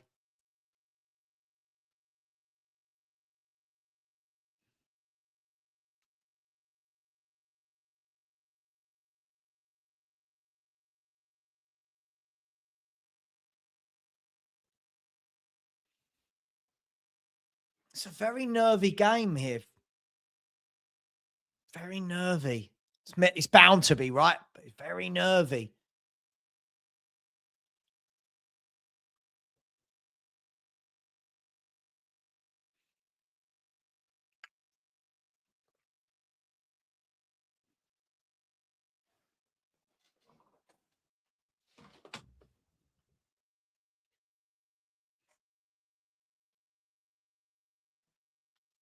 Nothing's really happening at the moment, guys, which is why I'm not saying anything. Brighton just passing it around their back four, not going anywhere. Got to find a winner.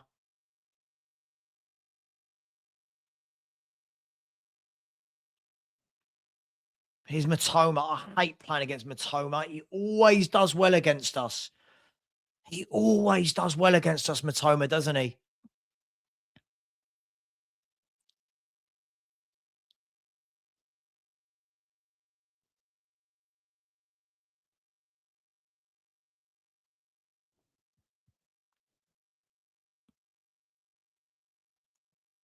Got to find a winner. Draws aren't enough. Draws keep you in the bottom three.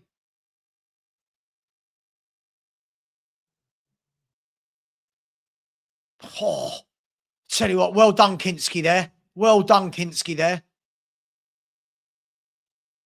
Good play by Tell there. Lays it back. and then dinks it forward, and the header won, and won back by Paulinho, and then played forward again by Brighton. Danso clears it. It really is a nervy game from both teams. Yeah, listen, I think Gray slows a lot of our... I think Gray kills a lot of our game. Gallagher keeps telling him, I've seen it. He's saying, press, come with me, press, fight. Danso wins the header. But Brighton, they lose the ball. Both teams keep losing the ball. Here's Mickey van der Ven. Gives it to Xavi Simons. He's got no one to help him there, but he does really well. Cuts inside, and again. And then the ref says no foul. Xavi wanted the foul. The ref said no. And now Brighton play the ball down the left-hand side. And now Minte gets in, but crosses straight into Kinski.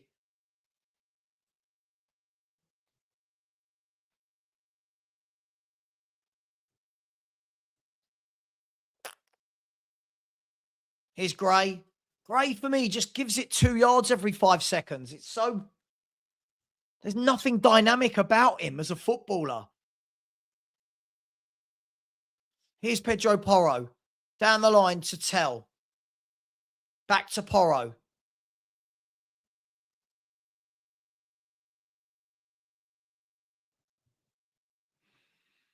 Here's Gray into Paulinho. Paulinho with a long diagonal ball into Tell. Show us something. Here's Matisse Tell. Lays it off to Conor Gallagher. Brighton have got bodies back. Here's Gallagher again. He's dancing. He's still going. He's still going. And it's going to be a corner kick. Is it? Goal kick. He tried to take them all on. And he just couldn't. Let's have a look.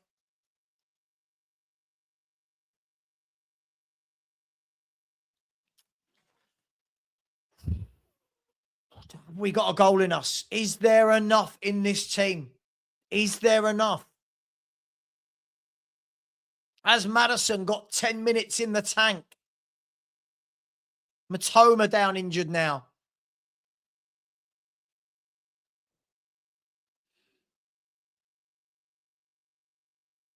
To be fair, that one I didn't think was a foul. I didn't think that was a foul on Xavi Simons there. But what have we got? I agree, Steve. You're not allowed to say this, though. I think we look worse when Gray plays in a central midfield. Bergvall and Spence are coming on. Bergvall and Spence, we need a goal. We need a goal.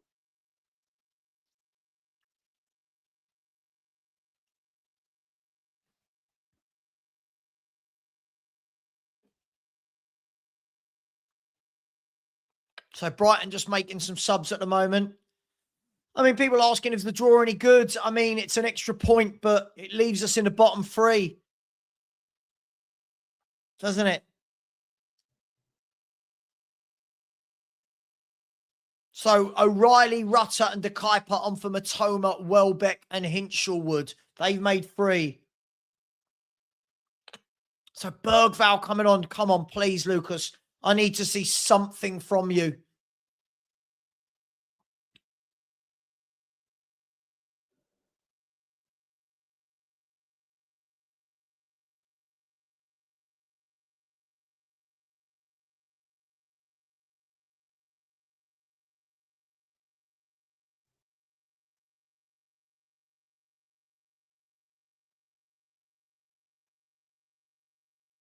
So Conor Gallagher going off. So he's now completely removed the Basuma, Bentancur, Gallagher trio.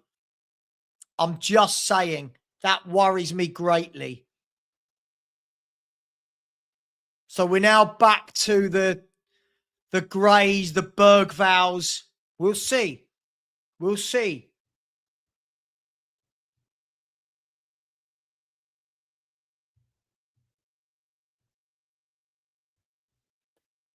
So Udogie off for Spence and Gallagher for Bergvall. Gallagher's got to go and keep doing what Bergvall's got to do what Gallagher was doing then. Like that. Press and win the ball back. Here's Xavi Simons. Xavi Simons takes a touch, shoots, and that's a cracking goal. That's a cracking goal from Xavi Simons. Don't play Xavi Simons. Where are you all? Let's be having you. Where are you? 1 assist, 1 goal. What a goal it was.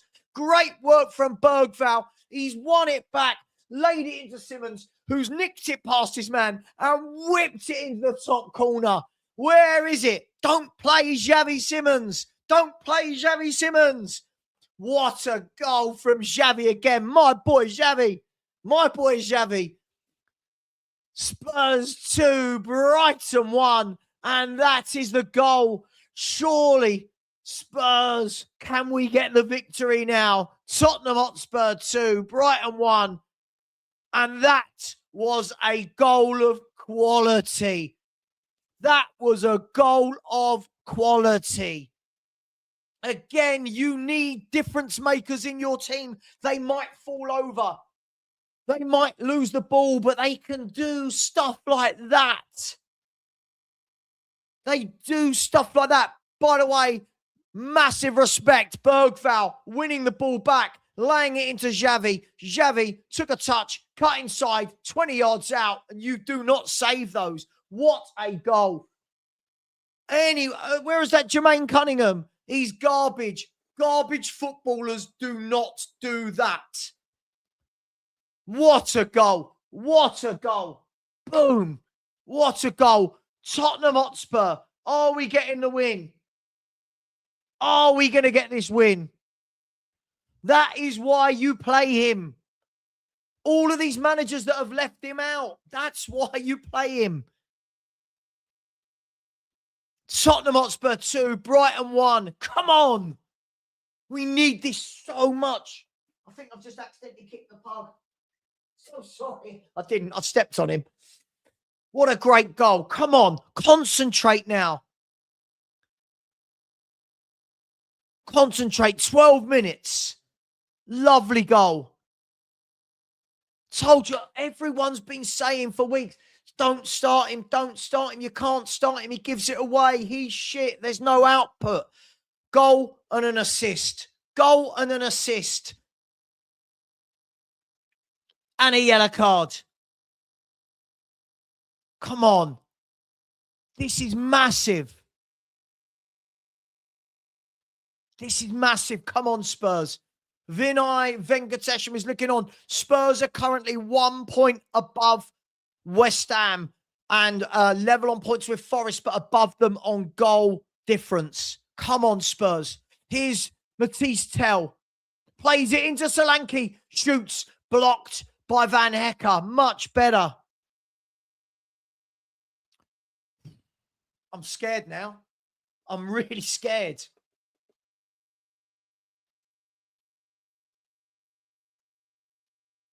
Is that James Maddison getting his top off or just his jacket?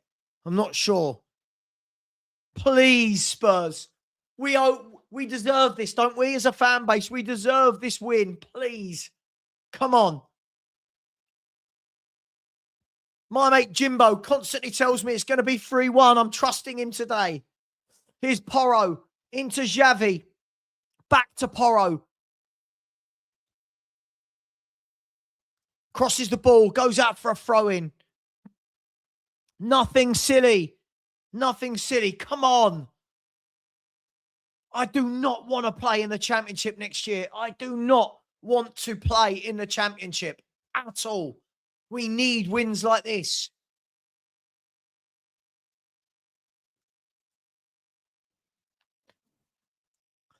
Come on. Here's Bergvall with the throw.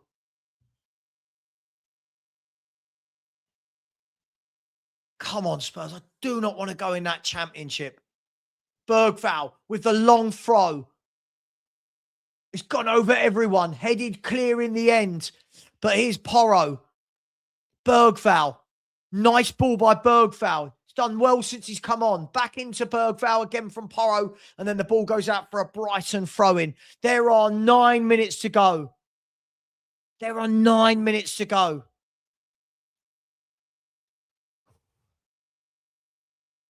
feels like a cup final. I know we've still got 5 games to go, but it just feels like a cup final. It feels like this is massive. Pedro Porro down with a head injury.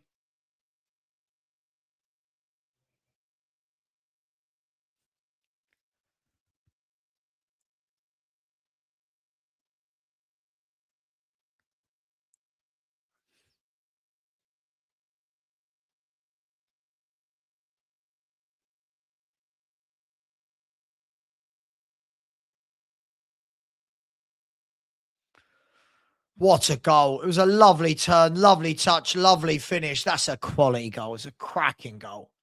You don't save them. Look at the fans' faces as it goes in. Don't save them.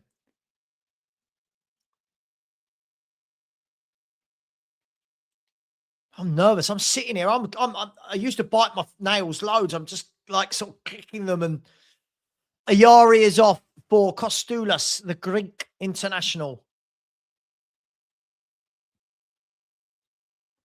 This is such a big 7 minutes and injury time. Here's Tell running down the right-hand side. Plays the ball across. It's a really poor cross from Tell. Really poor. Got to get better. Got to get better end product than that, my man.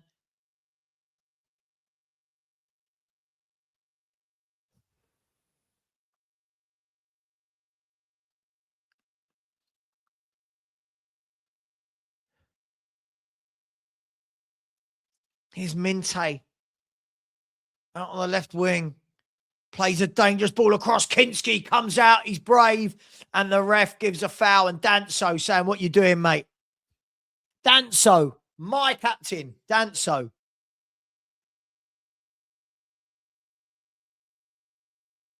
Danso. I love Danso.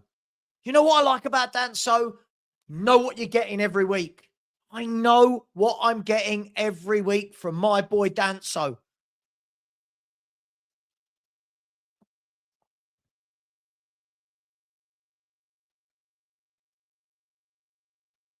Because Xavi Simons has got cramp. He's going to have to come off. Do we see James Maddison for 10 minutes? Or will he go with Richie?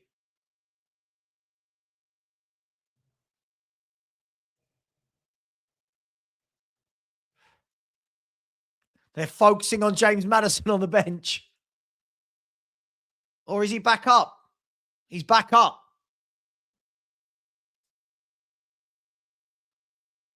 He's back up. Madders is laughing about something on the bench. Xavi's back up to his feet. You know what? Listen, I'll say it again. Players like Xavi Simons will frustrate you. There will be games where they don't do anything. There will be games where they give the ball away a lot. There are games like this. He's been in and out. But the cross for the goal was sublime and the finish was sublime. There are very few players that can do that. And Spurs do not have many. Maddison is one. Xavi is the other, right?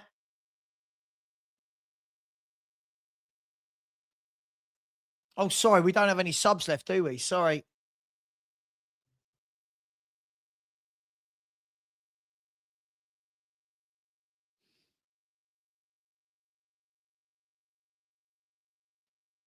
Great work, Mickey. Great work, Mickey. Get there first.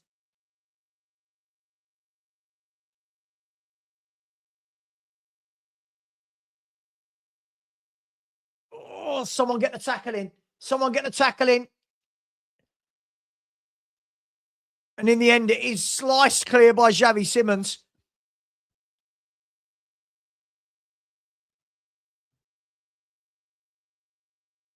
Xavi stayed down. The ball's hooked across. It's headed away. Xavi Simons is down. He looks like he's... I don't know what he's done. He's down. He's back up, but he can't run. The ball's hooked across and it's out for a goal kick. He can't run. Xavi cannot run. He's done something to his...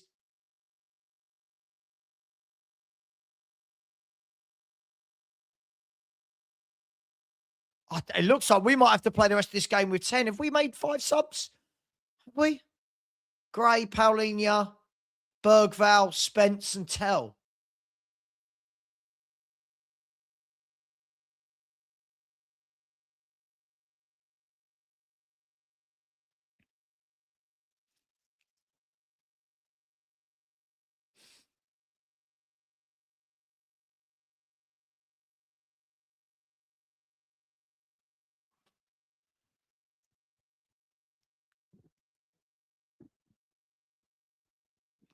So God knows how much injury time we're going to have. There's been a few injuries here, hasn't there?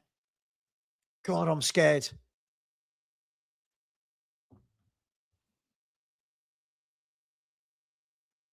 Great goal. They're showing the Simmons goal again. It's a superb goal. And if we win this, there'll be a few people in the pubs getting drunk, won't they?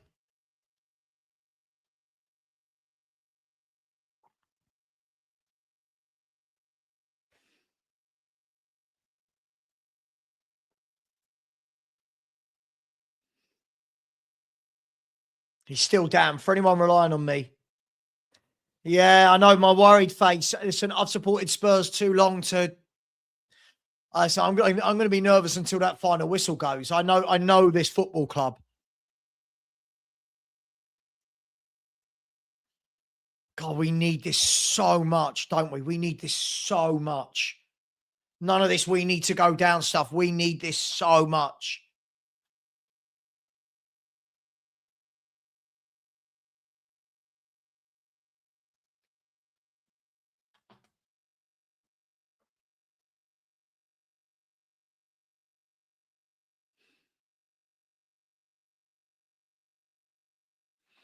So Kinski gets the game underway. I'm guessing there's going to be 6 minutes or so added on. I need to see more from Tell, by the way. Whenever he gets it, I just never feel like something's going to happen.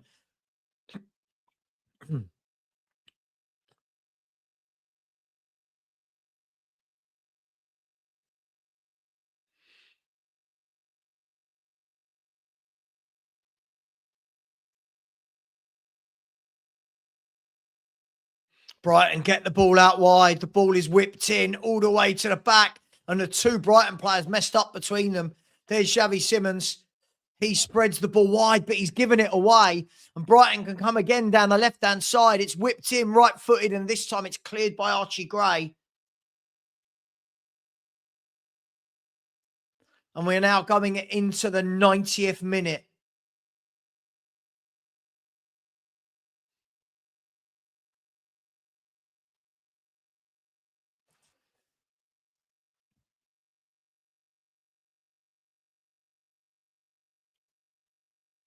Come on, Spurs. Get that clear. There's my boy Danso again. And now Xavi Simmons brings it out. Lays it off to Tell. Tell's got grass to run into. He's got 3 men around him, to be fair. Just hold it up. Hold it up. He gets it back to Paulinho, who nicely plays it over to Mickey van der Ven.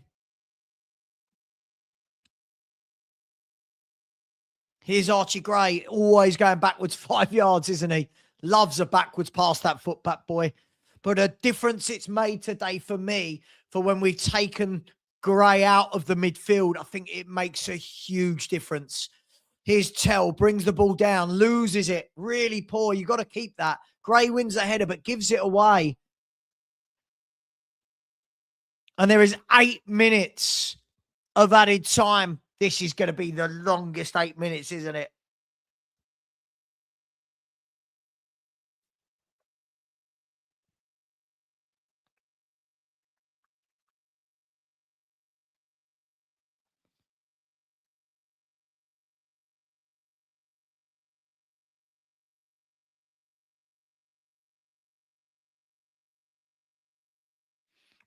This is going to be such a long 8 minutes.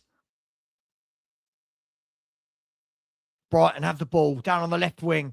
Whipped into the back post. It's headed back across. Mickey heads it on, and then Kinski comes and claims it. I think he's done well again today, Kinski. 2 good games in a row.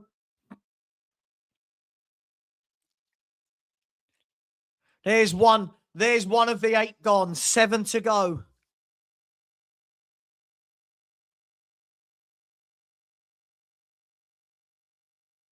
Solanke wins the ball off the centre-back. He's had a good game today, Solanke. Nothing special, but he's done enough. Here he is again. There's the ball played through to Matisse Tell. Tell shoots, saved, but the referee had already put the flag, had already gone up.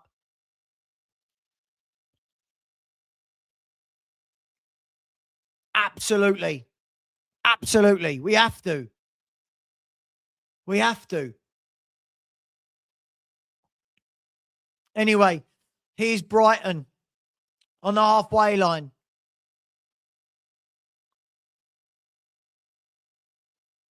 Paulinho just pushing his man away, pushing him back towards the halfway line. There's a ball dinked into our box. Kinski comes out, grabs it at the second attempt. I think he's been good the last couple of games, old Kinski.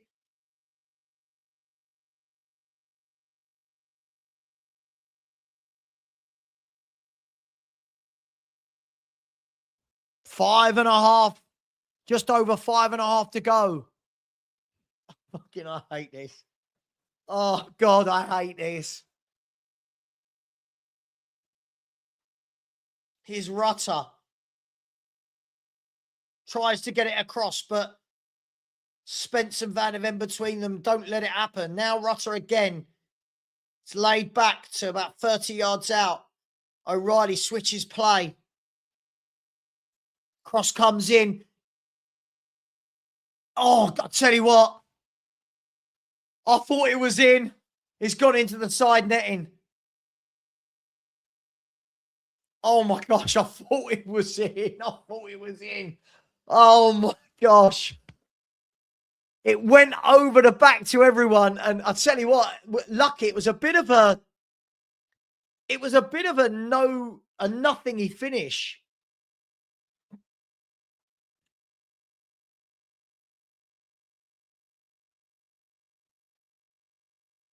Four and a half minutes to go. Come on. Here's Matisse Tell. Turns, but can't take the ball with him. And the ball goes back into Verbruggen.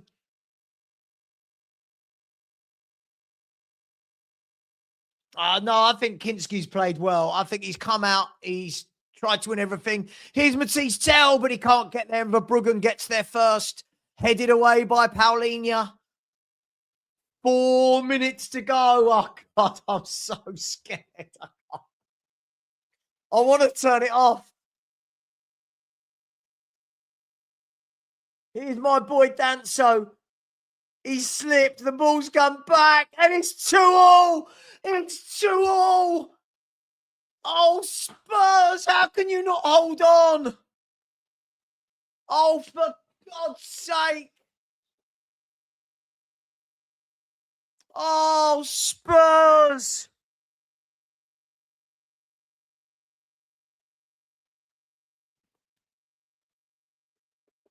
Oh, Tottenham.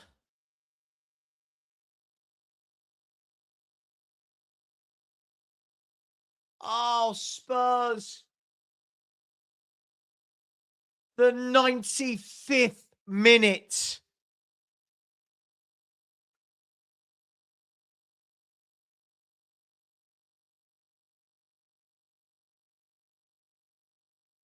And it was Danso. He should have cleared it. He should have cleared it. He didn't. And Rutter has rifled it in. Oh, Spurs. Are we ever going to win a game of football?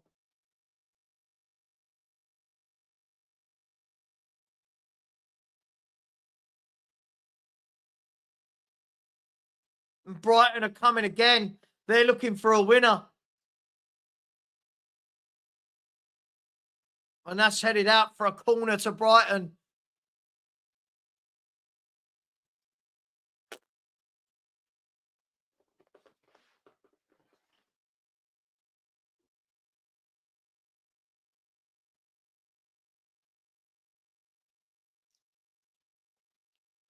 It's a corner kick to Brighton.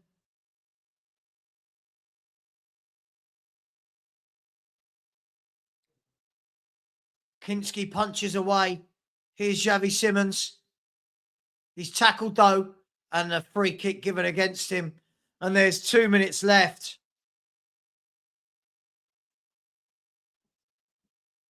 Draws just aren't good enough.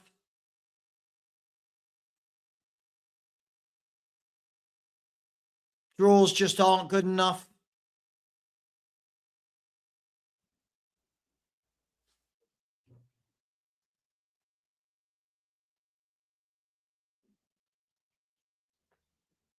Here's Jed Spence into Bergfowl. It's a poor ball by Spence, and it's a throw into Spurs.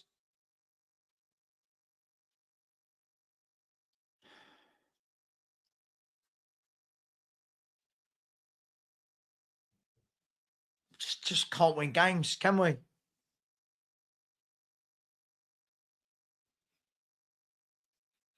Got a long throw in the last minute here from Danso.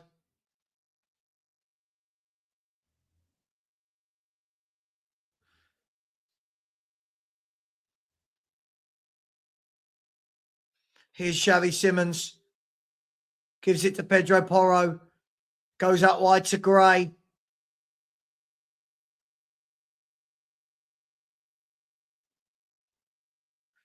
And Gray's got 3 men around him, and they've taken it off him easily there. Here's Bergfowl. He turns. There's 3 of them. There's 3 of them. He's Gray. He shoots. Oh, that's crap, Gray. Dig it. Take a dig. What was that? That was like a 5-year-old having a shot. Oh, my God, Archie. Put your foot through it. And there it is, 2-2. The Desmond.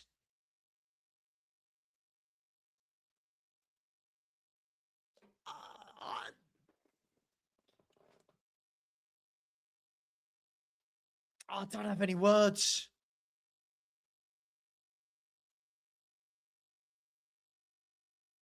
I just don't have any words. We cannot win games of football, can we? We cannot win games of football.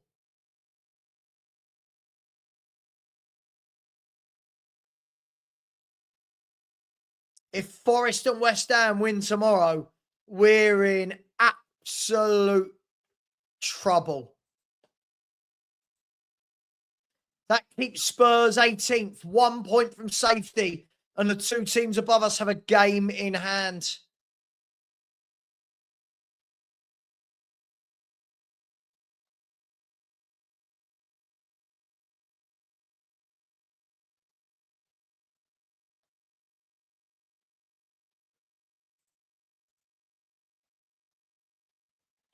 I mean, it was so much better today, but we're at the stage of the season where wins, it's got to be wins. It's got to be wins.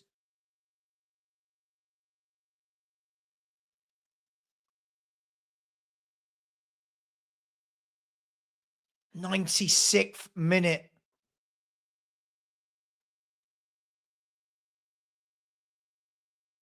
'96th.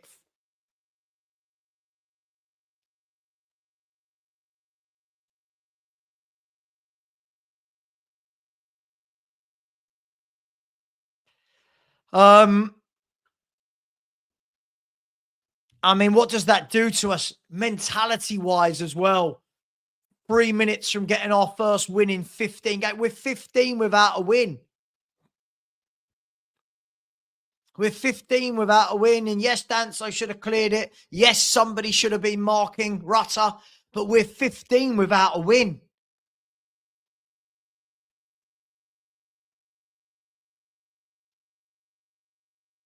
You're right. You're right. Other than Simmons, we have no quality. You saw it when Tell come on. There's no quality in him. He's got no creativity. Mwani offered us nothing. But we can't win games, and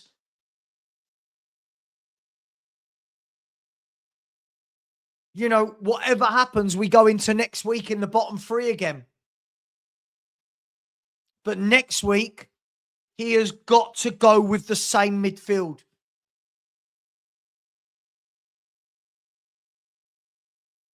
It's tough. It's a tough one to take, guys and girls. It's a tough one to take because we're 3 minutes away from being the happiest we've been all year. But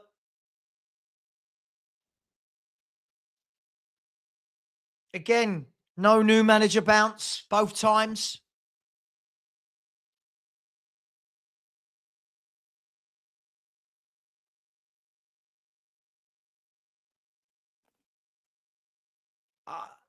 I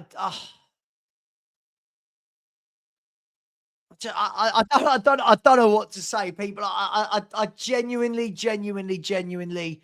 I'm gutted. I'm absolutely gutted. But for as much as I can say we played much better today, a draw is not good enough.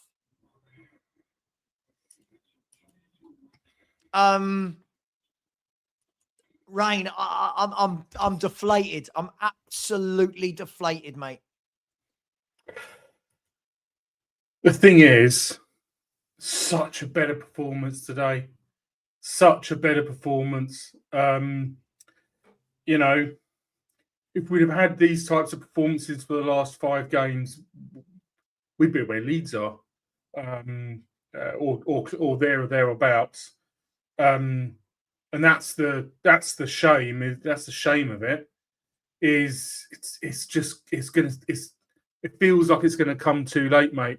It feels like we're gonna get that uptick just a bit too late, because there were whole parts of our game today where we should have taken it to them, and I need to go back and rewatch, but it feels like we should have.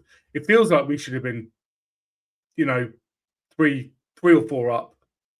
Feels like we had the chances to take it to them, and you always run that risk, don't you? When there's only 1 goal in it. I personally think that it was, really good quality from big up Dan, really good quality from Van Hecker, really good quality. He is we need, somebody will be going. Someone will be getting him from Brighton in the summer. They'll extract a price, but someone will be getting him, because Danzo, he didn't really linger on it. He just took a touch, and Van Hecker was on it. It looks like Danzo had been playing a really hard game of football for 95 minutes. Do you know what I mean? And he just took 1 touch, and Van Hecker was on it like a shot. It's a real shame, because I think the worry again, though, Rain, the worry again before I bring Dan in, the worry again for me is it just shows I thought we played so much better today. But in that final third, as I've said a million times, other than Xavi Simons, there is nothing in that final third. Solanke never looks like he's going to score a goal. Tell just never looks like he's going to make the right decision. Mawani doesn't do anything. This is my worry for the rest of the season. This is my worry. I don't know where those goals come from. Yeah. Yeah, absolutely. And teams will work us out. Teams will work this out very, very quick.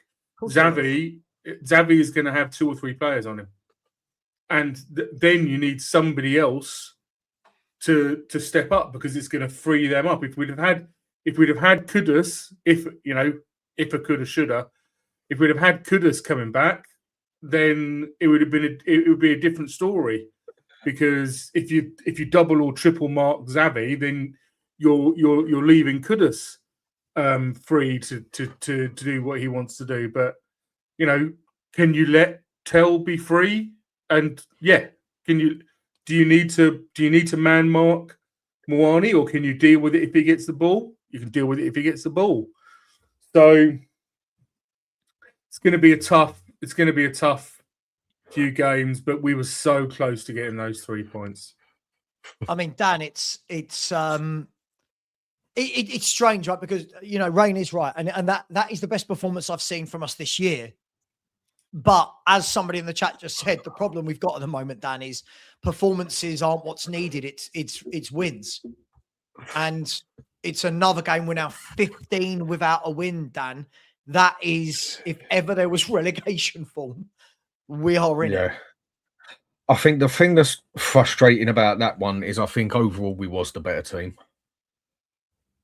They definitely knew when to press us. And then when it went to 2-2, they went for the kill. We was already down to 10 men, basically. Simmons, I'm pretty sure that was cramp he had on there. You can run cramp out, but you still feel that. Overall, it was a pretty solid game, respectable, stable game by everybody, bar maybe Moane. And then the thing I think we definitely noticed was we totally lost midfield, which I think we pretty much had control of.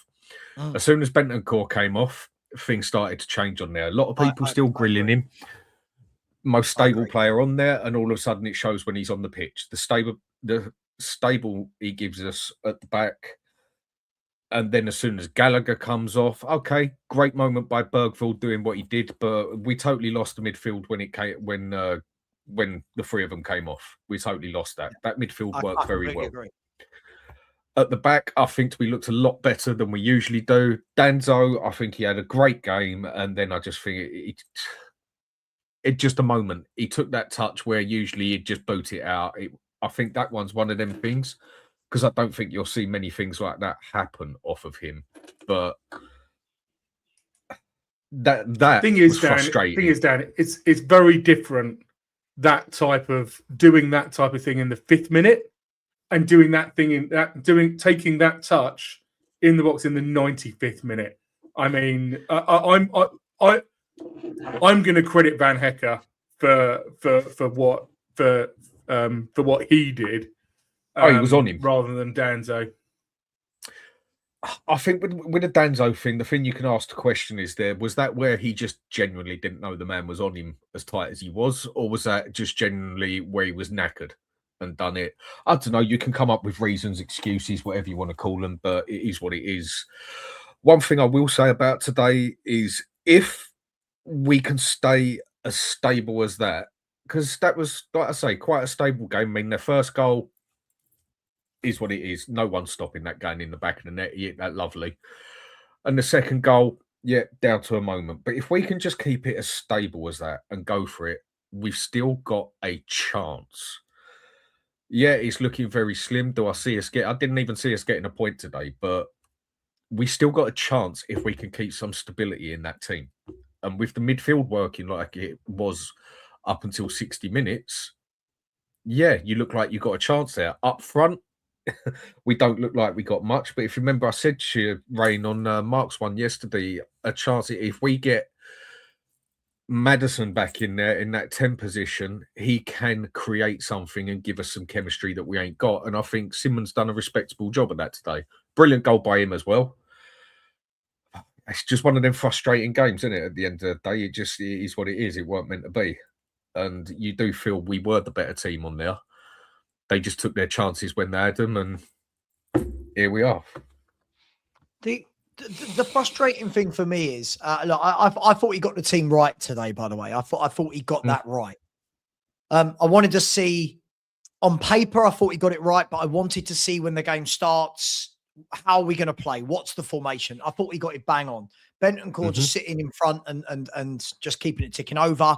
Basuma was very much box to box, and Gallagher was pressing the life out of them, didn't let them get out. I liked that. I thought it worked. And you said it in the chat, Dan, the difference it makes from having the senior pros in there compared to having the kids, I think was night and day. And for me, the game did fall away in the second half when he made the changes. So when the Tells came on, when the Greys came on, for me, that's where it fell away. However, I'm not blaming them. I just don't think and this is nothing to do with anyone in the squad right now, I don't think there's enough quality in those forward areas that ever makes me think we're going to punish teams. Let's be fair. Today, we've scored a worldie through Simmons, and we've scored a lovely dink by Simmons for a header. But at any point, it's Solanke, Mawani. At any point, do they look like they're going to get in that box, rifle a shot 20 yards in the bottom? They don't, do they, right? And that's my biggest fear going into these last few games is we can be tight, Dan, we can be compact. But I don't know. I genuinely think this is the worst set of forwards I've ever seen in the Spurs shirt as a collective. And that's not going to change. Up front, we just don't look threatening at all. No. In any means or manner. I've got a head. I've got a head off. But I will just say on that, they all do their best work outside the box. And, you know, we desperately, I said it before the game, Sav. We desperately need Solanke just to play 9. Desperately need somebody just to stay in that box to finish some chances for us. You know, Richarlison is a better finisher, instinctive finisher. The problem is that it doesn't offer us much else. You know, he offers running, but he hasn't really got any quality on the ball. It is a type of striker where you need to extract his brain and everything just works without him having to think about it. And Solanke works harder. You know, you saw towards the end, Solanke got the ball and he took it and he controlled it. And unfortunately, we didn't. But exactly, yeah. Isn't that the thing? Solanke did some lovely stuff today with his hold-up play, running with the ball. But I've never felt... We desperately need somebody to put the ball in the back of the net. Yeah, I've never felt with a striker before. I mean, I'm sure I have in general, but years down the line, we've had Defoes and Keanes and Berbatovs and Canutes and you know, these people who... Ferdinand, even Armstrong and Iverson.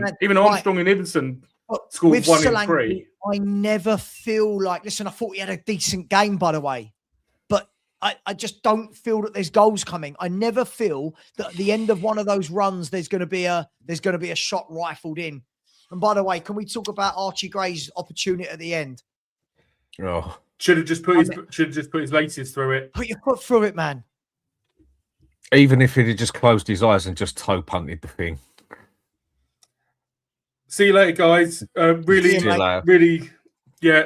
But we go again. We go again. We got no choice. I mean, Dan, we've got 5 games now. I'll tell you what. Let's bring the league table up because obviously that's going to make good viewing. The problem we've got with this, Dan, right, is that tomorrow you've got Nottingham Forest to host Burnley. Right now, I'd love to think Burnley will do us a favour, but I can only see 3 points for Forest if I'm brutally honest. Right, and if Forest win that, they're 5 clear of us. So this is very much going to be down to West Ham and Palace on Monday night because if West Ham go 4 clear of us, Forest 5 and Leeds are 9, we're done. Yeah. We're done. I mean, you can say on paper it's not over till it's over, but you can pretty much see it's definitely not looking bright. I mean, I wasn't even expecting a point today. I've looked at the whole lot and struggled where we even get points from.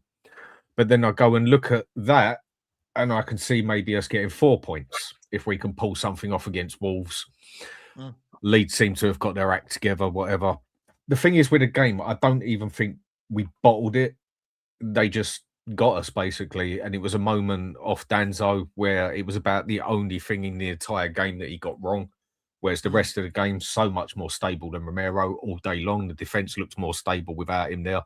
You're not so panicking without him there, and it was just that moment. He even didn't know the man was on him so close, or he's that knackered and he's touched it once before he boots it. It could have been a lot of things, but I don't think we actually bottled the game. They just got the better of us with that chance and they took it. Yeah, I think what was telling for me was, I mean, Kate, welcome to the show. I know, gutting, right? Absolutely gutting. And And Kate, I'll say the same thing I said to Dan. It was such a better performance today, but we're not in the stage of the season where that means a lot, right? We're in the stage of the season where the points on the board do. And my worry is are they going to take that 95 minutes into Wolves next week, or are they going to take the psychological blow of conceding? Do you know what I mean? What do you make of it, Kate? What do you make of it?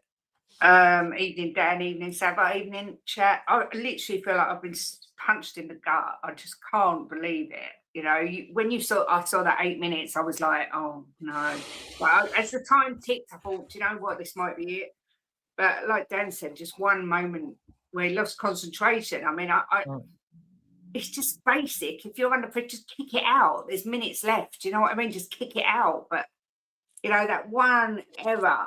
Oh, it's just.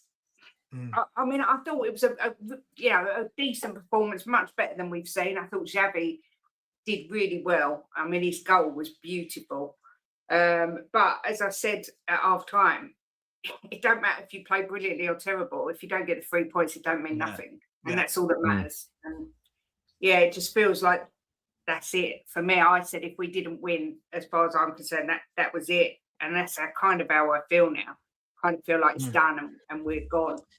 And the worrying thing, Kate. Hello, Stanley. Welcome. Where have you been? You've missed 90 minutes of fun action, Stanley. You know, you've got West Ham Monday night playing Palace. Palace, I'm hearing, are without Wharton. They're without Lacroix.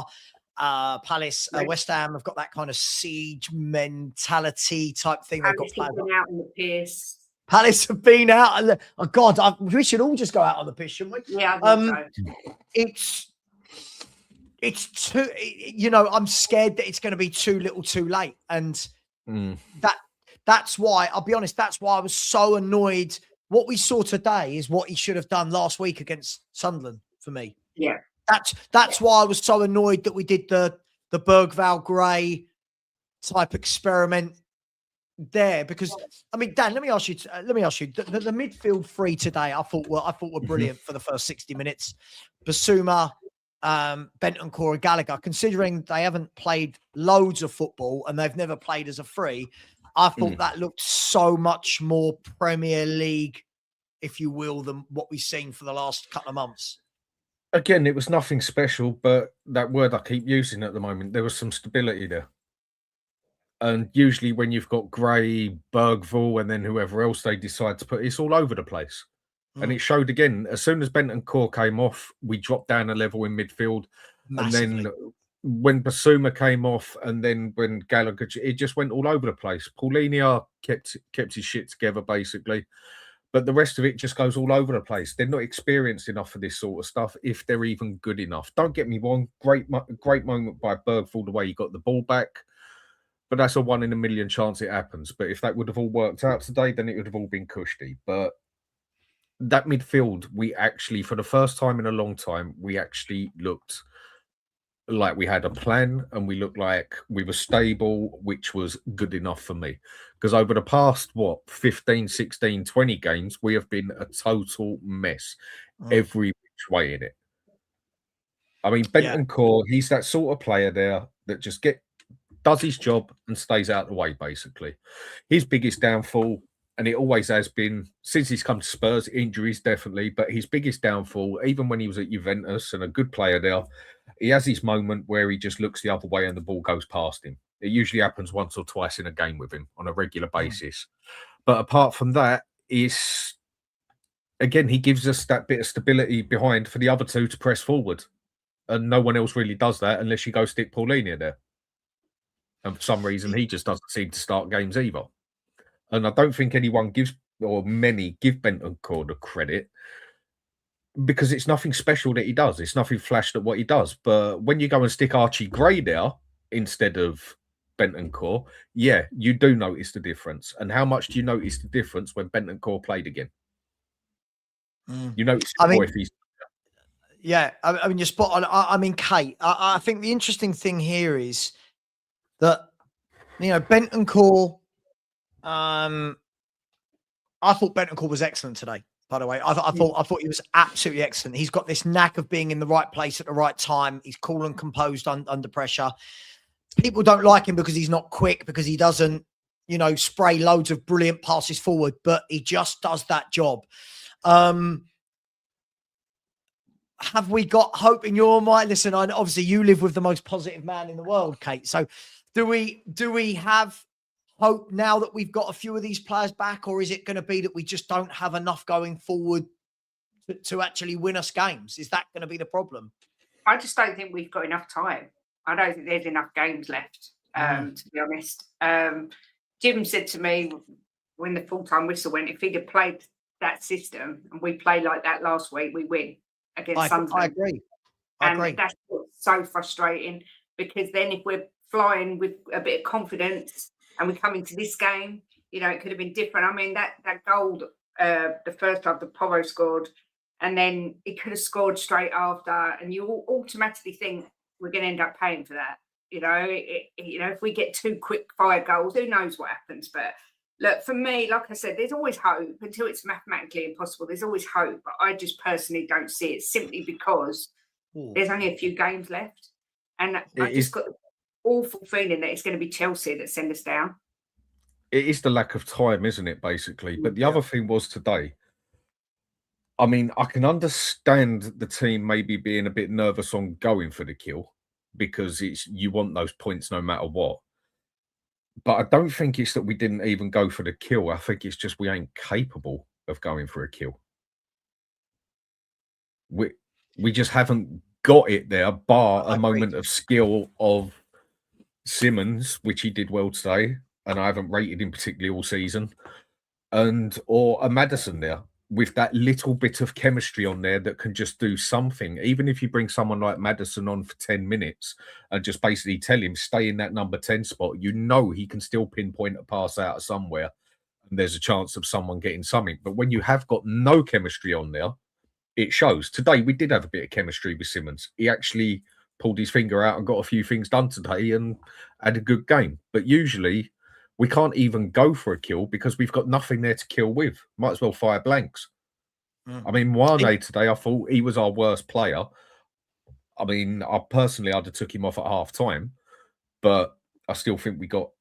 I mean, the subs, can you say you got? The problem is, sorry, Dan, just cut you off, but who do we put there? Right, I exactly. Like, don't get me wrong, I don't rate Mwane, but the answer is bringing on Tell. I'm gonna say it, I'm not blaming him for anything today. He's not good enough. He's just not good enough. There's no product. There is every now. I find, right, here you go. Here's what I'll find with Matisse Tell. When he gets the ball on the halfway line in non-dangerous areas, he's got a lovely touch, nice control, good bit of skill, right? And he keeps hold of the ball. When you get him in the dangerous areas, I'm going to repeat everything I just said about Solanke. I never, ever feel like he's going to get the ball, take a touch and rifle it in the top corner. I never feel like he's going to whip one in the way Xavi Simmons did. I'm not blaming him, but at the moment, we're paying on that right-hand side massively from selling Brennan Johnson, and not that we sold Johnson, not replacing him, and then Kudus going down injured and not replacing him. Like, in that first half, Dan, everything went down our left, didn't it? Everything went down the left with Udogie and Simmons, and Solanke was pulling out that side. Nothing comes from our right-hand side. And this is hilarious, right? Because for the first half of the season, when Kudus was fit, nothing went down the left. And everything went down the other side. But you see Solanke today, Solanke today, I think he had a good game as a player. As a striker, no, he didn't. Agreed. Now, today, the game he played today would have been perfect if he would have had another striker next to him. Or he would have even been using a shadow striker just behind him. He played a really good game as a target man today. But then when you're going to play as a target man, you need that man to run onto whatever you're doing, basically. And as a striker, no, he didn't have a good game. But as a player, he had a good game. If he'd have had that man next to him, then I think it would have been a very good job. But we weren't playing like that. Yeah. A lot of people saying Danso's got us relegated. I think, everyone makes mistakes. It's a really you know, no one's going to feel it more than he does. I think we need to just sort of, when the dust settles, hopefully people won't get onto him that much. Because like I say, I've seen Saliba make mistakes like that. It's just one of those things. It's frustrating as hell, but it is what it is. You know, it's not the cause of where we are. You can put that the blame of them twats that they kept showing sitting there with not a bit of emotion on their face. Drives me mad. They just sit there like they're watching, I don't know, just they're a disgrace. I don't like all this dance, so got us relegated. Like, look, I mean, if we really want to go and pick apart every player's performance from the last 33 games, I mean, look, first of all, we're not relegated, right? Not yet. Second of all, I thought it's such a shame because he had an excellent game. Until that moment, he had an excellent game of football. But look, Danny, welcome to the show, mate. I mean, I think the general consensus for most people is this is the best we've played for a long time, but it doesn't really matter because 3 points was needed. 1 point simply isn't enough. Yeah, look, it was definitely the best we've played in a while. I actually enjoyed the game. I don't think we deserved to draw. I think we deserved the win, to be honest with you. I think we were better than Brighton. I think Brighton, they had some good chances, and like Dan said earlier, they took their chances when they had them. But overall, I think we deserved it. So it was a shame because we really needed that. Everyone knows how much we needed that. It's just that, like everyone's kind of said, Dan. So he played so well all game. Like he played far better than Romero's played in a long time for me. Right, he was winning everything in the air. He was clearing everything. He was brilliant. And as soon as that happened, I knew that was going in. As soon as that guy beat him, and like Dan said, it was either he didn't realize his guy was that close to him, or it was just was just completely just done. Like he was just no energy, fatigue, and he just beat him because of that. But look, it's still not done yet. It's still not done. I still think we've got a chance. People keep thinking that it's like it's done and dusted, but we still have Wolves, Aston Villa, Leeds, Everton, I and think the Chelsea, worry is, Dan, right? People looking at this, right, and you've got Forest at home tomorrow, right, to Burnley. Now, listen, with all the will in the world, I'd love to say that Forest won't, but I can't see them not winning it. The one we got to hope for me is West Ham Palace. But the problem you've got with this, by the way, Nottingham Forest play twice before we play again. I don't know if you guys know that. So Nottingham Forest play next Friday night. So not saying they win both, but if they were to win tomorrow, they're 5 points clear of us.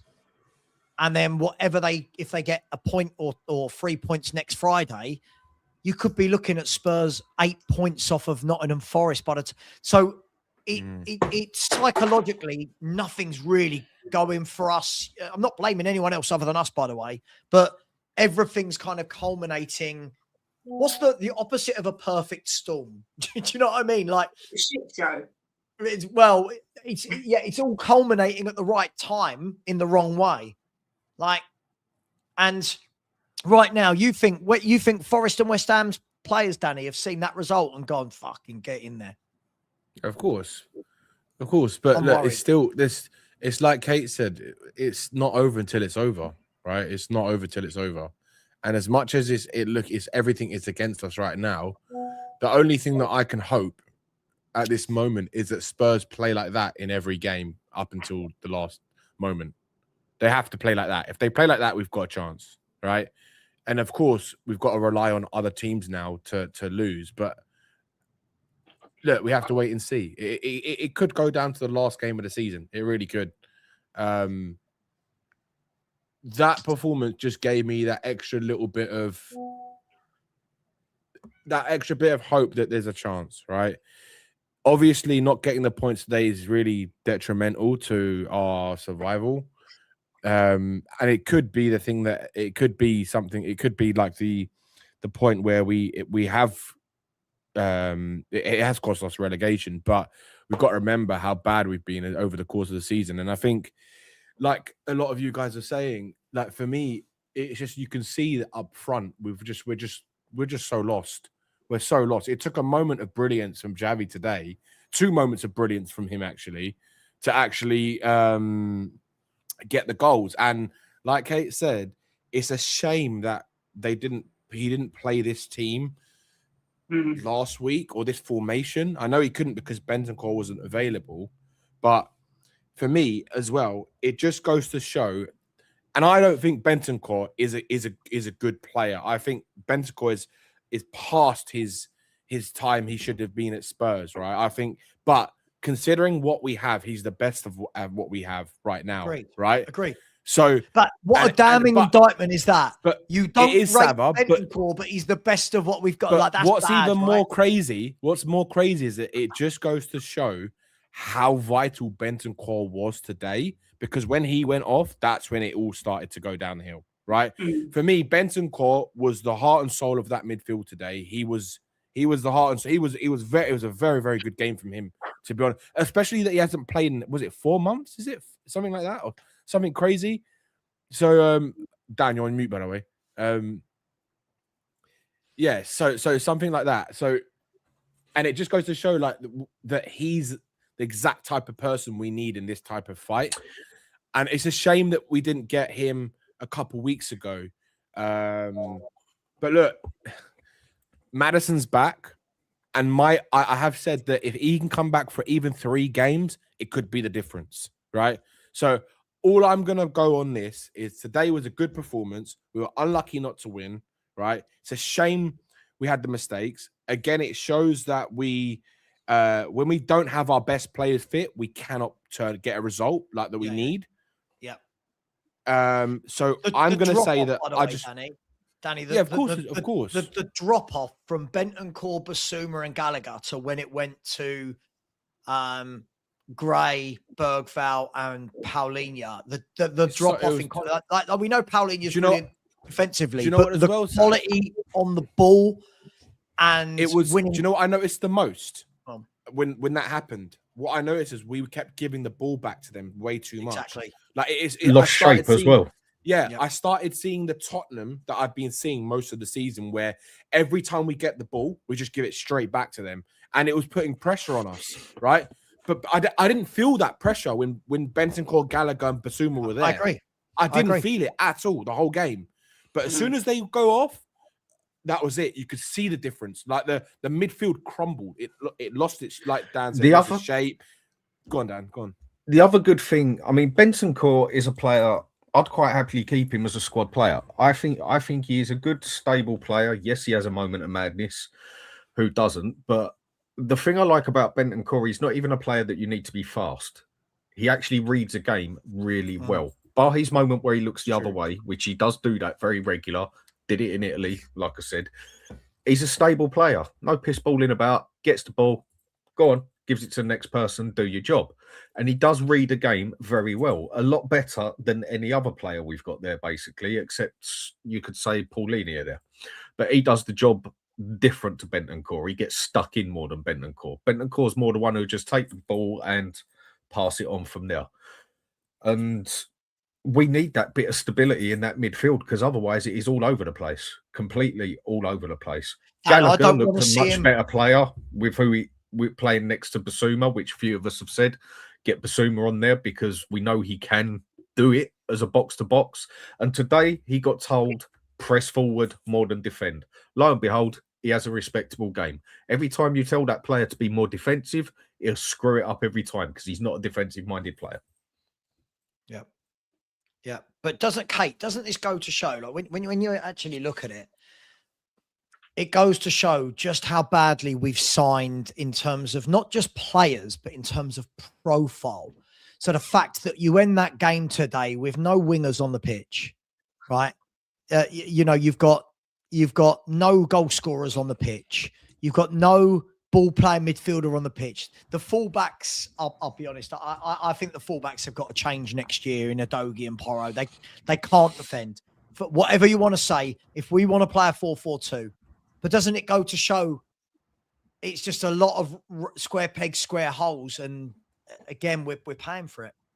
It's just a mismatched squad. I mean, we spoke about it on your show the other day that different players bought for different managers, for different tactics, for different styles, and they're all mixed together. Plus, you know, they were saying at the start of the season we're 20 goals. They were saying on Sky Sports we're 20 goals off from where we were last season.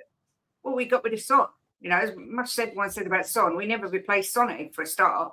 You know, it's just such a badly run club. You know, it really is. And I'm not taking anything away from the players, because the players have been you can put blame on them for this season.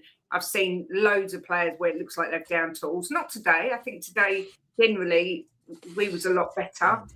But it's been such a poorly run club. When you think, I got on my Facebook memories came up yesterday about us getting through to the semi-finals of the Champions League. And I said to Jim, you know, how times have changed. If someone had said to me back then that in a few years' time you're going to be getting relegated, and, you know, about all these managers and this, that, I would have laughed and said, what are you talking about? You know, because we had top players who's playing some of the best football in Europe. And now, this is why I always say I don't recognise my club, because even when I was growing up, we always had those players that get you off your seat, you know.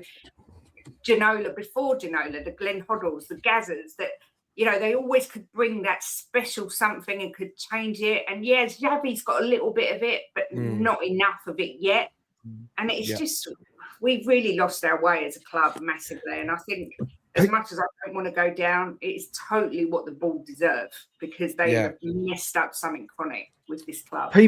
People were still laughing at it last season, Kate. I said last January, if we even don't get our act together and start playing like this next season or the season after, we will go down.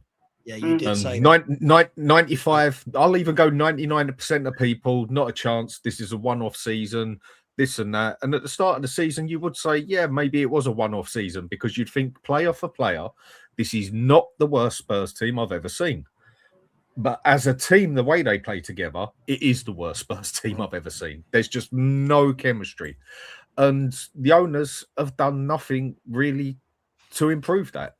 The transfer windows, not good. We didn't bring people. We only brought in one or two to replace one or two on there. We didn't build on anything when we knew we was going to be playing excess amount of games. January, we had a chance to save something, even if we'd have got Gallagher in and got maybe 2 loans in there or whatever to just give us that little bit more depth that we've been missing. But they didn't do it. And it looks like it is 100% going to bite them in the pocket. 100%. The thing is, as well, the attitude of the players was all wrong, because it was obvious they didn't really want Ange to go. I think the fact that Van der Ven come out and did that interview made it clear that they weren't happy. And you could see early on they weren't really buying into Frank. And that's not a player's decision, in my opinion. You play for your manager. That's what you're paid to do. And I think, you know, the other possible, I'm trying to find positives there. The other possible positive about going down is we've got to get rid of some of these egos, because, you know, the likes of Romero, who think they can say what they want, you know, it's not acceptable. But I know that doesn't apply today. But honestly, I feel sick as a dog. I feel like we've just got beaten 5-0. That's how I feel. You're muted. Yeah, schoolboy. You'd think I'd know by now. I've only been live for 5 hours and 20 minutes and doing this for 5 years. I think you're absolutely right. I think Dan is right, and I'll listen. Dan, he was one of the first I heard say last year, listen, this could crumble quickly. And listen, I agreed it would crumble, but what I did say, where I was wrong and Dan was right, was I was like, no, never getting relegated, but we could crumble. And unfortunately, when we start seeing things were going wrong, not we, fans, when the club started to see things were going wrong, that's where their duty of care is to react. All right, mate, all right. Their duty of care is to react and to, he's had no love for 5 hours, the poor little thing. And Dan, you're right. They got to January. I mean, Dan, look, you know, I was one person pushing massively. Well, what do you want? You want to stay up or not? What a treat, Stewie. What do you want? What do you little old man now he is. I was one person, Dan, you know, I was very unhappy in the summer with the transfer window, and I know a lot of people liked it. But then to follow up that summer with that January, that screams of we deserve it. Not us, not the club. Not the fans. Yeah. It screams of we deserve it for the arrogance, the ignorance, the negligence, for thinking that we didn't need to buy anyone to replace Johnson. And then the fact that we watched Kudus go down injured 2 days later, and we still didn't think that we needed to. And not even that we needed to. It's that Lang turned around and said there was no one better on the market than what we've got. So when you look at all of that, you look at what we've compiled. And as I said, good 11 today in terms of better structure, better fight, senior pros. But then when you look at the crap, no offense, we are bringing on. I mean, I looked at the players Brighton were bringing on. Brighton are bringing on Matt O'Reilly. Right? They're bringing on the Queepers. They're bringing on Matoma. Right?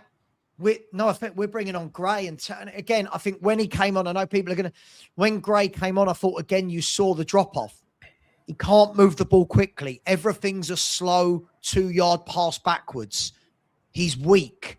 Can't do anything he doesn't do anything with the ball. Spence comes on, bumbles about, he's not positive on the ball. That's what we've bought. That's what we bought, guys. We are in the position we kind of deserve to be. That's why we're here, Savage, because we've got a lot of players that shouldn't even be at this football club, to be honest. So, look, to be honest, if we do go down, the only thing that is going to happen, I know for definite, is that a lot of these players are going to be sold, which for me could only be a way of having a complete reset for the squad, right? But I don't trust this board, especially if Vinay and Lang are there next season to rebuild it. I just don't. That's where it could go even more wrong. So it is worrying times, but look, what can we do? We have to just keep going, and there's 5 games left, and like Kate said, we've got to keep going until we can't mathematically do it anymore.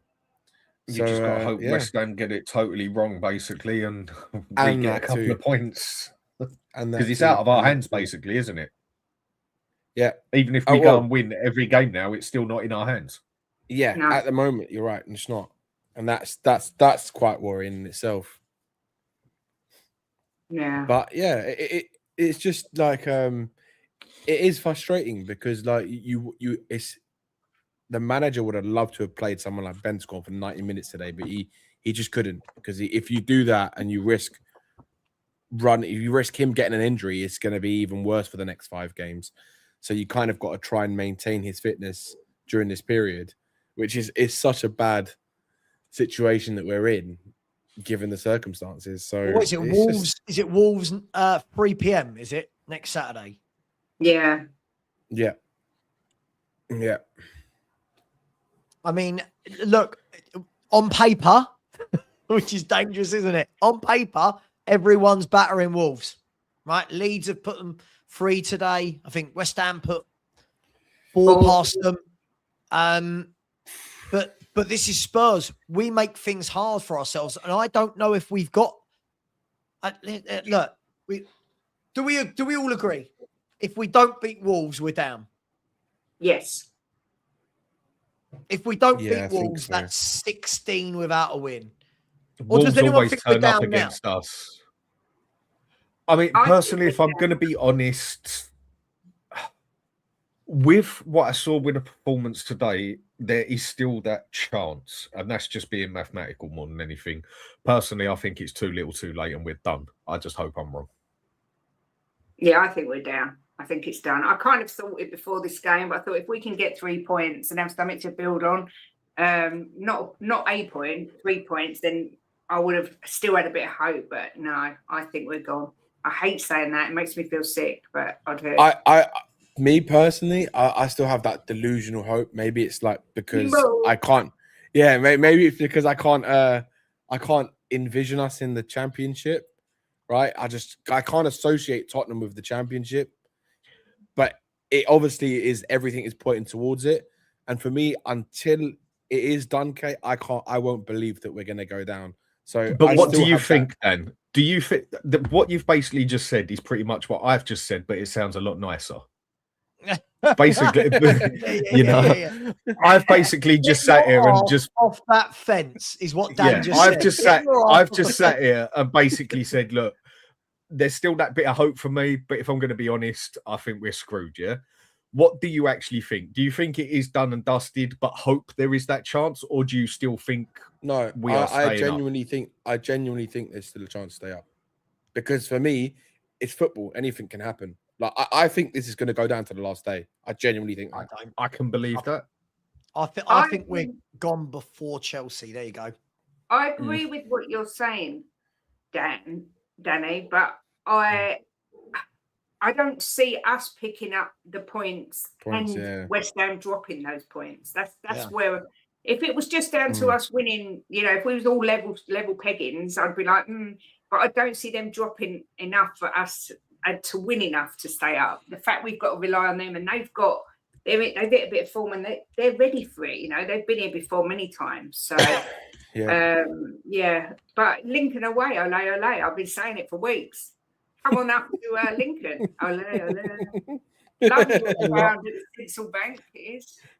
See, the thing is, as much as I want to stay up, I'm trying to find the rationale in my mind that tells me we are, and I'm struggling to find it.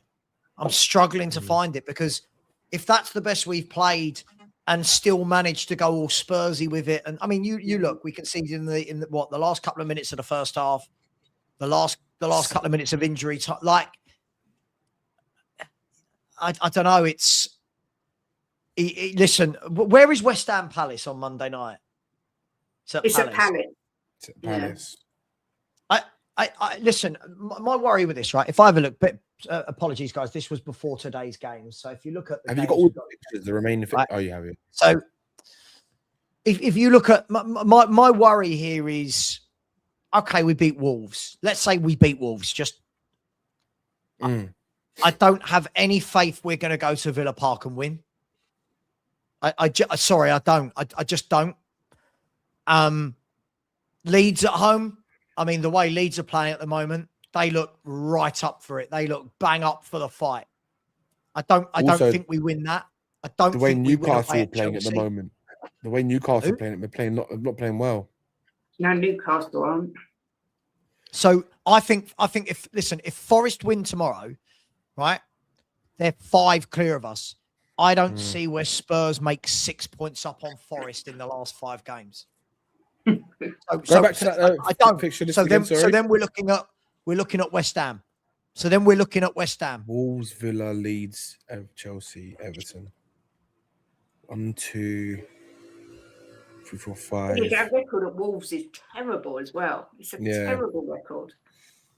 I hate being like doom and gloom, but I'm the only positives I can give are Lincoln away or later. That's what it is. The only way we could get that, if we were to beat any one of those teams, just say we did, and we get 3 draws, that is still possible. If also, I can't see it, mate. Okay, so I know, so Danny, all right, Danny, let's say we get 6 points. So what you said there, 1 win, 3 draws, 6 points takes us to 36. Yeah. Right. So for 36, what we're saying is there that we need West Ham to not get 4 points. Yeah. Out of their last 6. Yeah, it's going to be tough. Right? Because Forest, this was always my worry was always that Leeds United, right, had Burnley and Wolves at home. That was my worry. So I always said Leeds will get to 39 because of that. I didn't even factor in that they'd go and shock Man United, right? No, so they've got to 39 with Burnley to play at Ellen Road. So Leeds for me, are you all comfortable if I remove them from the relegation talk? Yes. Yeah. We're comfortable that I don't think, Forest, Leeds West is Ham, not going down now. All need to get between 8 points or more to stay in, right? Forest have got the game tomorrow against Burnley. That's the killer. They've got Burnley at home. They're going to win. We need Burnley to pull something out the bag for that. And if they don't, then Spurs need to make up 6 points or the 5. We need 6 points to go above Forest. That's assuming Forest don't get any points in their last 5 games. So for Spurs to get 6 points as a minimum, we're now looking at these teams not picking up another point all season. Like this is madness. Like it's out of our control. It's absolutely out of our control now. We are in snookers. This is I need this. I need to put the white ball behind. I need to put the white ball somewhere where the guy can't get it. Yeah. That was massive. That last few minutes was massive. Yeah, it was terrible. And Spurs cost me £500 today as well. Oh, Shocking. Yep. I was thinking, I put a bet builder on for Spurs and everything came in. And then as soon as that goal goes in, I'm like, yeah, of course. It couldn't just be a nice day today, could it? We couldn't get a win. Couldn't get the bets right. Typical maybe you're the Spurs. problem, Danny, with your silly bet. Maybe it's your fault. But when he was 2-1, he was already getting ready to come on, on every show and go, see, I told you it'd be 3-1, and it all went tits up. Do you know what the one thing though? Like, there's 2 things that I didn't like. I get that Xavi Simons was celebrating, right, the way he did, but I just feel that when you're in this kind of relegation battle, you can celebrate and go crazy, but at that time you still have 12 minutes plus added time to play, 13 minutes. It's a lot of time to play in football, Sure. and it was celebrating like it was a last-minute winner. And yeah, I get your point. For me, I like the celebration. Don't get me wrong, I like the celebration in terms of his excitement for it, but like they need to focus in that moment. It's like the game's not done yet. I agree, Danny. But if you'd have heard me scream, I mean, I was as well, Shay. I was as well, Kate. I was as well. Get taken away with it all, but I do agree with what you're saying. Like when Richarlison did it and started crying, and then they went up and equalised. But I think it was over. Yeah. It was nice to see Xavi have a little bit of passion, I must admit, because he always. It was. If that would have been the 3rd goal, or it would have been the last minute, then I totally get it. There's nothing wrong with getting like, yes, you scored a goal, great, big it up and that, but you've still got more time to play. Don't lose yourself in the moment, basically. And I don't think he did that. I don't think he quite did that. I mean, you could see he shouldn't have even really been on the pitch. I mean, playing him was actually quite dangerous. I mean, if you keep playing and you got cramp, you can actually do yourself a bit of damage doing that as well. I think we're being a bit harsh, right? I mean, you got to remember, this is a guy who's had a really tough first year in the country. True. Everyone's been saying he shouldn't play. Managers have left him out left, right, and centre. He's just scored a worldie. I would be celebrating like that. I think we're being a little bit harsh on that. It's the emotion. They're humans. They've got emotion, right? They've got emotions.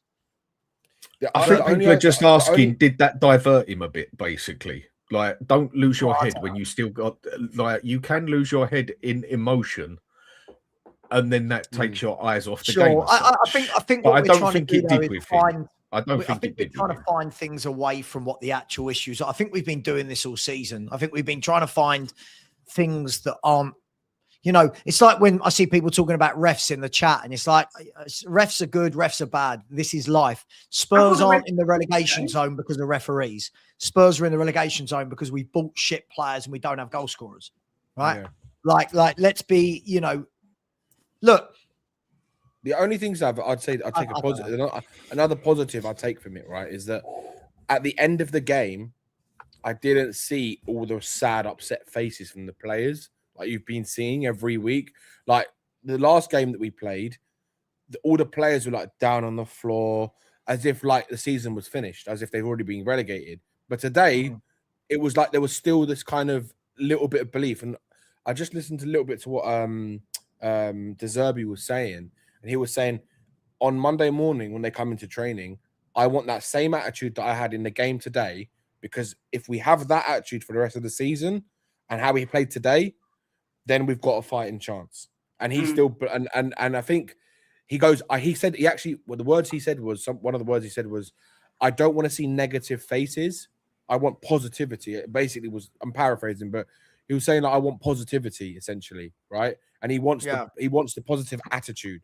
because he wants the players to believe in him and to believe in themselves. For me, that's all you can ask for anyone in this situation. Is for the players to believe in themselves and for the manager to help give them the belief, right?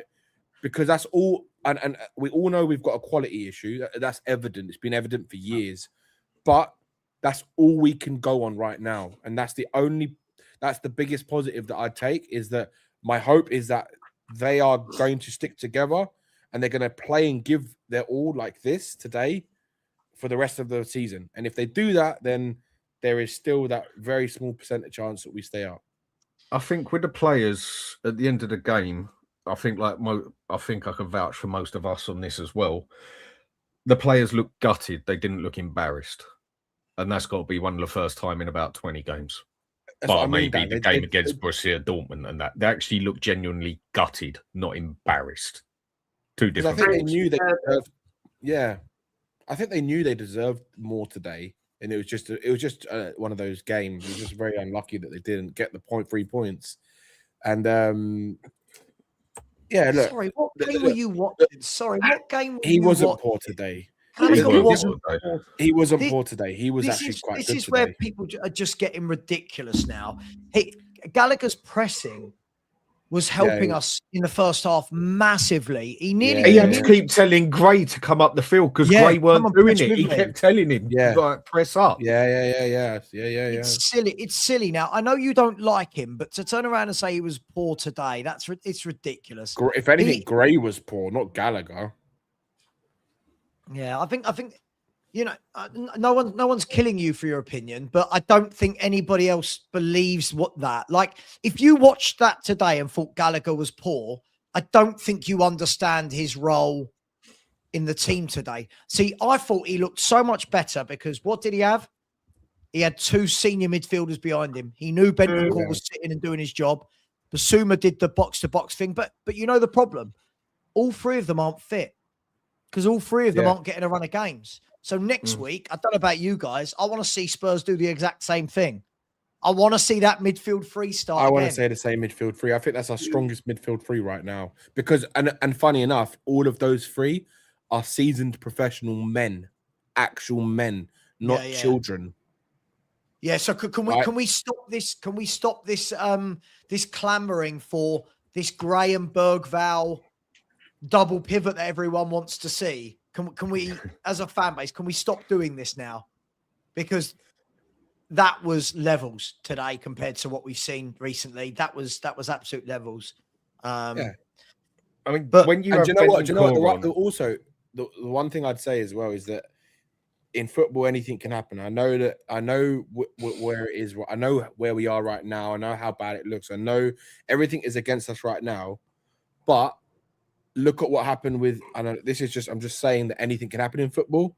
Aguero scoring in the last minute to win a title. Stuff like that happens. Football is crazy. So I'm saying that it can go down to the last minute of the last game of the season that could change everything. So I'm going to keep having that hope and belief that we can still stay in this league. But do you think we will? I haven't said once. I think we're going down. You haven't said yes or no on whether we're going up or going down. Are we staying up or going down? I think we're going to stay up. Okay. I think we're going to Fair enough. Hey, are we staying up or are we going down? We're going down. Dan? Too little, too late. I think we're done. I think we're going down. I hope I'm wrong. I think the problem they made is when they sacked Frank, there was a lot of time. There was a lot of points to be won from when they sacked Frank. And they got it painfully wrong. By the way, if we go back 1 month sooner than sacking Frank, they had a month to bring in players in January. Forget whether you like Frank or whatever. People get this wrong for me. It wasn't about not backing Frank in January. It was not backing the squad. Yeah. It wasn't about one man. It was about that squad needed help. That squad needed players. And we didn't. And if we go down, I don't want to hear anything from Vinay and Lang about we're going to do our best to go back up and we're sorry. And I don't want to hear that. They had the chance. They didn't do anything. I think we're down. They have to I be do, sacked. and that's not. Both of I'm not being negative, but after 15 games without a win, I don't think anyone can accuse this of being negative. I think we're down, but I hope Danny Kiriakou is right. But I can't see it. It's that other thing at the moment where we're saying that, and I don't think not many people saw a draw today. Not many people saw a win today, or a draw, saw a point today. Full stop. We are at that stage of the season where one game can literally turn everything. West Ham go and lose their next game. We go and win our next game. All of a sudden, you're thinking we can stay up. It is that literally at this That's moment why I still in believe time, it, Dan. I totally agree with you. I'm just saying at this moment in time, I'm looking at it and I think we're done. I still But then think with a game or two, it might all of a sudden look a bit more positive, or it might even look a lot more negative. That is how tight it is But now. we're running out of those. We're running out of those games, Dan. That's the problem, right? Yes, we are. That's why I think it's too little, too late. Personally, what annoys me? I reckon if we had 10 from here, sorry, Kate, if we had 10 from here right now, you'd go maybe. Yeah. I'm just looking at it and going like Villa away. You know, Villa, Everton on the last day of the season look like they're going to be playing for Europe, and they're one of the best teams away in the country. Like this is like, you know, Leeds. That's not going to be an easy game at White Hart Lane. That is not going to be an easy game. Wolves always turn up for us. Wolves always, they've done it for 3 years now. I don't think we've had a game on them, have we? I think the best we've done is a draw. Wolves like to turn up when they play us as well. What annoys me is when we got rid of Frank, they said that the Derby had just left Marseille and he wanted a break. But if they would have gone to him and said, give him the offer that they've given him this time, Yeah. You know, he would never have turned that down. So why? Agreed, Kate. Why did they wait until we was desperate to go and do it? Because Tottenham, because we was desperate. Simple as that. Because we was desperate. Really, we was desperate when Frank went because we still didn't have that long left. You know, we had a lot longer than we had now. But it's because they found a piece of paper with Tudor's name on it in Frank's office, and they thought, okay, let's just give him a go because Paratici recommended him. So it's like it's the way this football club is. It's ridiculous. Maybe their plan was right. Tudor, he usually lands on the team and gets some results straight away by what his records say. Okay, we bring him in and then we get De Zerbi in for the long run. It's might such a have been big their gamble, plan. though, what they did. I'm not disputing that. I'm just saying I think that's how it might have gone. And they right, if we bring him in for the meantime, let's get him to get us out of the way, and then we'll go for De Zerbi full time. I could understand what they were trying to do. Did they get it right? No, they didn't. As for Binoy and Lang, they shouldn't even need to be sacked. Out of professional courtesy, if we go down, they should both walk away because they're an absolute fucking disgrace. Yeah, I agree. Do you know the thing for me, guys? I'll tell you the thing for me is what I want to see now, and the only thing that will give me a glimmer of hope that we stay up is I want to see him now put this same team out for the next 5 games. I want to see him let them build some partnerships and get some consistency because, again, you know, I don't know if any of you heard me say this before the game when I was talking to Rain. I liked what he picked today, but the problem is I can't just like one team that he picks because every week for the last 10, 15, 20 weeks, we've picked a different 11 and a different formation. So it's very difficult to judge. Like, as I keep saying about people like Gallagher, it's really difficult to judge them when they're coming in. Gallagher, by the way, has played 10 games for Spurs, right? He's played for 3 managers, right? He's played for 3 managers. He has played in what you would call that today, a 4-1-2-3, or whatever you want to call it. He's played in a 4-3-3. He's played in a 4-2-3-1.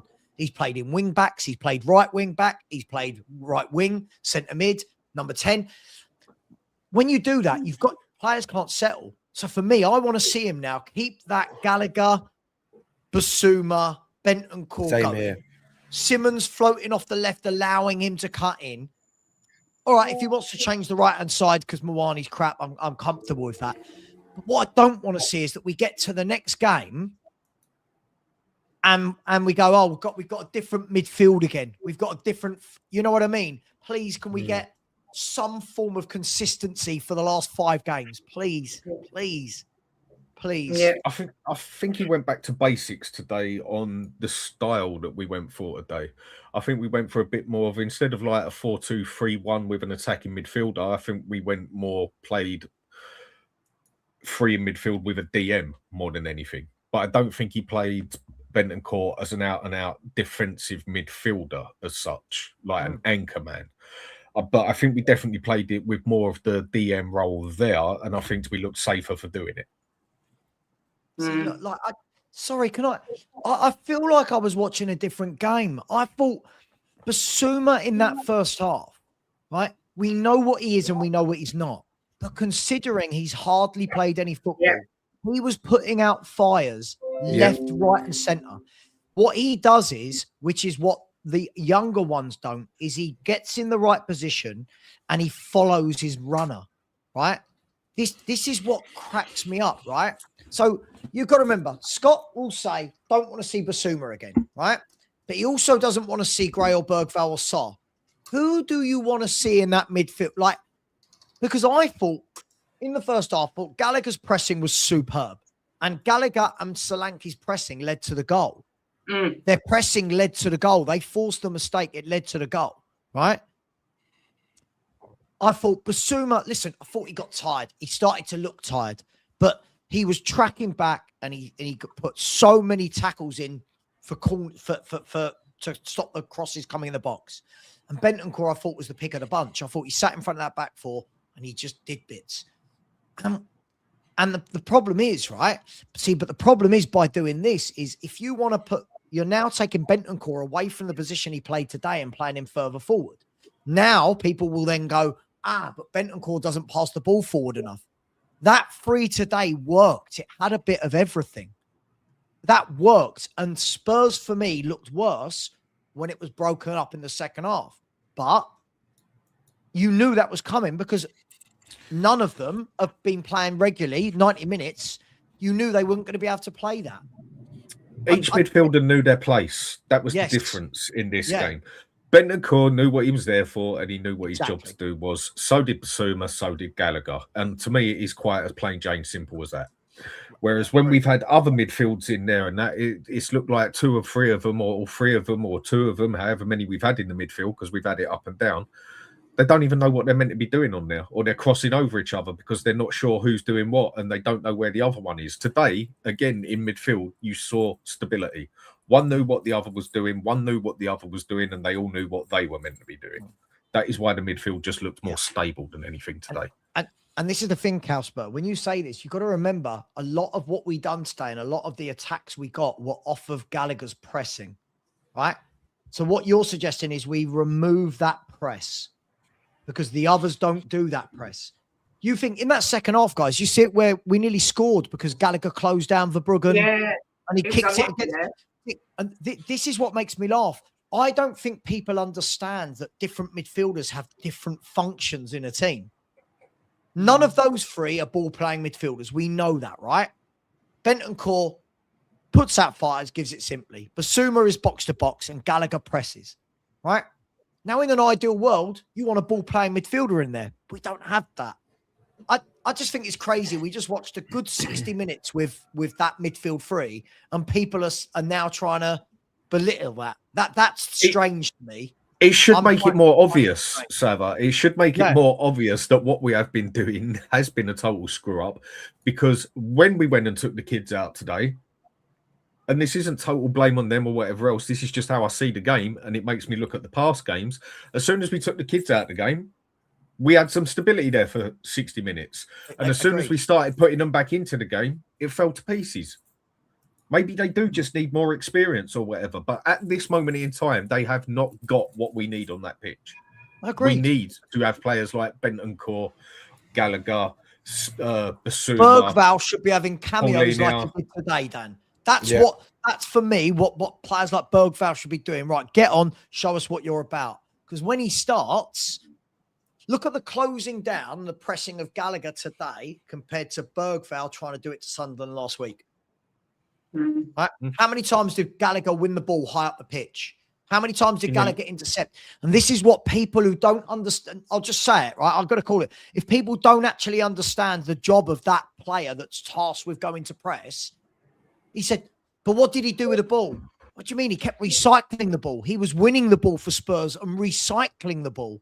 It's worrying that people didn't see that. Look at this. Look, I just can't. I can't take it seriously. I can't. I'm sorry, Scott. I love you, dude, but I can't. I can't take you seriously. But I thought Basuma did a really good job. I thought he did a really good job today. But at half time, I come in your chat, and that was the same guy who's telling me that Xavi is trash. So I just don't take no notice because Basuma's rusty, but he showed what we need at the minute, which is experience, because we're in a relegation battle. He showed what Gray, Bergval, Sarr have not showed all season. Yeah. Exactly. Or is it just that thing where at Spurs it literally has to be black or white? Simple as that. You can't say that he had. Yeah. To me, he wasn't great today. He wasn't special, but he had a stable game, a respectable game, an all right game. Yeah. And for someone who hasn't played for that length of time, same as Bentancur, you can actually up it a level and say, well, that was a good game then, considering how they haven't played. Has played better than Gray, Bergval, Sarr. Yep. In that last game, Gallagher. Than I have seen played in better most than any of the of them. season. And he hasn't kicked the ball on a football pitch for over 4 months. No, I don't think anyone's saying that any of the players were spectacular today. No, it's just no one's saying that. It just worked. But I just thought it worked. Yes. As a function. I don't think it's quite as black and white as Spurs. It always has to be far left or far right. It has to be shit or excellent. There can't be it was listen okay. To what Dan's saying. Listen to what he's saying. No one's Man United are 1-0 up, by the way, at Chelsea. No one's saying they were great. This is the problem. If you say, and when do I pretend Spurs players are great? If I say I thought the midfield three did well today, it's you think they're all great. No one said they were great. I thought they were all asked to do a job today, and they did it. Then when their legs started to go, you could see we had to make the changes. And then I thought we started to lose control of the game a little bit more. I think we were more physical. And more than anything, I just think, guys, there was a little bit more know-how in there. I just think, I'm not knocking Bergval, Gray, etc. There was just a little bit more know-how, a bit more experience, a bit more knowing where to be. And I thought we looked better. But nowadays, if you say, I think so-and-so played well, it's, shit. Oh, good God. Good God. No one said they were, like I said, Solanke. I thought Solanke played well as a player today. I agree with Dan, not as a striker, but I thought he played well as a player. Does that make sense? So doesn't mean I suddenly rate Dominic Solanke and I want him to be here and he's our main striker. This is where football YouTube's just got just a little bit silly, right? It's just got a little bit silly now. You can't even say someone had a good game. You can't say someone had a good game without thinking they're great. It's just ridiculous. You can get the worst player in the team, in the league, and all of a sudden you can turn around and say, well, bloody hell, he just scored 3 goals. He had a great game, but he's played shit all season. You can level it up a bit. You can be the worst player on the planet and still have a good game. It's just that Spurs, you can't seem to do that. You can't seem to have a respectable game. You was either the dog's bollocks or you was fucking shit. And that's the way most people see it's meant. Well, sorry, some players can have an okay game, a respectable game. That was nothing special off Basuma, but it was more stable than what I've seen off Gray, off Bergval and Gallagher up until today. So I don't know where else you want me to go with it. It was okay. It was better. I think some Spurs fans hate Spurs more than our rivals hate us. I swear to God, they can't say anything nice at all. Xavi, I know he's not everyone's cup of tea, and I know that he's not set the world on fire, but he's definitely not trash because what he did today proved that he's not trash. That goal was an absolute class goal, but and the assist as well, Kate. That little dink. Yeah, it was a great ball in. I think people just look for reasons to get at the team. It's not what I was brought up being a supporter to be, but hey. It's another one of them things, Kate. I'd be gutted to see like the likes of Xavi, Kudus leave the football club because I think they're the exact type of players I want to see at Spurs. Yeah. And I think it's just a shame because I think Xavi Simons could be a special player. Yeah. Do you know what, right? I've just gone on to look at were my eyes telling the same story as the stats, right? So Conor Gallagher today. This is Conor Gallagher's game, right?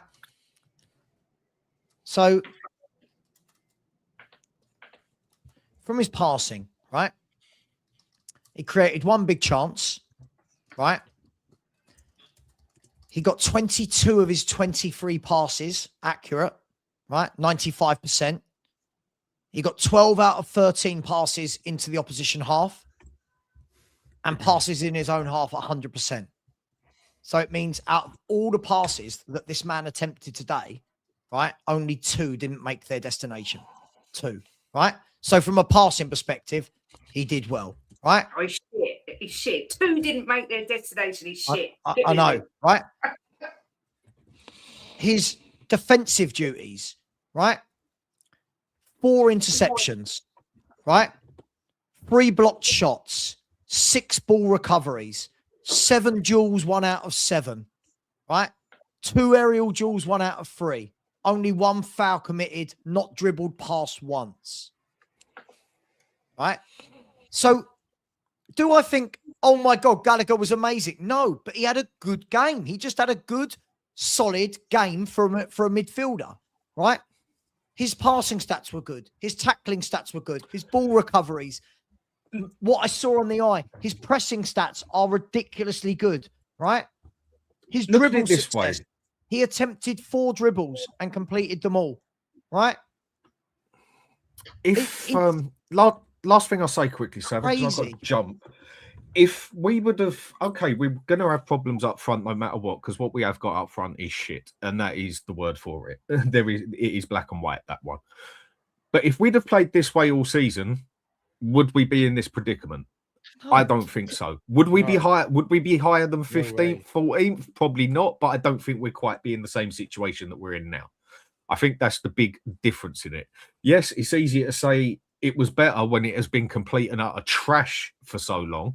But today was a respectable performance all over. It's just up front, we threaten nothing. We absolutely threaten nothing. Anyway, I've got to go. Take it easy, you. So take care. See you later. Right. Yeah, listen, I'm going to wrap up in a couple of seconds anyway. But honestly, I'm just. It's so tiring, isn't it? Right? If I come on YouTube, if I say someone's bad, you're negative. If I say someone's good, oh, you rate shit. It's like, you know, when you just get tired, like it's just tiring now. It's just tiring. Like, you know. Oh dear. Our fan base are weird. Just going to put it out there. It's utterly mental. It doesn't matter. So it doesn't matter that Gallagher went and closed down. Him and Solanke went and closed down, won the ball back. Then the ball gets crossed in for Porro. It doesn't matter he done that. He did nothing. It doesn't matter the interceptions and the blocked shots. He did nothing. It doesn't matter that I don't know who this is. Bollocks, you made your own bed. You can't even spell bollocks correctly. Like, I don't know. Like, if you're going to troll, just at least be literate with it. There's no capital letters, no full stops. You can't spell the word bollocks. I don't know what you mean. Like, it's a good attempt at trolling, but I'm a pro. I've been doing this for years, my friend. You're not going to get away with that sort of thing with me. Let's have a look. I'm just going to look at this account. What do we think? Channel activity. They joined 13 years ago. Okay. Anyway, let's see. Loads of stupid comments. Loads of stupid comments going back years. Never mind. Look, guys. It's a tough one to take today. I don't think, listen, I thought, you know, much better, unfortunately. Listen, I'm quite happy to give you a lesson in how to spell and use grammar. It's up to you. We can have that debate if you want. What are you going to debate me on? You haven't even told me what I've said that's wrong. Like what? Steins, I'll tell you what, let's get some respect back in the room. I'll meet you 50-50. If you can put a coherent sentence together telling me what you don't like that I've said, let's start there and then we'll have a chat. Or are you going to be like all the other illiterate morons that just say dumb shit and then think you've won a debate? What would you like to say? What have I said that's wrong? Yeah? Absolutely. And absolutely. I didn't say, listen, Basuma needs to go. But if you're asking me right now, listen, by the way, I think Basuma and Bentancur need to go. But if you're asking me right now, who do I want in midfield? Sarr or Gray or Basuma and Bentancur? Like I've said all season, And this is why Lubo and I always have this row, right? At the beginning of this season, when Lubo was going, we've got to drop Bentancur, you've got to drop Bentancur for Gray, said Bentancur is superior to Archie Gray. Superior to Archie Gray at everything. Age, experience, ability. Let me do some super chats, guys. Let's see if Steins puts together a coherent argument in the chat while I do these super chats. James Ian 21 said Rain is dreaming, Spurs getting smoked. Let's hope that that's wrong, but thank you very much. Andy Lester has said towards the Nuggets. McSavva. God, you know what? We've done 6 hours as of right now. 6 hours. I need to eat. Big up to you, Andy. Love you, dude. Thank you so much, mate. Yeah. Big up to Mark. Said really enjoy your content, Sav, despite not being a Spurs fan. Don't know how you put up with it all. Keep up the good work. I just realized over the years that trolls will be trolls and they're dickheads. Like, you know, they're the sort of person that if you met them out on a night out, wouldn't have a word to say, wouldn't be able to put a sentence together. Big up to you, Mark. Really appreciate that. Big up to another Mark. Said my old mate Mark in the chat who didn't want to play Simmons. As I said, everyone keeps saying don't play Simmons. How did we create today? Simmons created both goals, didn't he? You know what I mean? Big up to you, Mark. Lots of love, man. Tottenham Trev said 2-1 up and looked okay. Subs came on and felt we let it slip. This isn't proof of how badly our recruitment team have been and how weak our bench is. Completely agree. So we need a new squad. We know that. We need a new squad. Big up to you, my man. Thank you, Trev. Really appreciate you. Last but not least, a user said, okay, hear me before you shoot me down. I think Tell would be a better as a centre forward with Xavi playing off his shoulder. Played there for France. Listen, I just think his finishing is atrocious. That's the problem for me.